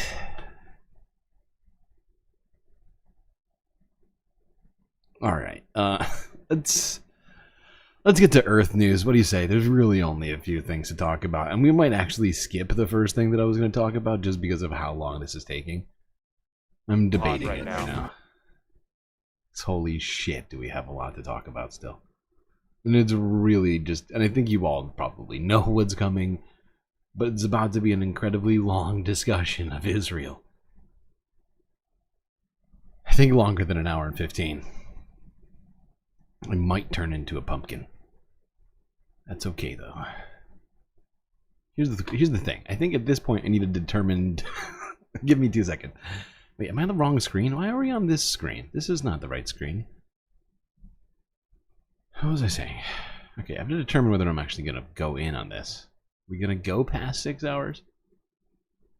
The fact is, it doesn't matter anymore. I forgot about this, but now that I'm streaming on Twitch as well, I can just download my VODs on Twitch, no matter how long it is. Alright, fine, whatever. Although I do need to clip stuff too. See, these are the determinations one must make. I'm gonna hydrate more? Absolutely.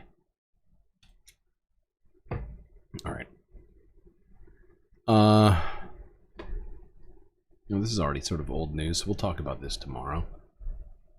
Let's quickly go to this. Talk about, let's go to London, or England, to talk about The BBC here, let's go to Novara Media. They have a little discussion about BBC's very apparent pro-Israel bias, particularly as it relates to one of their hosts. It's not the answer you wanted. Oh, you're talking to Nightbot. I thought you were talking to me. I was like, what answer did I give you? Nightbot, stop giving my chatters bad information. I don't appreciate it. We don't pay you the big bucks to give us shitty information. Novara, let's go. The BBC does a lot of decent journalism on Israel's war against Gaza. In particular, its journalists on the ground in the region produce high-quality reports on the human costs of war. But some of their journalists, and especially those here in London, do not meet that high standard. And one radio host in particular this week put all of her pro-Israel bias on show. On Wednesday, Emma Barnett interviewed the Israeli ambassador, Zippy Hotovely, and gave her an incredibly easy ride.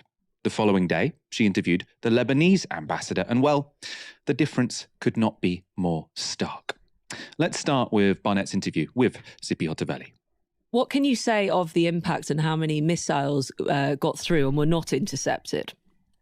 I think the most important thing to remember that 182 Iranian rockets were targeting Israeli civilians. This is the most important thing, because sometimes we are checking whether people got killed or didn't get killed. No, the intentions matter. And the intentions of the Iranian regime was to target Israeli civilians in a massive attack. I don't think Britain would have coped with 182 rockets direct to London, to Manchester, to Birmingham, to your main cities. This is what happened yesterday. The reason I was asking about the impact is to understand, I suppose, as well, not to take away from the aim, what the impact has been, whether people have been injured, lost their lives, to get a sense of that, as also when you then go on to talk about what your reaction will be. So what's wrong with this interview so far, right? Well, the Israeli ambassador, a belligerent in fighting in the Middle East, right? This isn't a neutral arbiter or a neutral speaker. Yeah, Says, as a matter of fact, that the intention of Iran was to target civilians. Now, Emma Barnett could have asked, what evidence is there of that, right? Because the only evidence seems to be that Iran, as well as targeting airfields, targeted one military building in a built-up area. So that was the Mossad in Tel Aviv. Now, of course, that's something that puts civilian lives at risk. But it's nothing compared to the civilian cost when Israel says it's targeting military facilities in Gaza or Lebanon, right? Now that might... Yeah, no kidding. No kidding. But we're not done. Hold on. We're going to go... This is like a 30-minute long video, so we can't watch the whole thing. But this it made very much apparent. Actually, wait. Oh, I forgot. There's more. There's more. I take it back. Have been something which was useful to bring up when you're talking to an Israeli politician. But Emma Barnett doesn't say that. She just accepts the premise. She says, quote, not to take away from the aim of Iran. So she's accepting there the premise from Zippy Hotovely, which isn't evidenced and which is self-serving for an Israeli politician. Let's go back to that interview and let's see if it gets any better. The Iranians will pay major price for what they did yesterday. What does that mean? It means they won't be able to fire again on Israel. It means that in the end of the day, Iran was creating this circle of fire around Israel with its proxies, and we are eliminating the proxies one after the other. We eliminated Hamas, we are eliminating Hezbollah, and we will make sure that Iran won't have... This is ridiculous. The fact that she's sitting here talking about how she's... Israel is running around attacking all of its neighbors as if it's this sort of glorified mission that everyone should be on board with is just wild. Just wild. You'd think there'd be some sort of pushback on that. We are eliminating Hezbollah, and we will make sure that Iran won't have capabilities to hurt Israeli people, just like it's been doing for the last 40 years. We're speaking about 40 years of aggression. Now, Zippy Hotovely there is expressing a desire that would undoubtedly spin the Middle East into all-out war, right? She's expressing a really extreme aim, saying Israel won't rest until Iran doesn't even have the capacity to fire at Israel. Now, the idea that a country shouldn't even have... Yeah, I mean, what she's suggesting is essentially the destruction of Iran entirely, right? It's wild.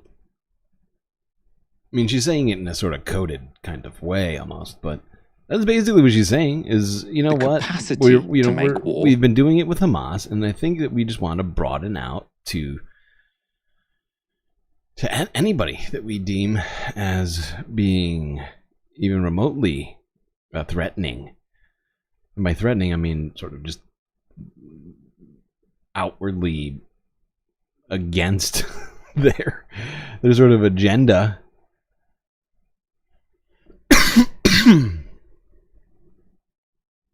Least America, but there is also urge for restraint. There is also concern about all-out war in the region. Are you saying that that's what your intention is now?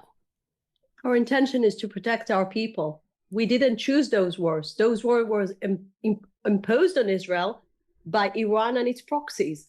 And it's Iran that is escalating. It's Iran that is attacking. It's Iran that is firing. We cannot confuse here. Wow. It's Iran's fault, really. The fact is Iran had essentially nothing to do with October 7th, right? It was essentially, at least from my understanding, completely done within the bounds of Gaza, or at least the planning of it was done within Gaza, with people living in Gaza, Hamas members that, you know, had essentially been written off by Iran. I mean, of all of the Iranian supposed proxy groups out there, I mean, Hamas had essentially been written off by them until October 7th, right? I mean, if anything, their closest allies are Hezbollah, right? And that was partly due to the close relationship between Nasrallah and Khamenei, right? Was it Khamenei? I think I'm saying that correctly right now. I could be wrong about who. No, I'm almost 100% positive on that. And, you know, I think it's, I mean, I know that everything this woman's saying is completely disingenuous. Between the victims and the aggressors. The Iranians are the aggressors. The Israelis are the victims of this attack.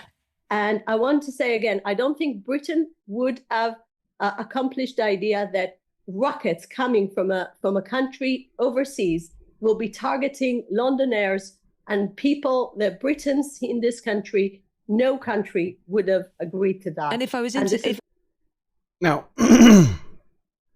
if you've been paying attention to the news over the last 12 months, the IDF has killed, I think, if you're not counting the hostages themselves, which could be argued as casualties caused by the Israeli Defense Force or whatever you want to call them, the IOF,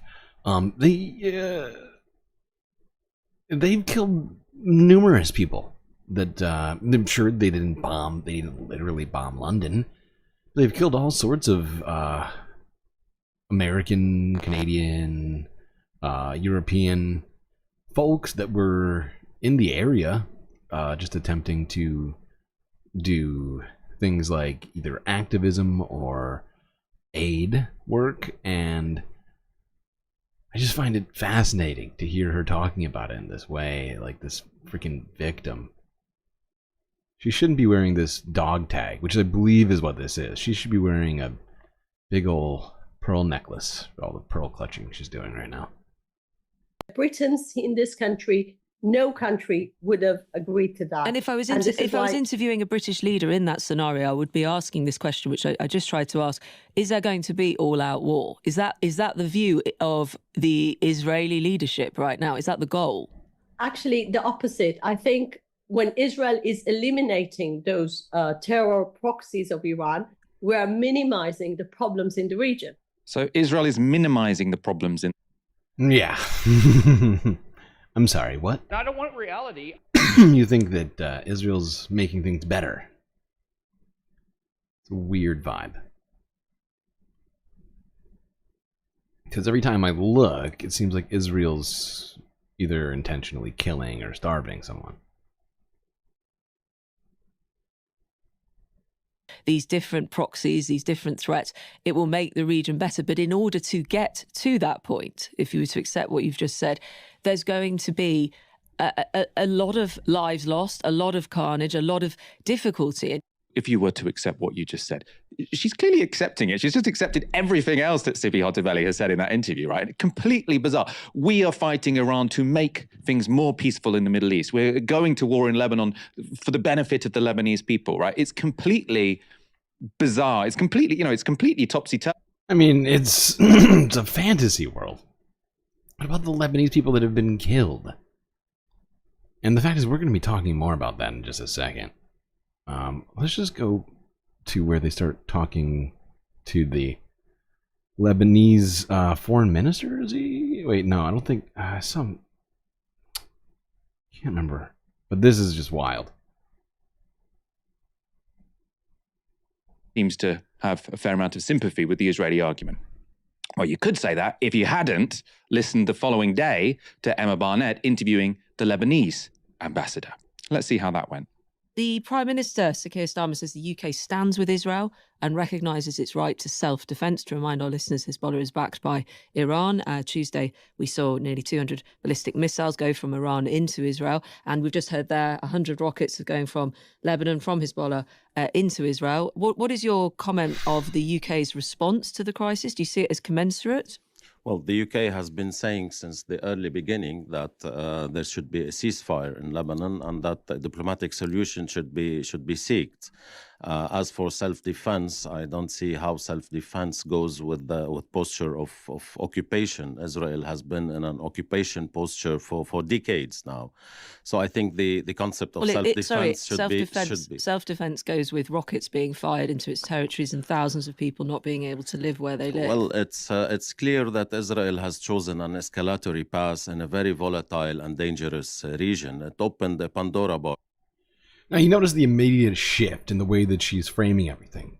When she was speaking to the Israeli propagandist, she was clearly framing everything in a sort of hypothetical way, sort of in a, an inquisitive sort of way, or framing it in sort of, like it was, but then you switch here, suddenly it's all resolute, it's definite, it's, and it's just, it's so strange that she wants to be posing these things to this man after giving this fucking just wildly forgiving interview to a spokesperson for a country committing, war crimes and genocide. And we've said in the beginning that we would want to seek a diplomatic solution, and diplomatic solutions exist. We were on a track trying to discuss a diplomatic alternative to the current abyss, but the hotheads in Israel chose a different path. I think what we're saying today. Would you describe Hezbollah as hotheads? Well, Hezbollah, they have their modus operandi. It's a Lebanese matter. Now they are in a self-defense posture. But I think that the alternative to this exists, which addresses the concerns of everybody. If the real aims of the Israelis is to guarantee the return of their civilian population to northern Israel, we also have our concerns. We can put all these concerns on the table and address them in the framework of this Security Council Resolution 1701 that had worked well from 2006. Hezbollah have to come to the table, don't they? And I wonder if your government's done enough to condemn Hezbollah and condemn its actions. You say Hezbollah is in a self-defense position. There is not a view of that by many who would view firing rockets and continuing to firing rockets into northern Israel as self-defense. They would view that as attack. Literally, she's talking to the Lebanese ambassador and she asks him the question that, gets put to student activists, right? Yeah, no, it's wild. Do you condemn Hezbollah? I can't believe that she chose to speak to this man in this way. I forgot there's a little bit more of this. Oh, God. Some of it is terrible.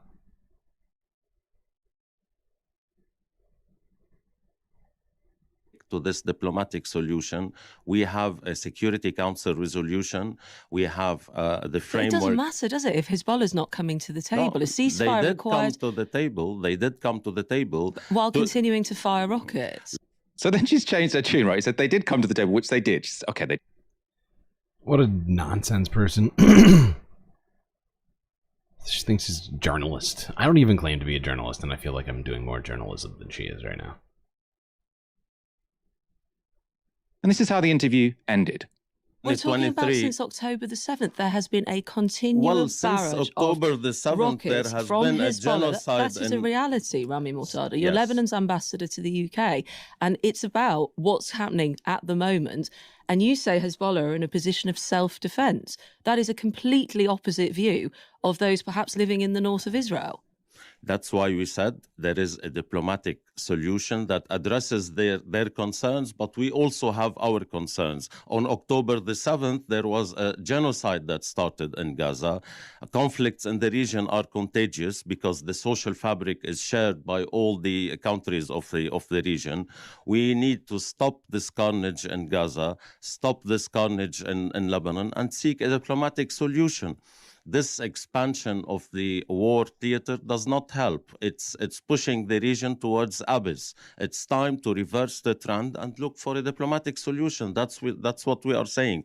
Rami Mortada, we've got to leave it there. Lebanon's ambassador there. Of course, you say a genocide was started on October the 7th. October the 7th was, of course, the day that there was the biggest attack on Jewish lives since the Holocaust. I think it's an important point to put into that particular context. Rami Mortada, Lebanon's ambassador to the UK. Thank you. So he gets this sort of wow, just wow. The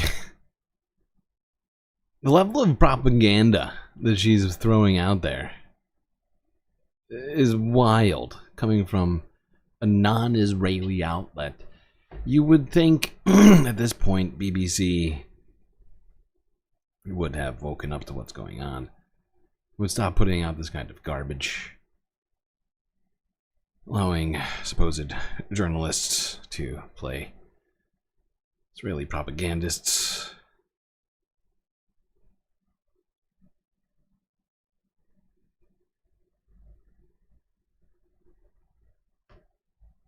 All right, we're going to skip a few things here, go straight to talking about the Middle East, because there's just too much to talk about. In the last few days that has happened to not just go straight to this right now. So, give me 1 second to get us to this first video.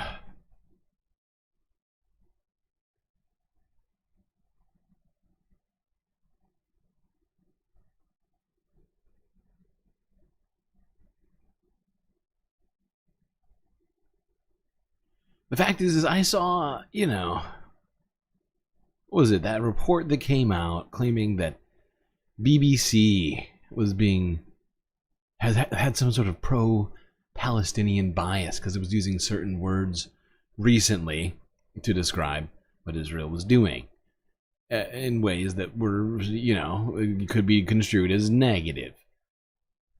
And I feel like BBC heard that and said, "Oh, we've done it. We were unbiased. Now we can go back to what we were doing a few months ago." Because there was a time, right, where I think some outlets like BBC, after doing months of Israeli propaganda directly after October 7th, started assessing their own coverage, started looking at reports like The Lancet and some of these other things saying that potentially, casualties are much higher. They started looking at things like the amount of starvation and the lack of consistency in Israeli talking points and everything else, and started doing, slightly better journalism for a short period of time. And then I feel like that report came out and they were just like, fuck it. I guess we did it. We've done it. We're good now. We did a journalism. Let's go back to just feeding people garbage.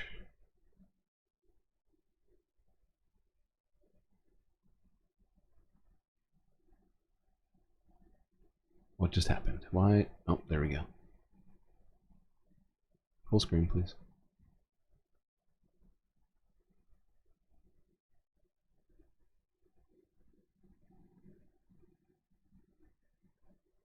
Why is this not playing? Okay, this is...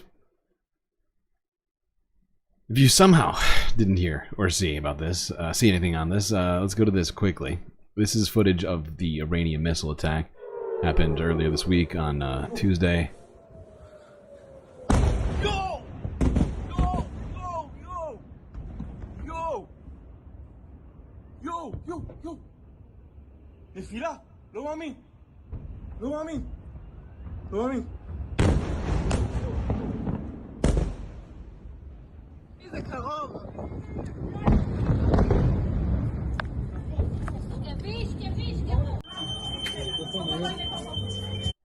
Before the... You don't remember what? I don't know what you're talking about, Jerry. Yeah, I don't know what that's referencing. I don't know what you're referencing.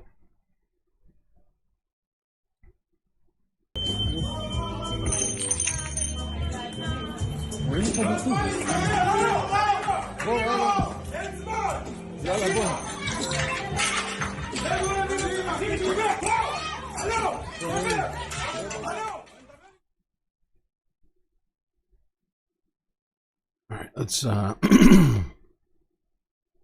move along. This is directly after that, where Israel vowed to respond to this Iranian missile attack.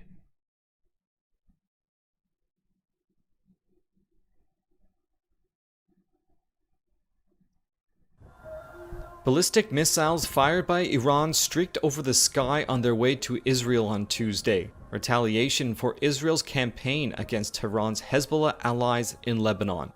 The missiles are seen here over the West Bank's Hebron and in Tel Aviv, with sirens blaring and air defenses intercepting the projectiles. Alarms sounded across Israel and sent people scrambling for shelter. Iran's Revolutionary Guard Corps said the missile salvo was in retaliation for recent Israeli killings of militant leaders and aggression in Lebanon and Gaza. Israel said more than 180 missiles were launched.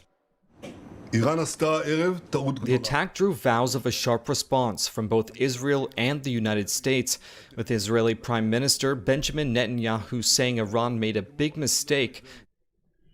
Right. That shitty reporter?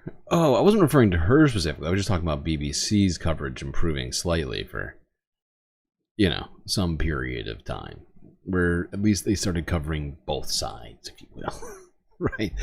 And where they were, it just felt like, I don't know. But then I just feel like more recently they've been, especially ever since Israel sort of stepped up its attacks in Lebanon, they just kind of went right back to the old talking points. And it's just like, I don't know. And I mean, right before that is when that report came out about supposed BBC bias.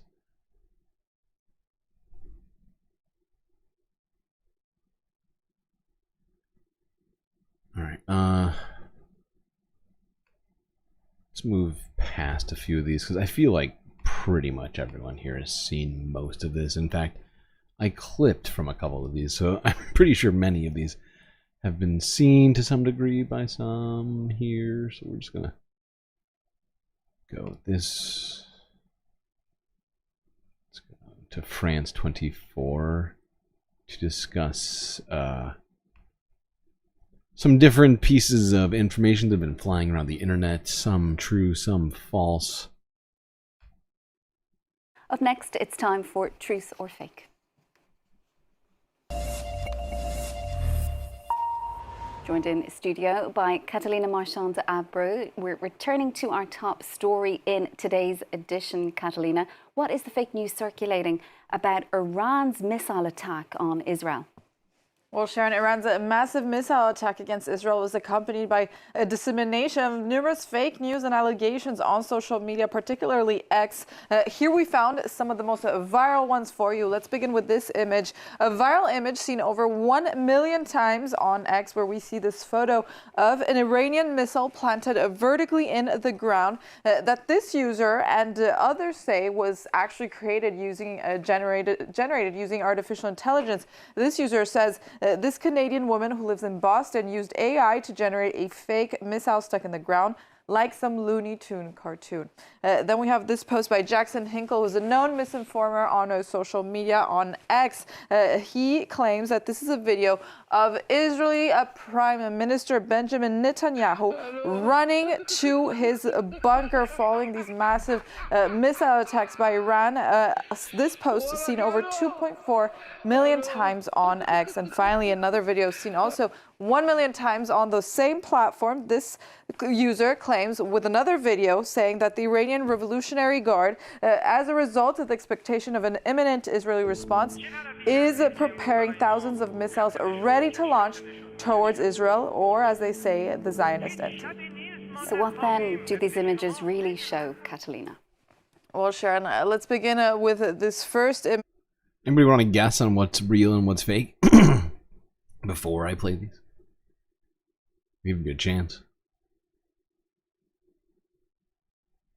I'll give you a hint. Only one of these are real. So I guess pick 1, 2, or 3. The missile being 1, the video of Netanyahu being 2, and the video of Iran getting ready for strikes being 3. I'll give you like, I don't know, 15 seconds. I know you're all behind me too, so I'll give you maybe slightly more. I'll play some background music here. I feel like I'm taking crazy pills. That's not what I meant to hit.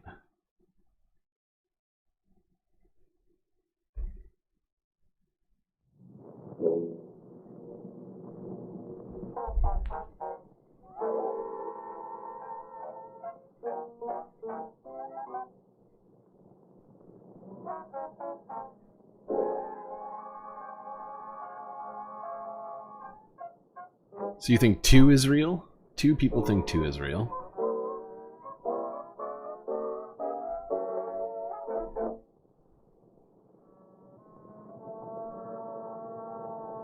You think 2 is fake? Okay. I was trying to get you to guess which one was real, because there's 2 fake ones and 1 real one. So, telling me which one you think is fake doesn't actually answer the question I asked. But okay, that's enough answers. We're going to get back to it.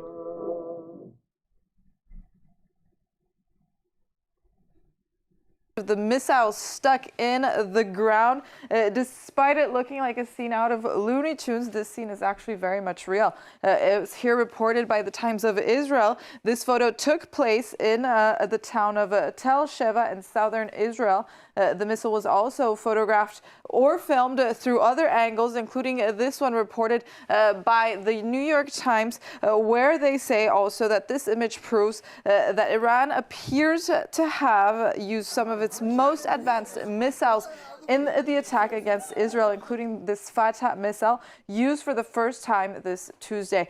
Moving on to the video of Netanyahu running allegedly to this bunker. This video, this claim is fake. He was not running to his bunker. This original claim was posted by Benjamin Netanyahu himself on his account on X on December 13th, 2021, where Netanyahu was actually rushing to vote in Israel's parliament back in 2021. Finally, the video on Iran, a misleading claim, of course. This is also an old video you could see right here, was published on YouTube on November 2020, here published on... I was really hoping, personally, when I watched this, that the BB one was real, but unfortunately, no. Posted by BB himself. Rushing to Parliament.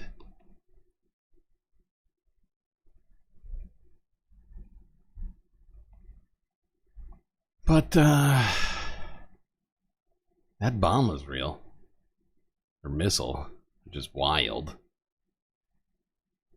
Alright, now let's go here to Democracy Now! To quickly talk about the situation. The escalating situation in the Middle East.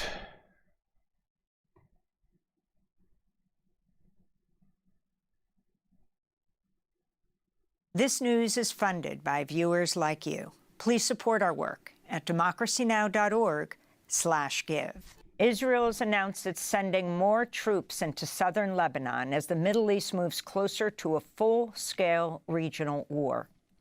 On Tuesday, Iran fired at least 180 ballistic missiles at Israel, an attack that Iran said targeted Israeli military and security sites.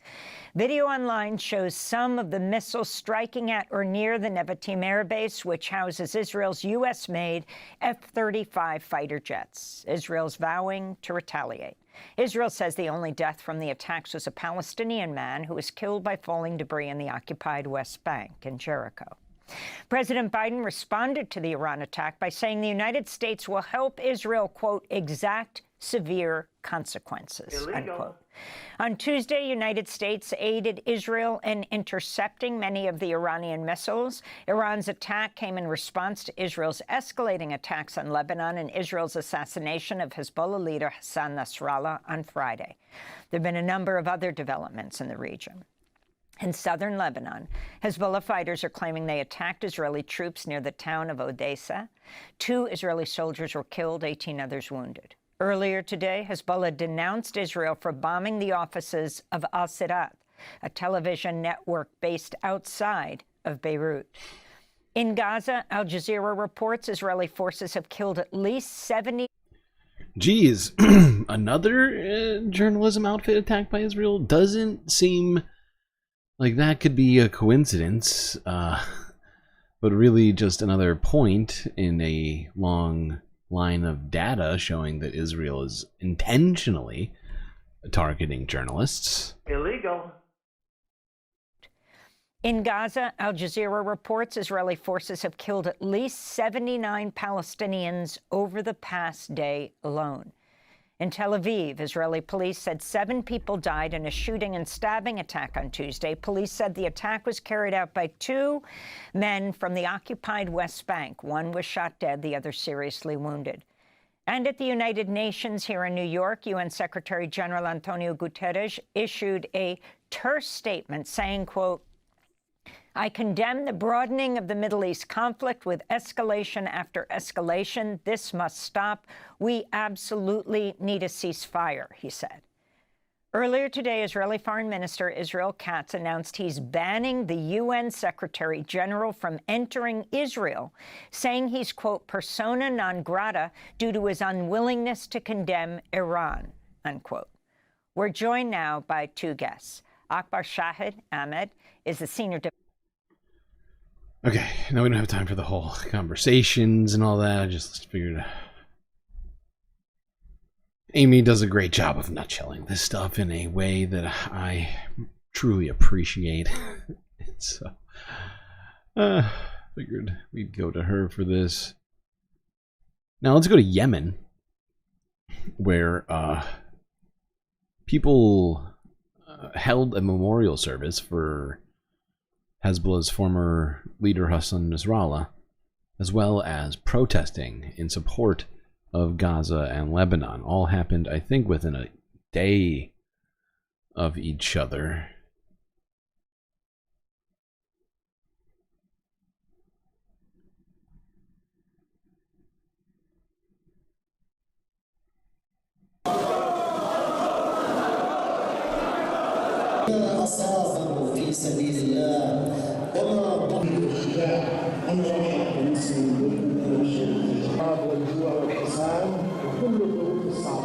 فسيد الشهداء المقاومة والجهاد السيد حسن. Okay, now let's go to this one showing this protest.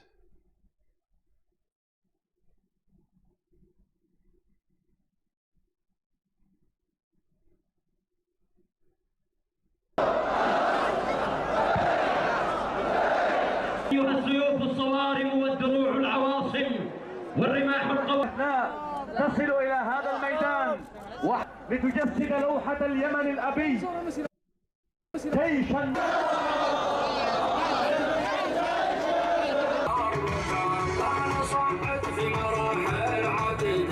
لا تزال القوات المسلحة اليمنية تنفذ عملياتها بشكل مستمر.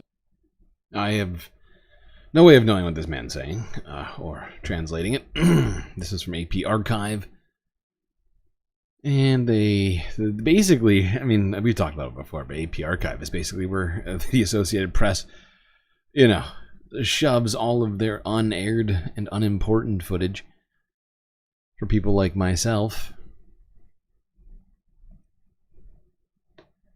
who can't seemingly find enough content out there in the world to satisfy their curiosity and desire for current events.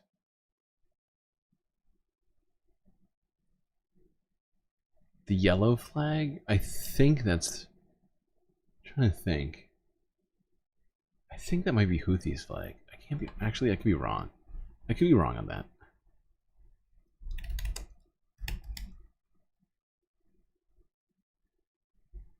Maybe I'm wrong. No. No, I don't think that is it. Wait. Actually, that might be it.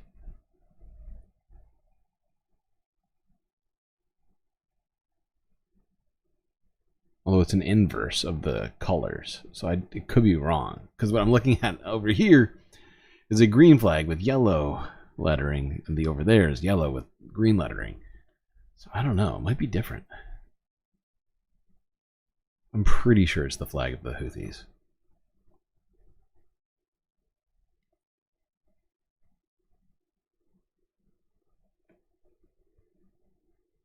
Where are we? Alright, now let's go here. Israeli military releases video said to show its troops operating in Lebanon. This is from 2 days ago.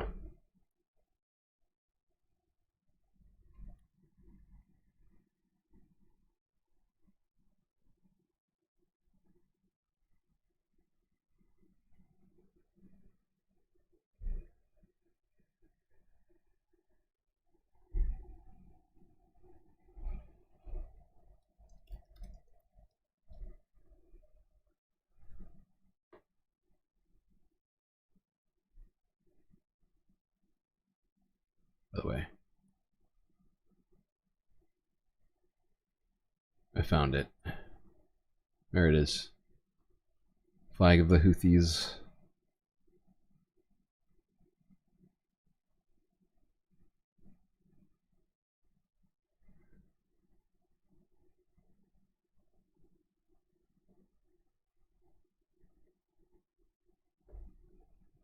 All right.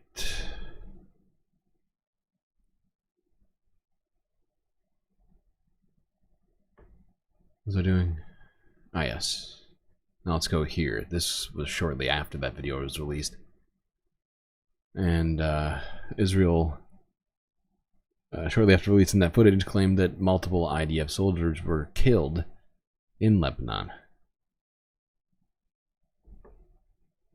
Something of an auspicious start for the IDF here.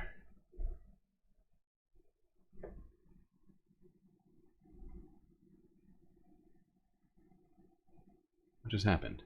Why did I just get skipped? What the fuck? Go back.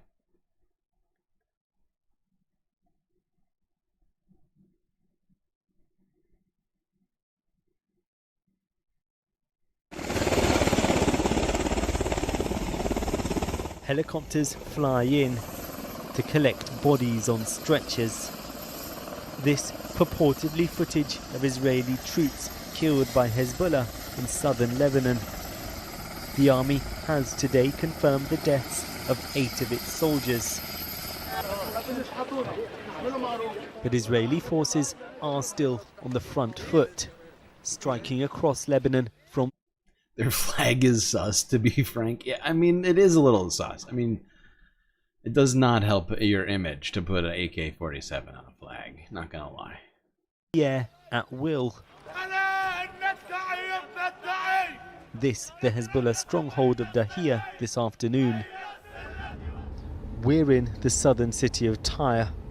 Our movements constrained by Hezbollah, who accompany us wherever we film.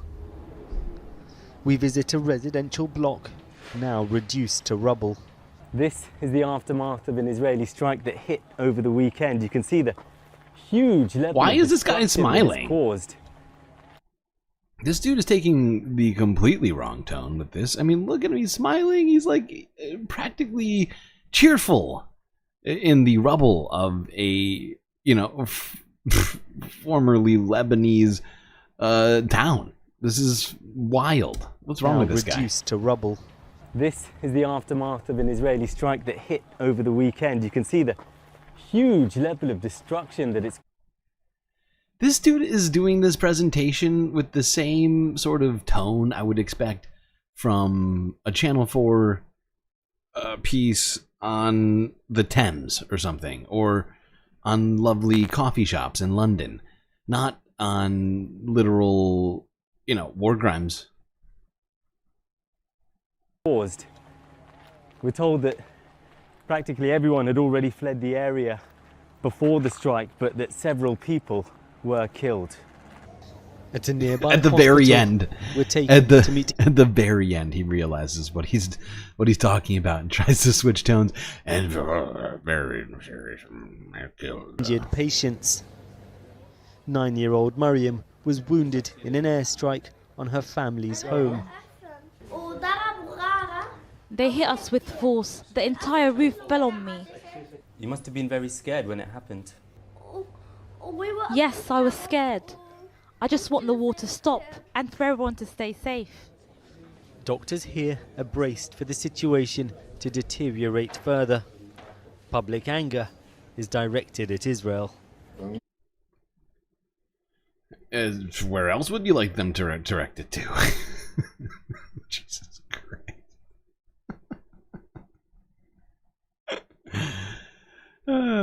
But thank you for the clarification, Channel 4. Alright, we're not going to watch that whole thing. Let's keep it moving. It's enough Channel 4. Let's go quickly to Gaza, as babies are among 51 dead in Israel's latest operation in the south of Gaza. How great for them. Jesus fucking Christ. How and why is this still happening? October 7th is 2 days away.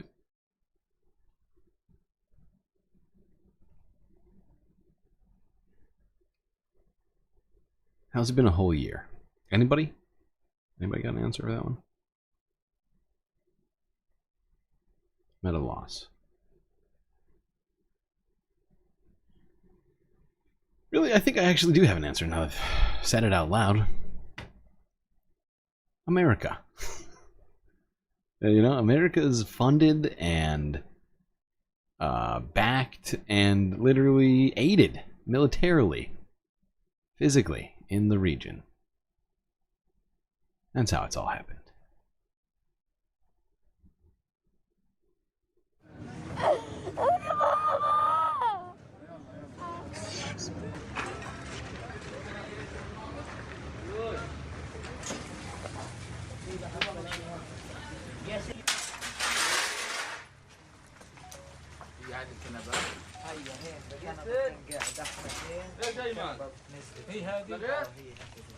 هي هذه زرقاء الكنبه كنبه زرقاء ايش بتصور يا عمي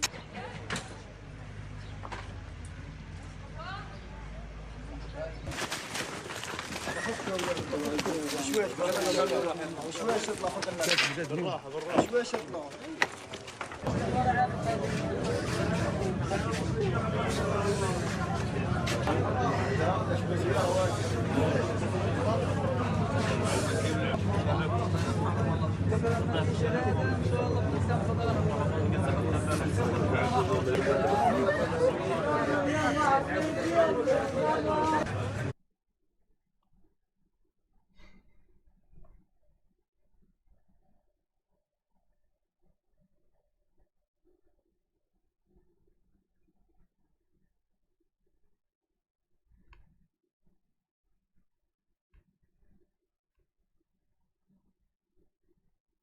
Why do you only have 2 emotional spark here?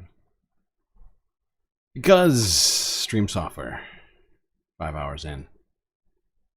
No longer our friend. It's here to be difficult with us. We'll get 2 extra emotional support characters tomorrow. So, you know, at least take that with you as a sort of bolstering little factoid.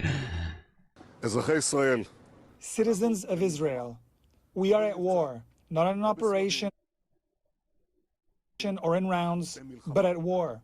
This morning, Hamas launched a murderous surprise attack against the state of Israel and its citizens. We have been in this since the early morning hours. I convened the heads of security establishment. This guy, he genuinely seems thrilled about the fact that he's announcing that they're at war right now. Like, I just, this is ridiculous. And the fact is Israeli people are still incredibly pissed off with Netanyahu. He's done absolutely nothing. He's done the opposite of something. He's done negative. He's killed more hostages than he's saved at this point.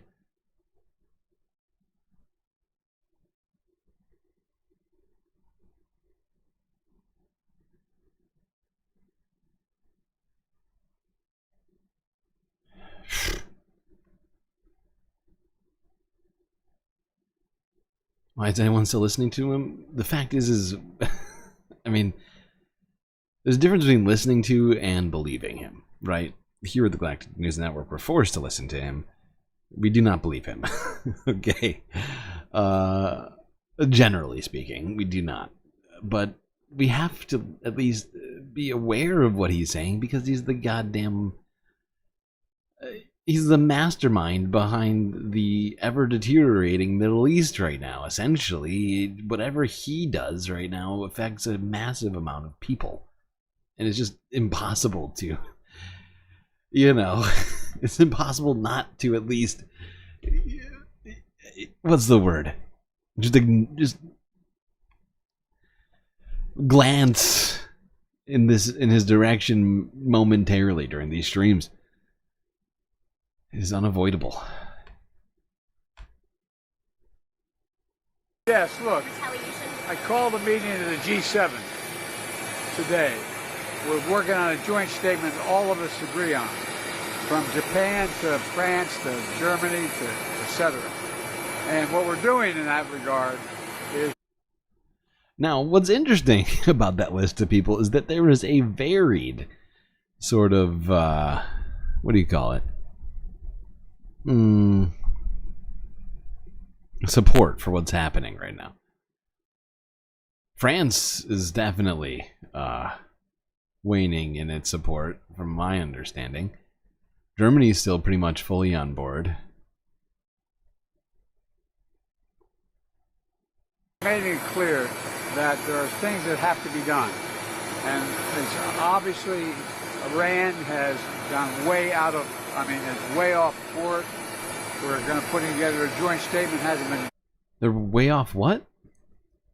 It's way off board. We're going to put together a joint statement. Hasn't been done. What is he saying? Way off board? They're off board?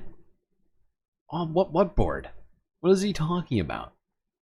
You think they're supposed to be on board with something? What exactly is he suggesting? That Iran should be on board with what Israel's doing? Or with what America's doing? I'm confused.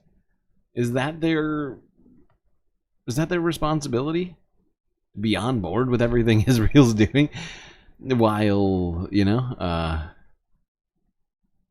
it's a confusing statement to me.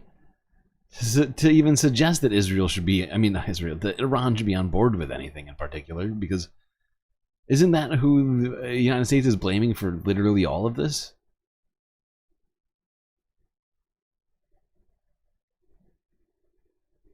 It'll be done before too long, probably by the time we land, and there's going to be some sanctions imposed on Iran. Sir, do you support an attack on Iran's nuclear sites by Israel? The answer is no. I think there's things we'll be discussing with the Israelis what they're going to do, but all 7 of us agree that they have a right to respond. This guy is so useless. How is he still president? Moments like this, where he doesn't seem to be actually completing any thoughts, it's just mystifying.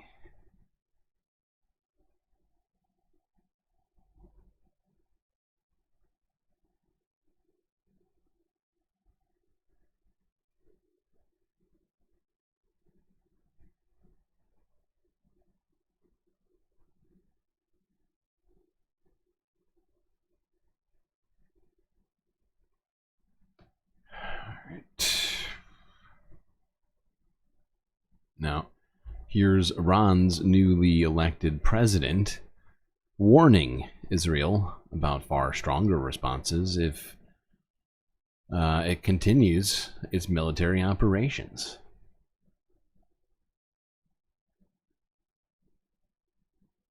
اروپایی آمریکا باید این جانی رو سر جاش بنشونم که دست از این کاراش برداره چون اگه بخواد ادامه بده به این سادگی نی دفعه دیگه اگه بخواد کاری بکنه Pause. I literally what the fuck. ما رو به هم بزنه ما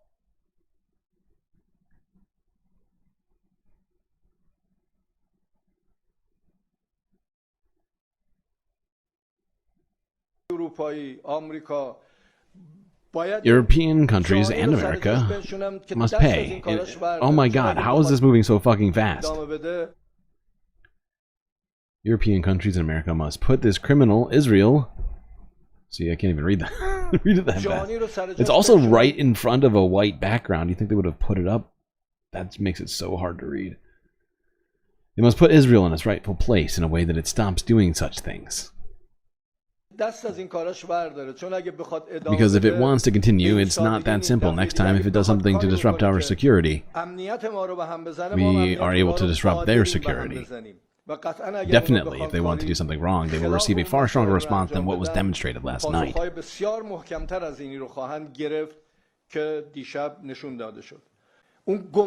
Iron Dome they have built is not made of iron, it's more fragile than glass. The world must be able to punish such an apartheid, genocidal regime.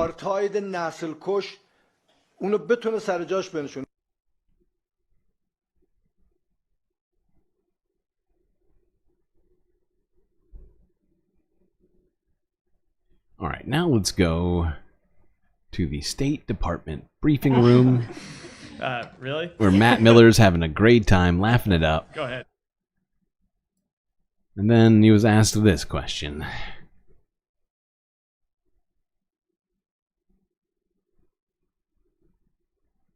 This guy looks like a villain. Am I wrong? That's the face of a villain. That's not fair. That's not fair. His actions are much worse.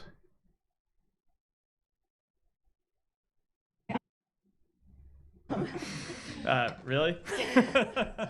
Go ahead. So Biden said he does not support an attack on Iran's nuclear sites. Is that a red line for the U.S., and are there any others? What's your message to Israel on how this response should look? So the president made very clear what we do not support. I think beyond that, we will continue to discuss with Israel what the shape of their response will be. Not going to air all of those discussions privately, but we have made very clear that this was an unprecedented escalation by Iran. Israel has a right to respond to it, and we'll discuss that response with them. Are the Israelis... This is the actual question. Sorry. That was the lead up to the question. This is the one. Israel has a right to respond to it, and we'll discuss that response with them. Are Are the Israelis listening to you? Like, do you have any indications that Israel is even inclined to listen to the U.S. after having made operational decisions on its own that led to success? Look, they're a sovereign country. They do make their own decisions. We talk with them at a number of different levels about what we believe is in their interest, what we believe is in the interest of the region. We'll continue to do that, but ultimately it's up for them, as it is for any sovereign country, to make their own decisions. Are they receptive to what you've been telling them in these conversations, though? Do you have any indication that... Huh. So zero accountability, Matt. You're just saying it out loud now, right? He say, yeah, we give him the bombs and the money and the planes. What they do with them is totally up to them. War crimes or not, or whatever, invading sovereign UNSC countries or whatever else. That's up to them. Sovereign country Israel, who is more sovereign than all the other countries in the Middle East, apparently. To do that, but ultimately it's up for them, as it is for any sovereign country, to make their own decisions. Are they receptive to what you've been telling them in these conversations, though? Do you have any indication that they're going to listen or coordinate with you on what the next steps are? I think it's appropriate at this point that we keep those conversations private. And then just on Gaza ceasefire prospects, has there been any progress on that since the attack on Hezbollah communications equipment? Are there any meetings taking? I think we all know the answer to that. Look at his face. His face has it. His face. His face has it all. No, of course not. There's been no fucking there has been no progress on the ceasefire since it was announced by Biden.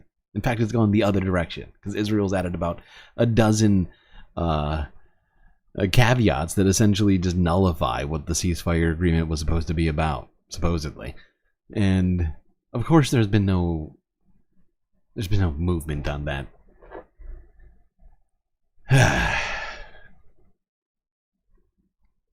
Movement on the ceasefire deal. It's a good one. I like that. Let's go to the West Bank. I'm trying to stay in chronological order here with everything on the Middle East right now, because so much has happened. I considered doing it in multiple ways and just said, fuck it. There's just too much to talk about here to not do it this way. Hold on, I gotta hit the galactic bathroom here. Be right back.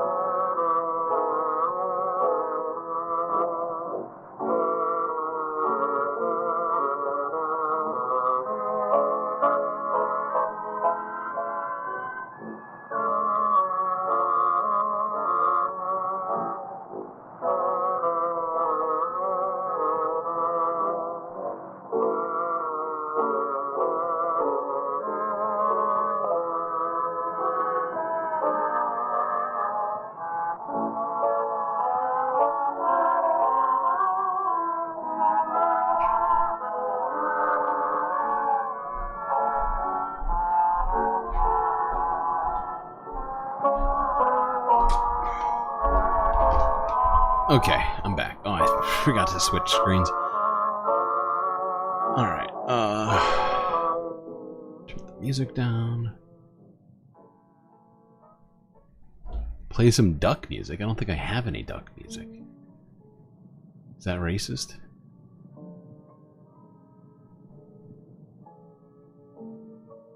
Alright, let's go to the West Bank, where 18 people were killed in a recent Israeli strike on Tulkarm.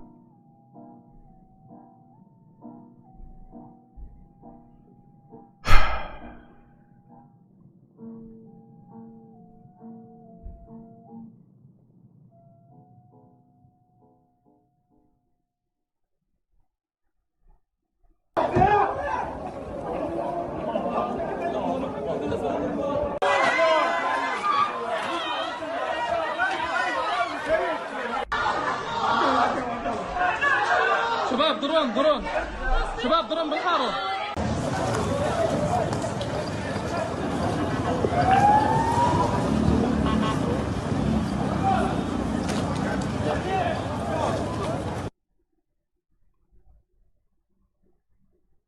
Okay.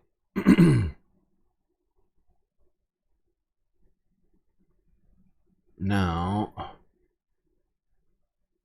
let's go back to Lebanon. Sorry, hold on. Let's go back to Lebanon. We have multiple videos to look at. First one being troops operating in Lebanon once again. This is from the Associated Press from yesterday.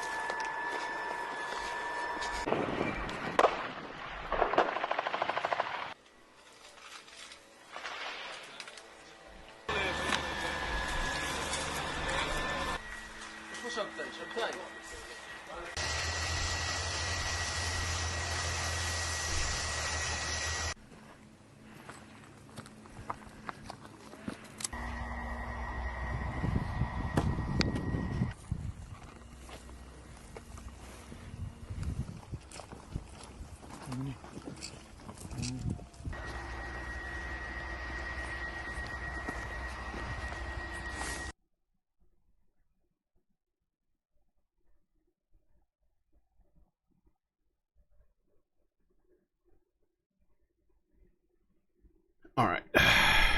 Now, you're looking for duck music? You really are. Wow, incredible. Here's some duck music for you.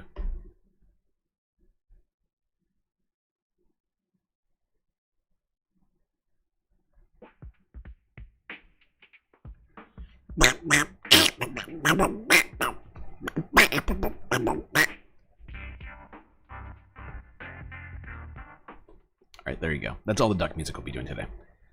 I just didn't want to feel... I didn't want people claiming I wasn't inclusive to ducks. I don't think I could live down that sort of scandal. Alright. Now let's go to airstrikes that we're seeing over Beirut.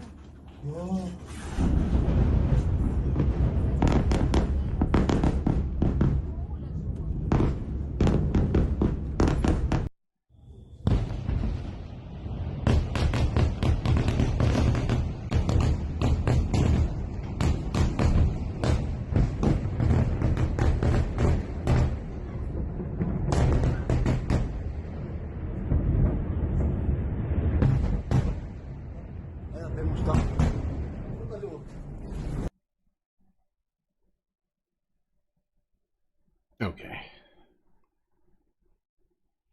Those all appear to be civilian areas to me. I want to go to Jumana because oh God, not this one. Oh fucking hell. We're already here. Oh God damn it, Aaron. You bitch. A fucking bitch. Oh boy, here we are. At a place I don't want to be, but we're going to do it. Here's CNN's Aaron Burnett Let me line this up. Where's this fucking interview start?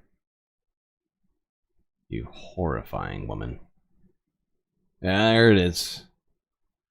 So yeah, CNN's Erin Burnett, supposed journalist, had on war criminal spokesperson. What's this guy's name again? Either way, he's I believe IDF spokesperson. She had him on in one of the most comfortable interviews I've ever seen anybody give with a war criminal sitting right next to them. It could be described as palling around almost.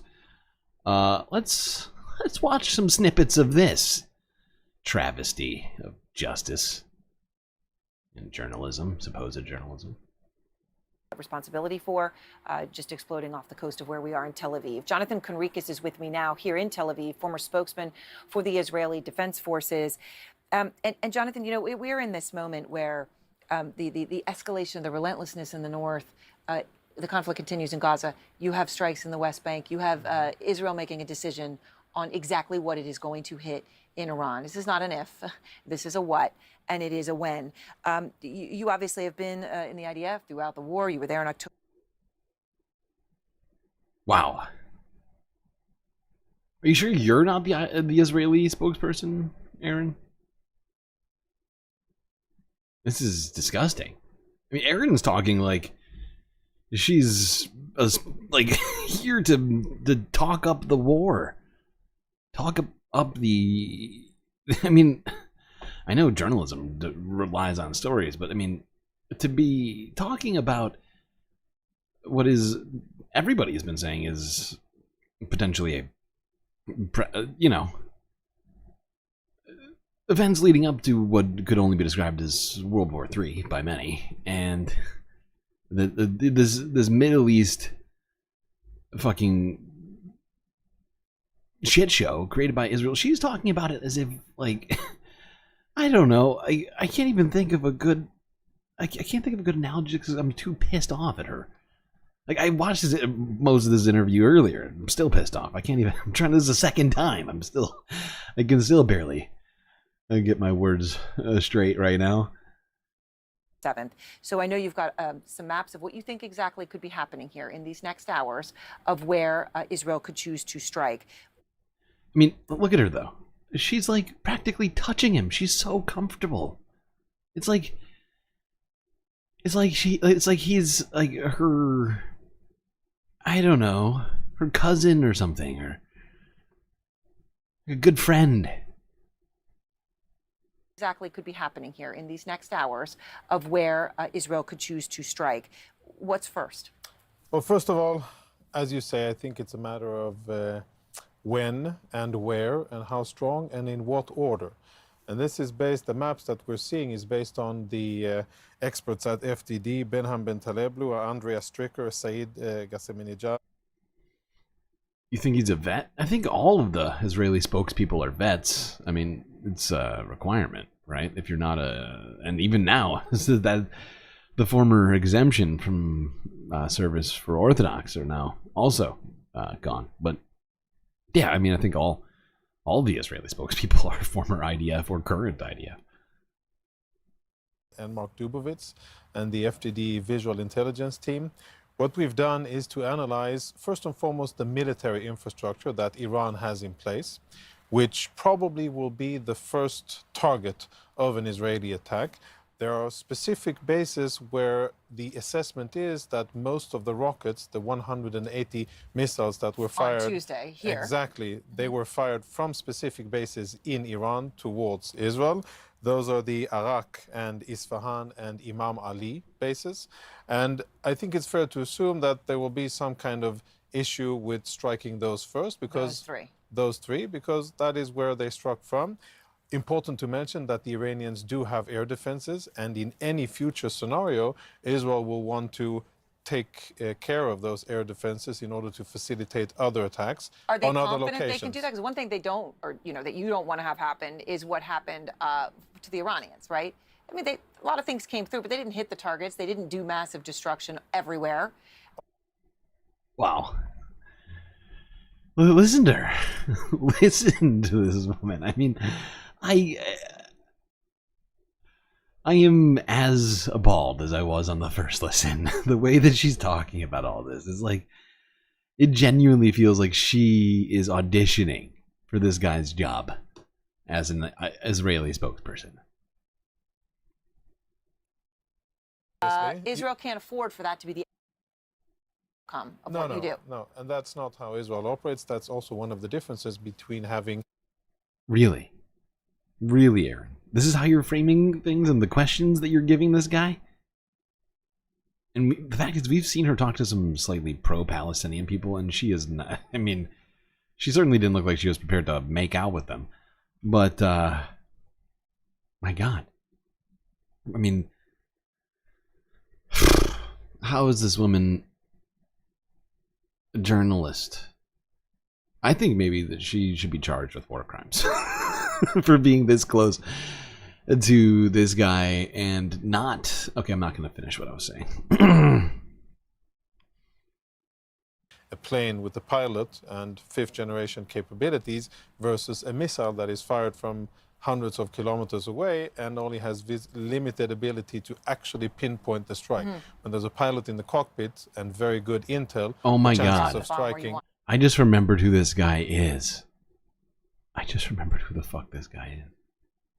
Former. He used to be the IDF spokesperson.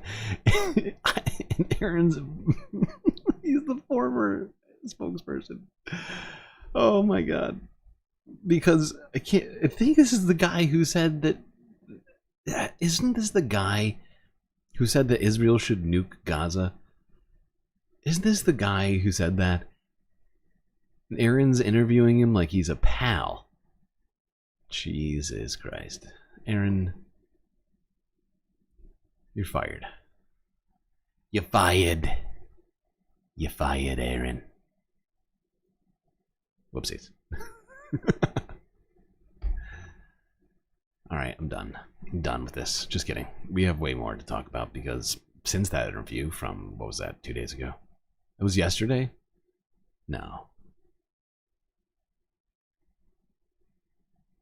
No, it was almost 2 days ago. It just hasn't updated yet. But this happened directly after that interview, where Israel continued striking Lebanon.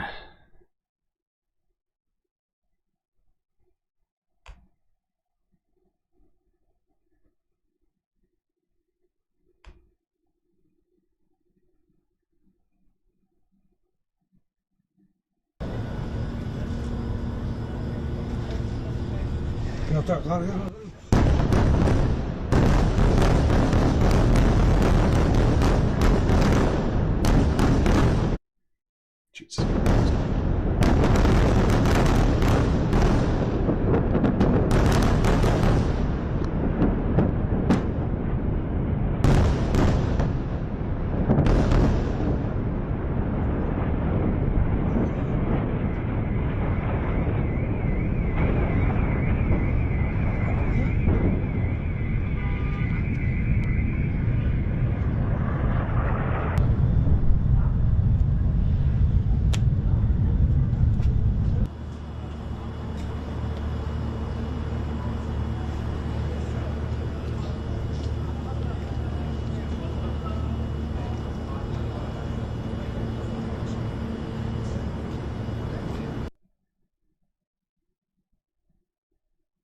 Now, this is at the airport in Beirut. I think this is different strikes. Oh, that was at the airport. I'm sorry. That was at the Beirut airport. Jesus Christ.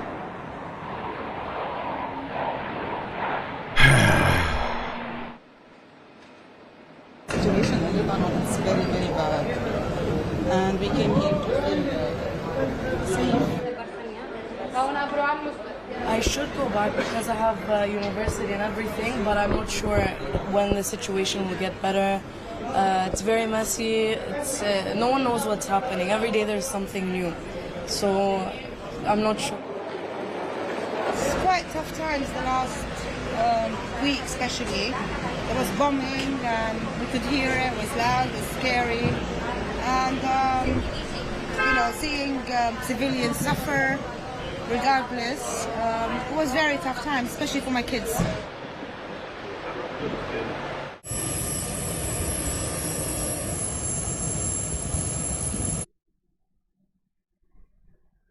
Yep, so that was showing people scared for their life, fleeing Lebanon.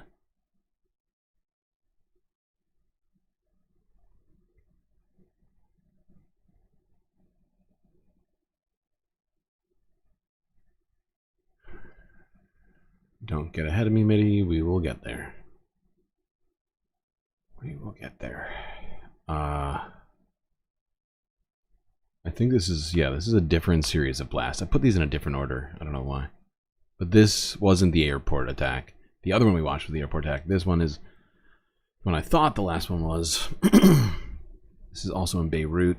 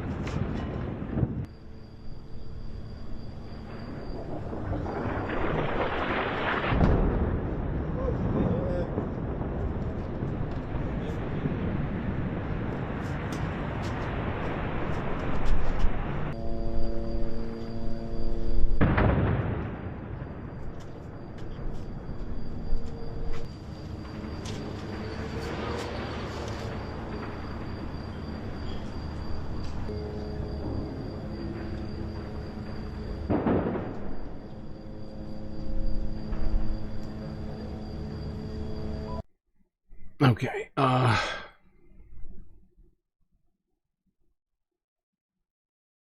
let's go back to the State Department briefing room here. A few other topics before I come back to Chagos and Rap, because we've been going for a while. Thank you, Matt. Just want to ask you about a comment you made earlier about that the ceasefire is still your goal, but you are supporting the incursion, ground incursion, to target a terrorist organization positions in the south, as you mentioned it. But what is needed to be achieved in the ground, so then the priority will be the ceasefire? So I'm not going to offer an assessment today of where the operations that the government of Israel has launched, where they are going to go. We support them in these limited incursions to clear out Hezbollah infrastructure above and below ground, but ultimately we want to get to a diplomatic resolution. Yeah, no, I know, but it is a question about where it's going to go. I'm not going to publicly. We are let's say, like, we are very much aware of the risk of, as I said, this beginning to look like previous incursions across the Lebanese border, and we're having conversations with the Israeli government about that, but I'm not going to get into it publicly. Today, Iranian official told Al Jazeera that Iranian government passed messages to you, to U.S. government, via Qatar, that they don't want a regional war, but they want you to contain, and I'm quoting here, the Israeli insanity in the region, and that their self-restraint is no longer required only of them, it should be mutual. Did you receive such messages? So, I rarely, and I'm not going to, in this instance, comment on messages that we have received or may have received from the Iranian government. I would note that the day after you launched 200 ballistic missiles at another state, or 2 days after you launched ballistic missiles at another state, it's hardly time to pat yourself on the back and show that you've exercised restraint. Iran very much has not exercised. That's super weird, because that's exactly what Israel's been doing for the last 12 months. Anybody? Am I off base here? That's literally what the U.S. has been doing for Israel, and what Israel themselves have been doing every single time that they kill a bunch of civilians. They say we've been incredibly restrained. Please pat us on the back for our incredibly precise attacks that just killed a bunch of civilians. And it's weird that Matt Miller finds that to be a dubious sort of position to take, considering he himself has been patting Israel on the back just repeatedly for all of their very supposedly precise attacks.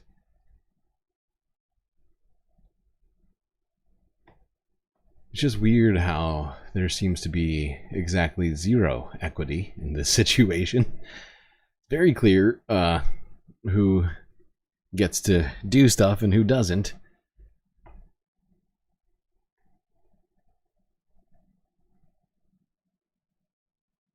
He just said he is not commenting. It's funny how that works. When Matt finds a comment that he likes, even if he said he didn't have a comment, he'll throw it in there. He did used to work at the Department of Justice. What happened to that? What happened to the justice, Matt? Alright, let's go here. Where Israel is bombing all exits from Lebanon, going in and or out, obviously. Starting in Syria.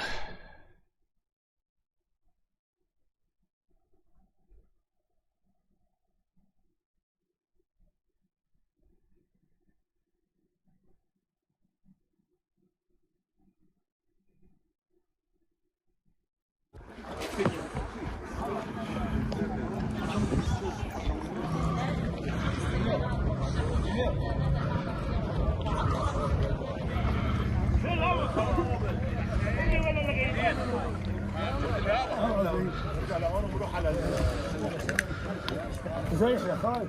اتفضل يا خالد.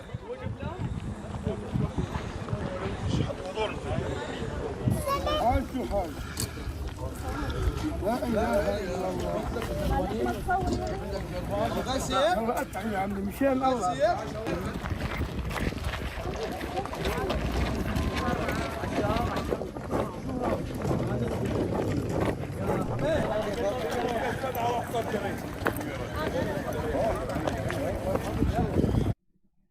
Now, this to me seems to be Israel's attempt to keep all civilians in Lebanon so that they can kill them, I guess.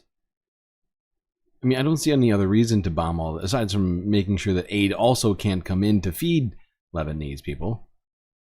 So I guess it's sort of like a double whammy. But as you saw there, or hopefully you did, in the sorry, I was taking a sip of something. As they said there, over 100,000 people have already left Lebanon to go into Syria. So Israel's just keeping people from leaving so that they can avoid their indiscriminate attacks on the capital of the country.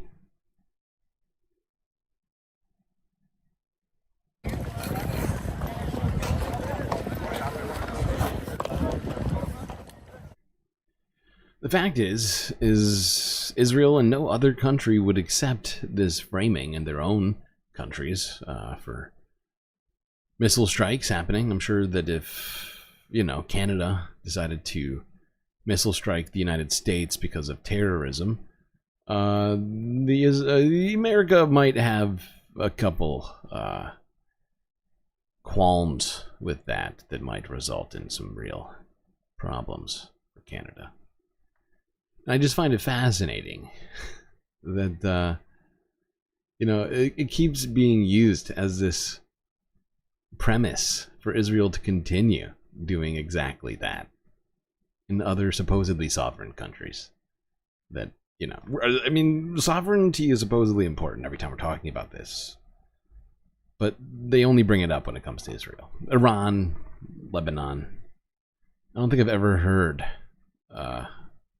U.S. official or mainstream media outlet refer to Lebanon or Syria or any of the other places that Israel's been striking recently as sovereign, even though they clearly are just as sovereign as Israel is.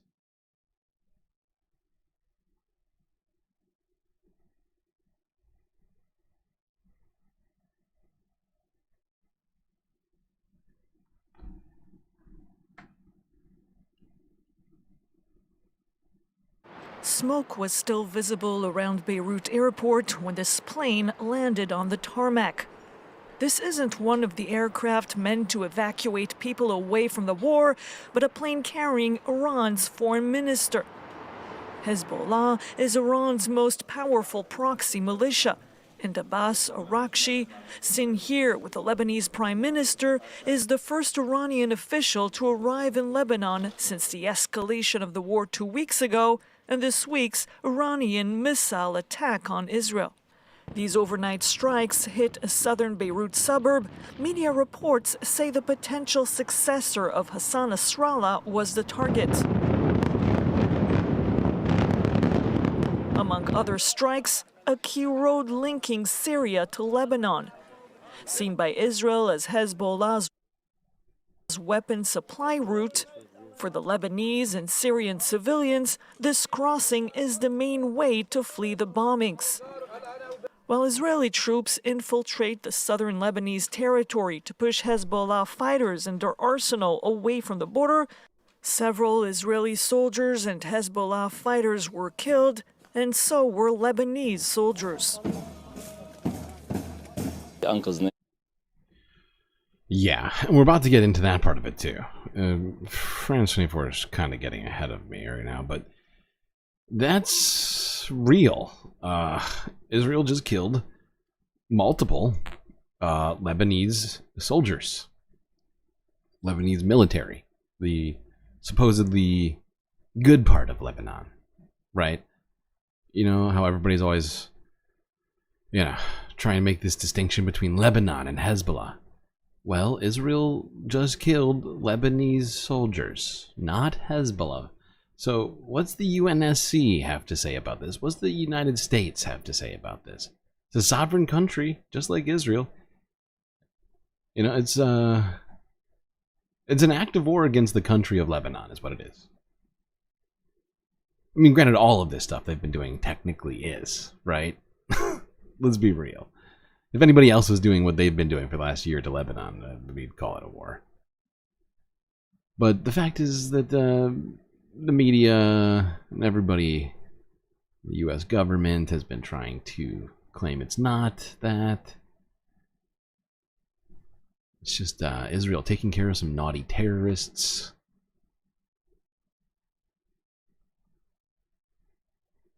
He went to rescue civilians with the civil defense paramedics and the Red Cross.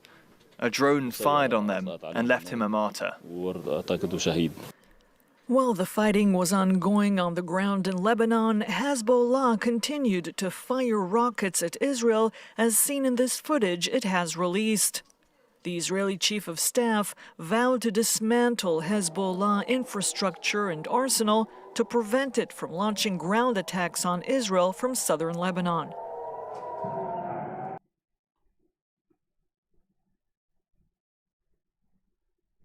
Now, these are more strikes in Lebanon. Happened, this is from 12 hours ago. Well, Israel has carried out a wave of massive airstrikes across Lebanon overnight, with explosions rocking Beirut's southern suburbs, including one close to the international airport, as Israel continues its offensive against Hezbollah.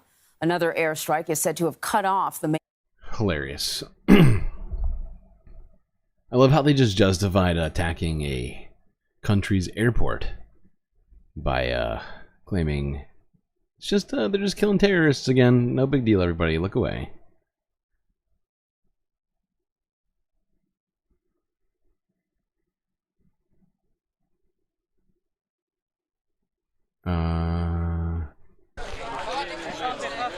This is showing...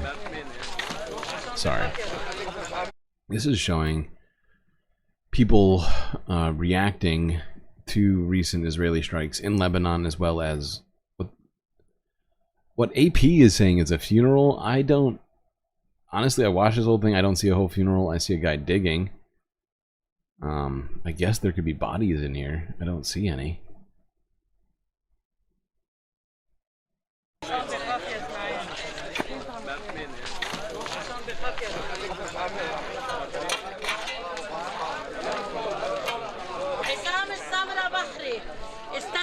مرته لعصام استشهدت خيه استشهد امه استشهدت كل النساء والرجال كبار واطفال هيدا الله شفق عليه هيدا عباس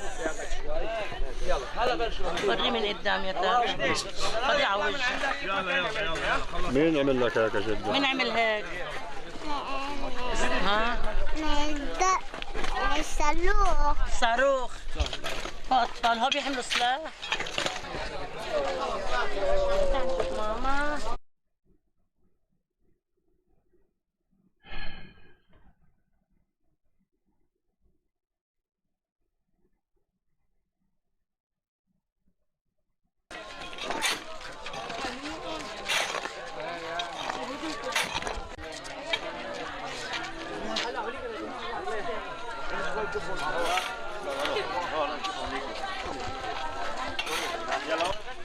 نحن بنقول نحن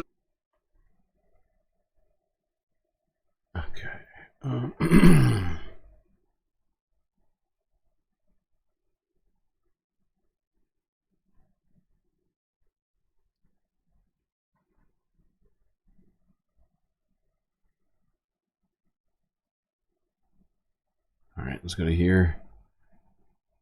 TRT World discussing the humanitarian situation, which is increasingly getting worse in Lebanon. It was another sleepless night for residents inside and outside the Lebanese capital, as the southern suburbs of Beirut were pounded with some of the most intense airstrikes experienced yet. The attacks were coupled with more evacuation orders, often issued in the middle of the night to people that have nowhere else to go. The sound is terrifying, more than you can imagine. The people who are sitting and seeing and hearing. I stayed one night in Dahia. There is a lot of destruction. It's unbelievable.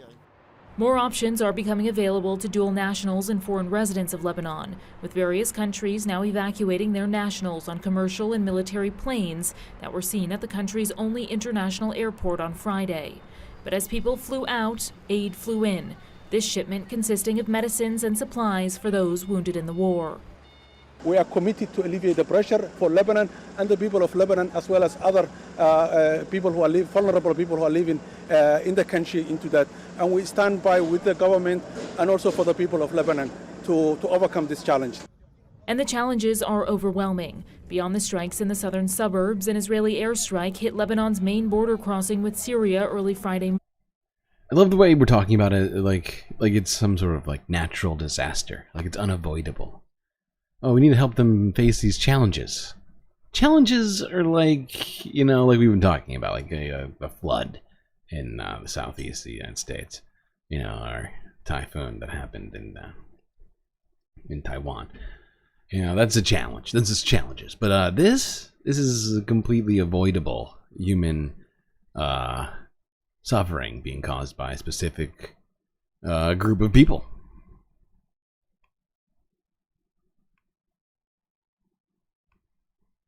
Cutting off a road that tens of thousands have used in recent days, described by the mayor as vital.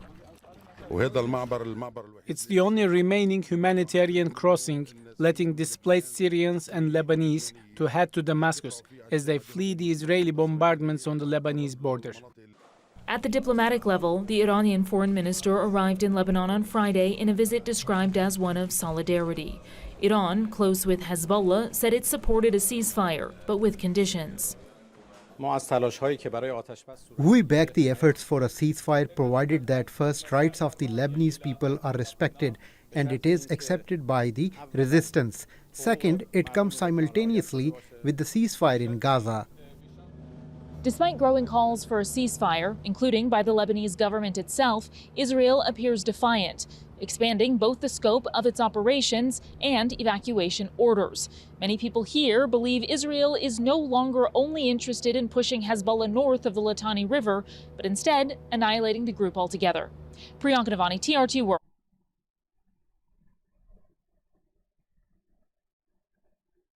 Okay.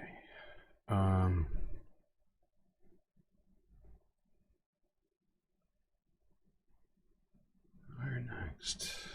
Oh, good. Let's go back to the State Department briefing room, where more questions were asked. Actually, wait. This actually, take it back. I don't think. No. This was at the White House briefing room.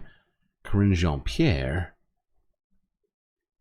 was asked, how long is the U.S. comfortable with Israel bombing Lebanon? What you talking about?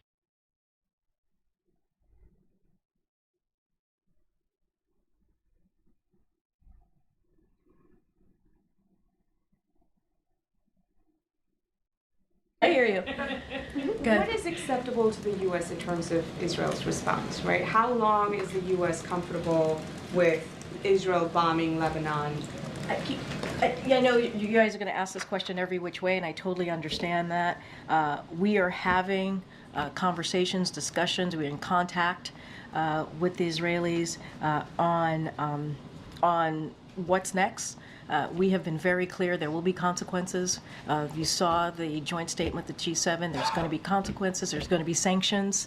And I'm not going to preview those sanctions from here. Damn. But we have always said For a second, has the right to for a second, she started talking about consequences. Like, consequences for Israel? Really? I'm excited. Tell me more about that. But no. She's talking about Iran. Of course, Iran needs consequences. Because they're the ones that are committing genocide in the Middle East. Right? Wait. I don't want reality. The joint statement, the G7, there's going to be consequences, there's going to be sanctions, and I'm not going to preview those sanctions from here, but we have always said Israel has the right to defend itself, and you saw just on Tuesday night, and not just Tuesday night, in April, how much we are prepared to defend and protect Israel, because that is our ironclad commitment. I'm not going to get into diplomatic conversations in the public here. And there was a report that quotes U.S. officials saying the White House wants to take advantage of the massive blow to Hezbollah's leadership and infrastructure to push for a new Lebanese president in the coming days. Can you comment on that? I'm not going to comment on that. I'm not going to comment on sources or reporting out there. That is not something that I'm going to speak to. Sourcing that I can't even. Wow. It's a bad look. It's a really bad look.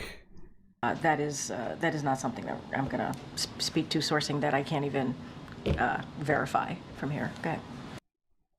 Wow. Let's hope that's not true. If the United States is trying to get involved in coups in the Middle East in the middle of all of this, my God. I mean, that seems incredibly ill-advised. Remember the last time the United States tried to do a coup in the Middle East? How long were we? I mean, we really never left. We've still been there, right? We still have a base big-ass base. A couple of bases, I think, actually, in Iraq. No longer the one in Afghanistan, but how long were we there for? Up until, what, a couple of years ago in Afghanistan. Still hanging out in Iraq. I mean, the coups seem to not be taking so good.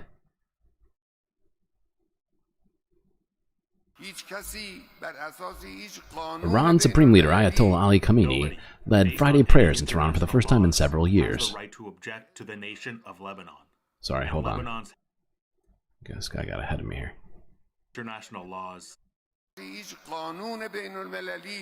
Nobody, based on any international laws, has the right to object to the nation of Lebanon and Lebanon's Hezbollah and ask why they are supporting Gaza and the uprising of the Palestinian people, as they have carried out their duty.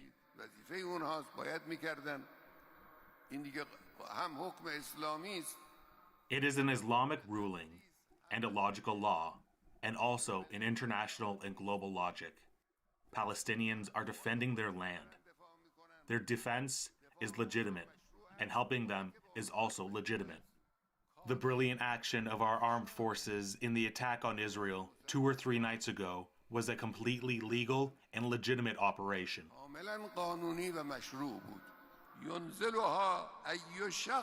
This reality shows us that any strike on this regime by any person or movement is a service to the entire region, if not all of humanity.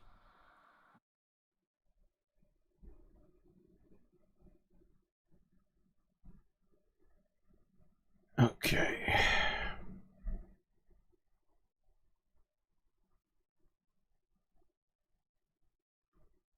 Now, you're certainly getting close to current right now. Let's go here to CNN from 5 hours ago. Analysis. Would Israel's Iron Dome be able to intercept a nuclear bomb? What? Wow, CNN's getting pretty wild with the hypotheticals here, huh? Okay.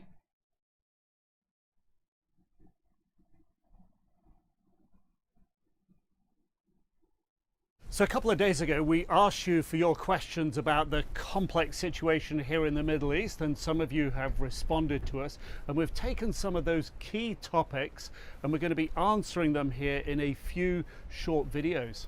So what are the chances all this can end in peace for the Middle East? Well, all conflicts do come to an end. And I think the question at the moment is, how long will it take? And because this conflict goes back...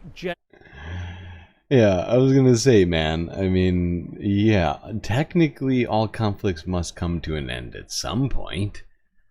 This one's been going on for the lifetimes of multiple generations. Jesus Christ. Many generations.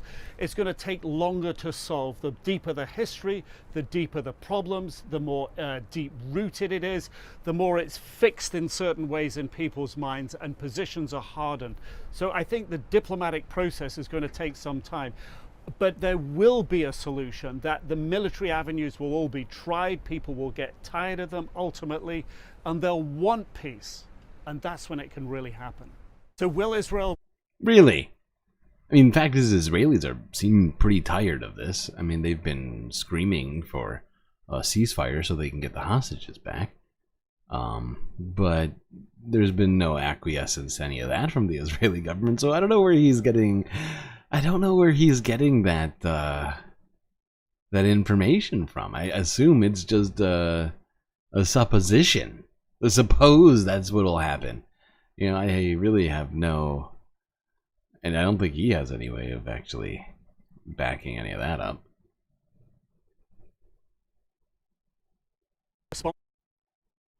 To Iran's attack, and would that escalate the situation? The answer is almost assuredly Israel will respond, because they believe in deterrence. They believe the way to keep themselves safe is through deterrence. They believe that they have to... Yeah, they believe that they have to actively strike illegally all of their neighbors. That's the only way to be safe, is by attacking all of your closest, all the closest humans to you.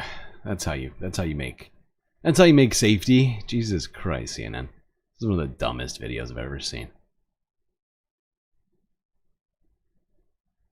Like this is CNN. This should be renamed. This whole video should be renamed. CNN gives you the worst answers to all of the questions you weren't asking. All right, let's go here.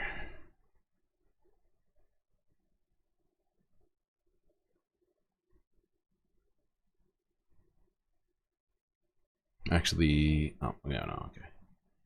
So yeah, shortly after all this, this is just earlier this evening. Here's Sky News Australia. Drone strike kills 2 Israeli soldiers and injures 24.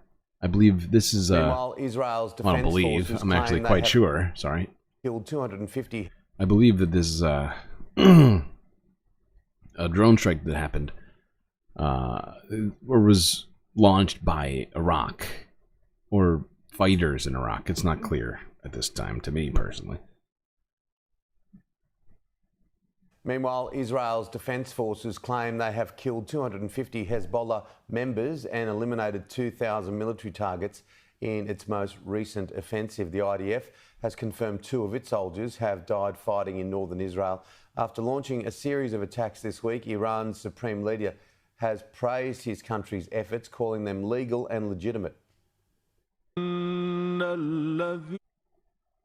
Sorry, hold on. We don't listen to all this. We already listened to a bunch of this. Oops, I thought I got it. world. Iran, like the wider region, is now waiting for Israel's response to the ballistic missile attack. The supreme leader has warned Israel not to act. Israel doesn't seem to be deterred. On the one hand, there is a sense of defiance, but I think there is also a deep concern in Tehran.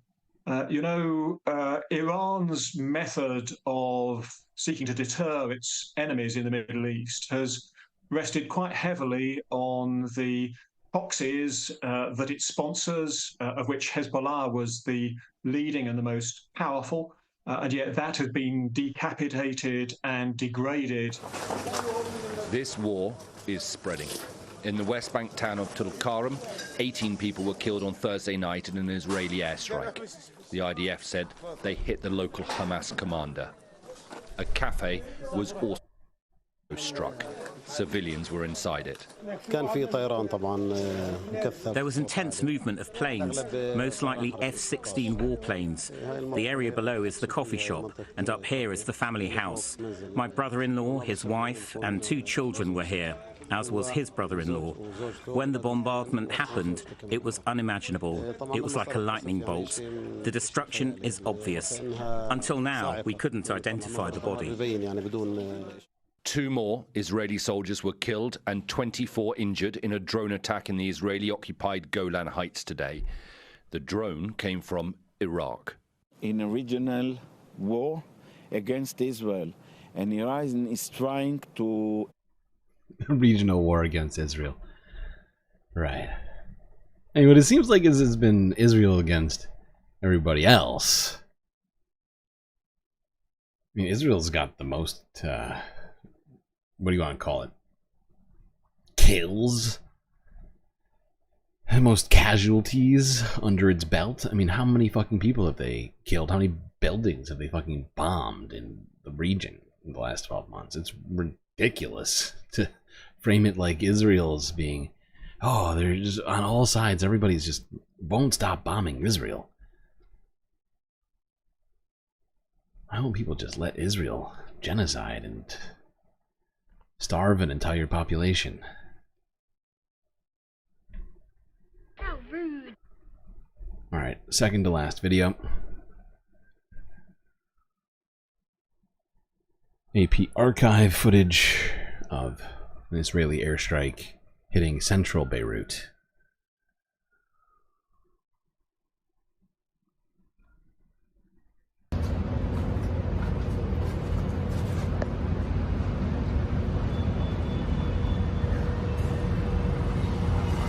يا هلا هلا هاي ضربوا الكل هلا شباب خليكم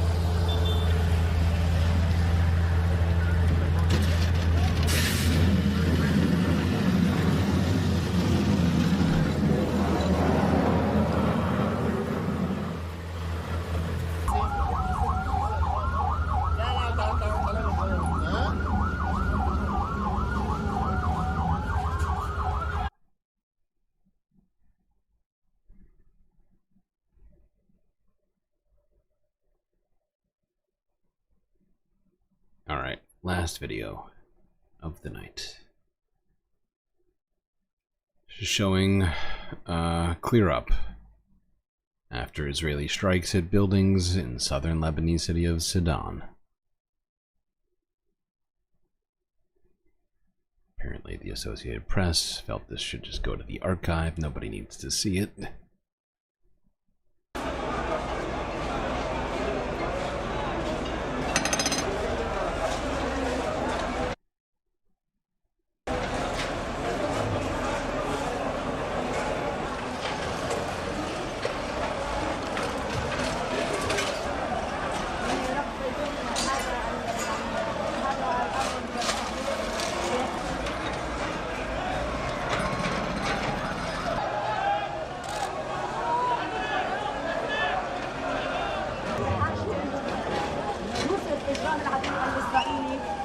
الزراعة التي طلبها هنا للمقاطعة المختلفة.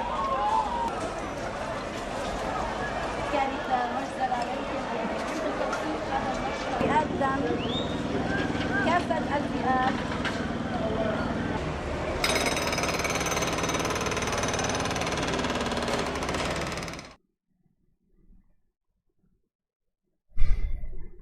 Well,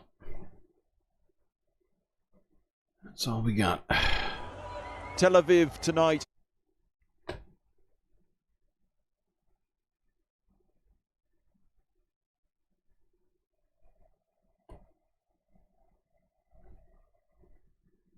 Break now.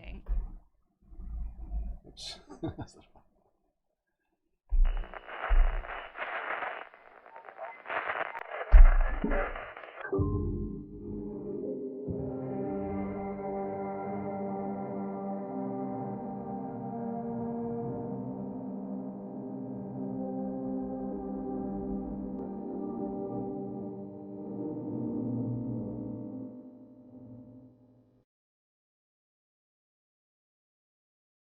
Well, gone through another stream.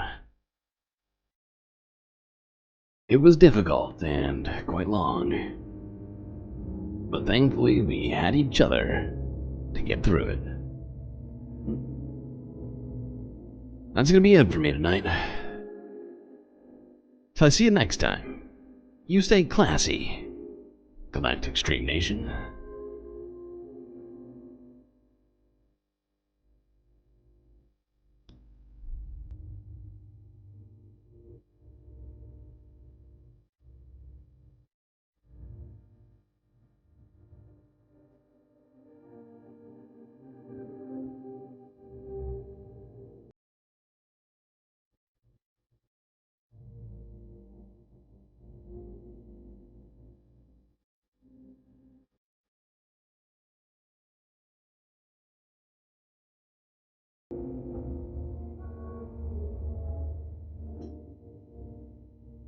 Can't forget this.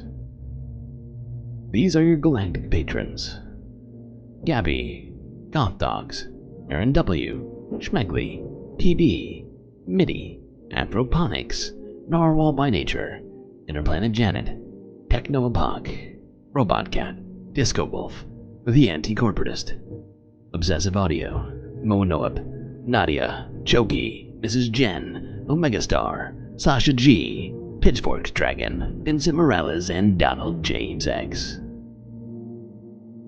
That's right, all these people here have helped produce the show which your eyes and ears have just gotten done enjoying. You can too, for just a few US dollars a month.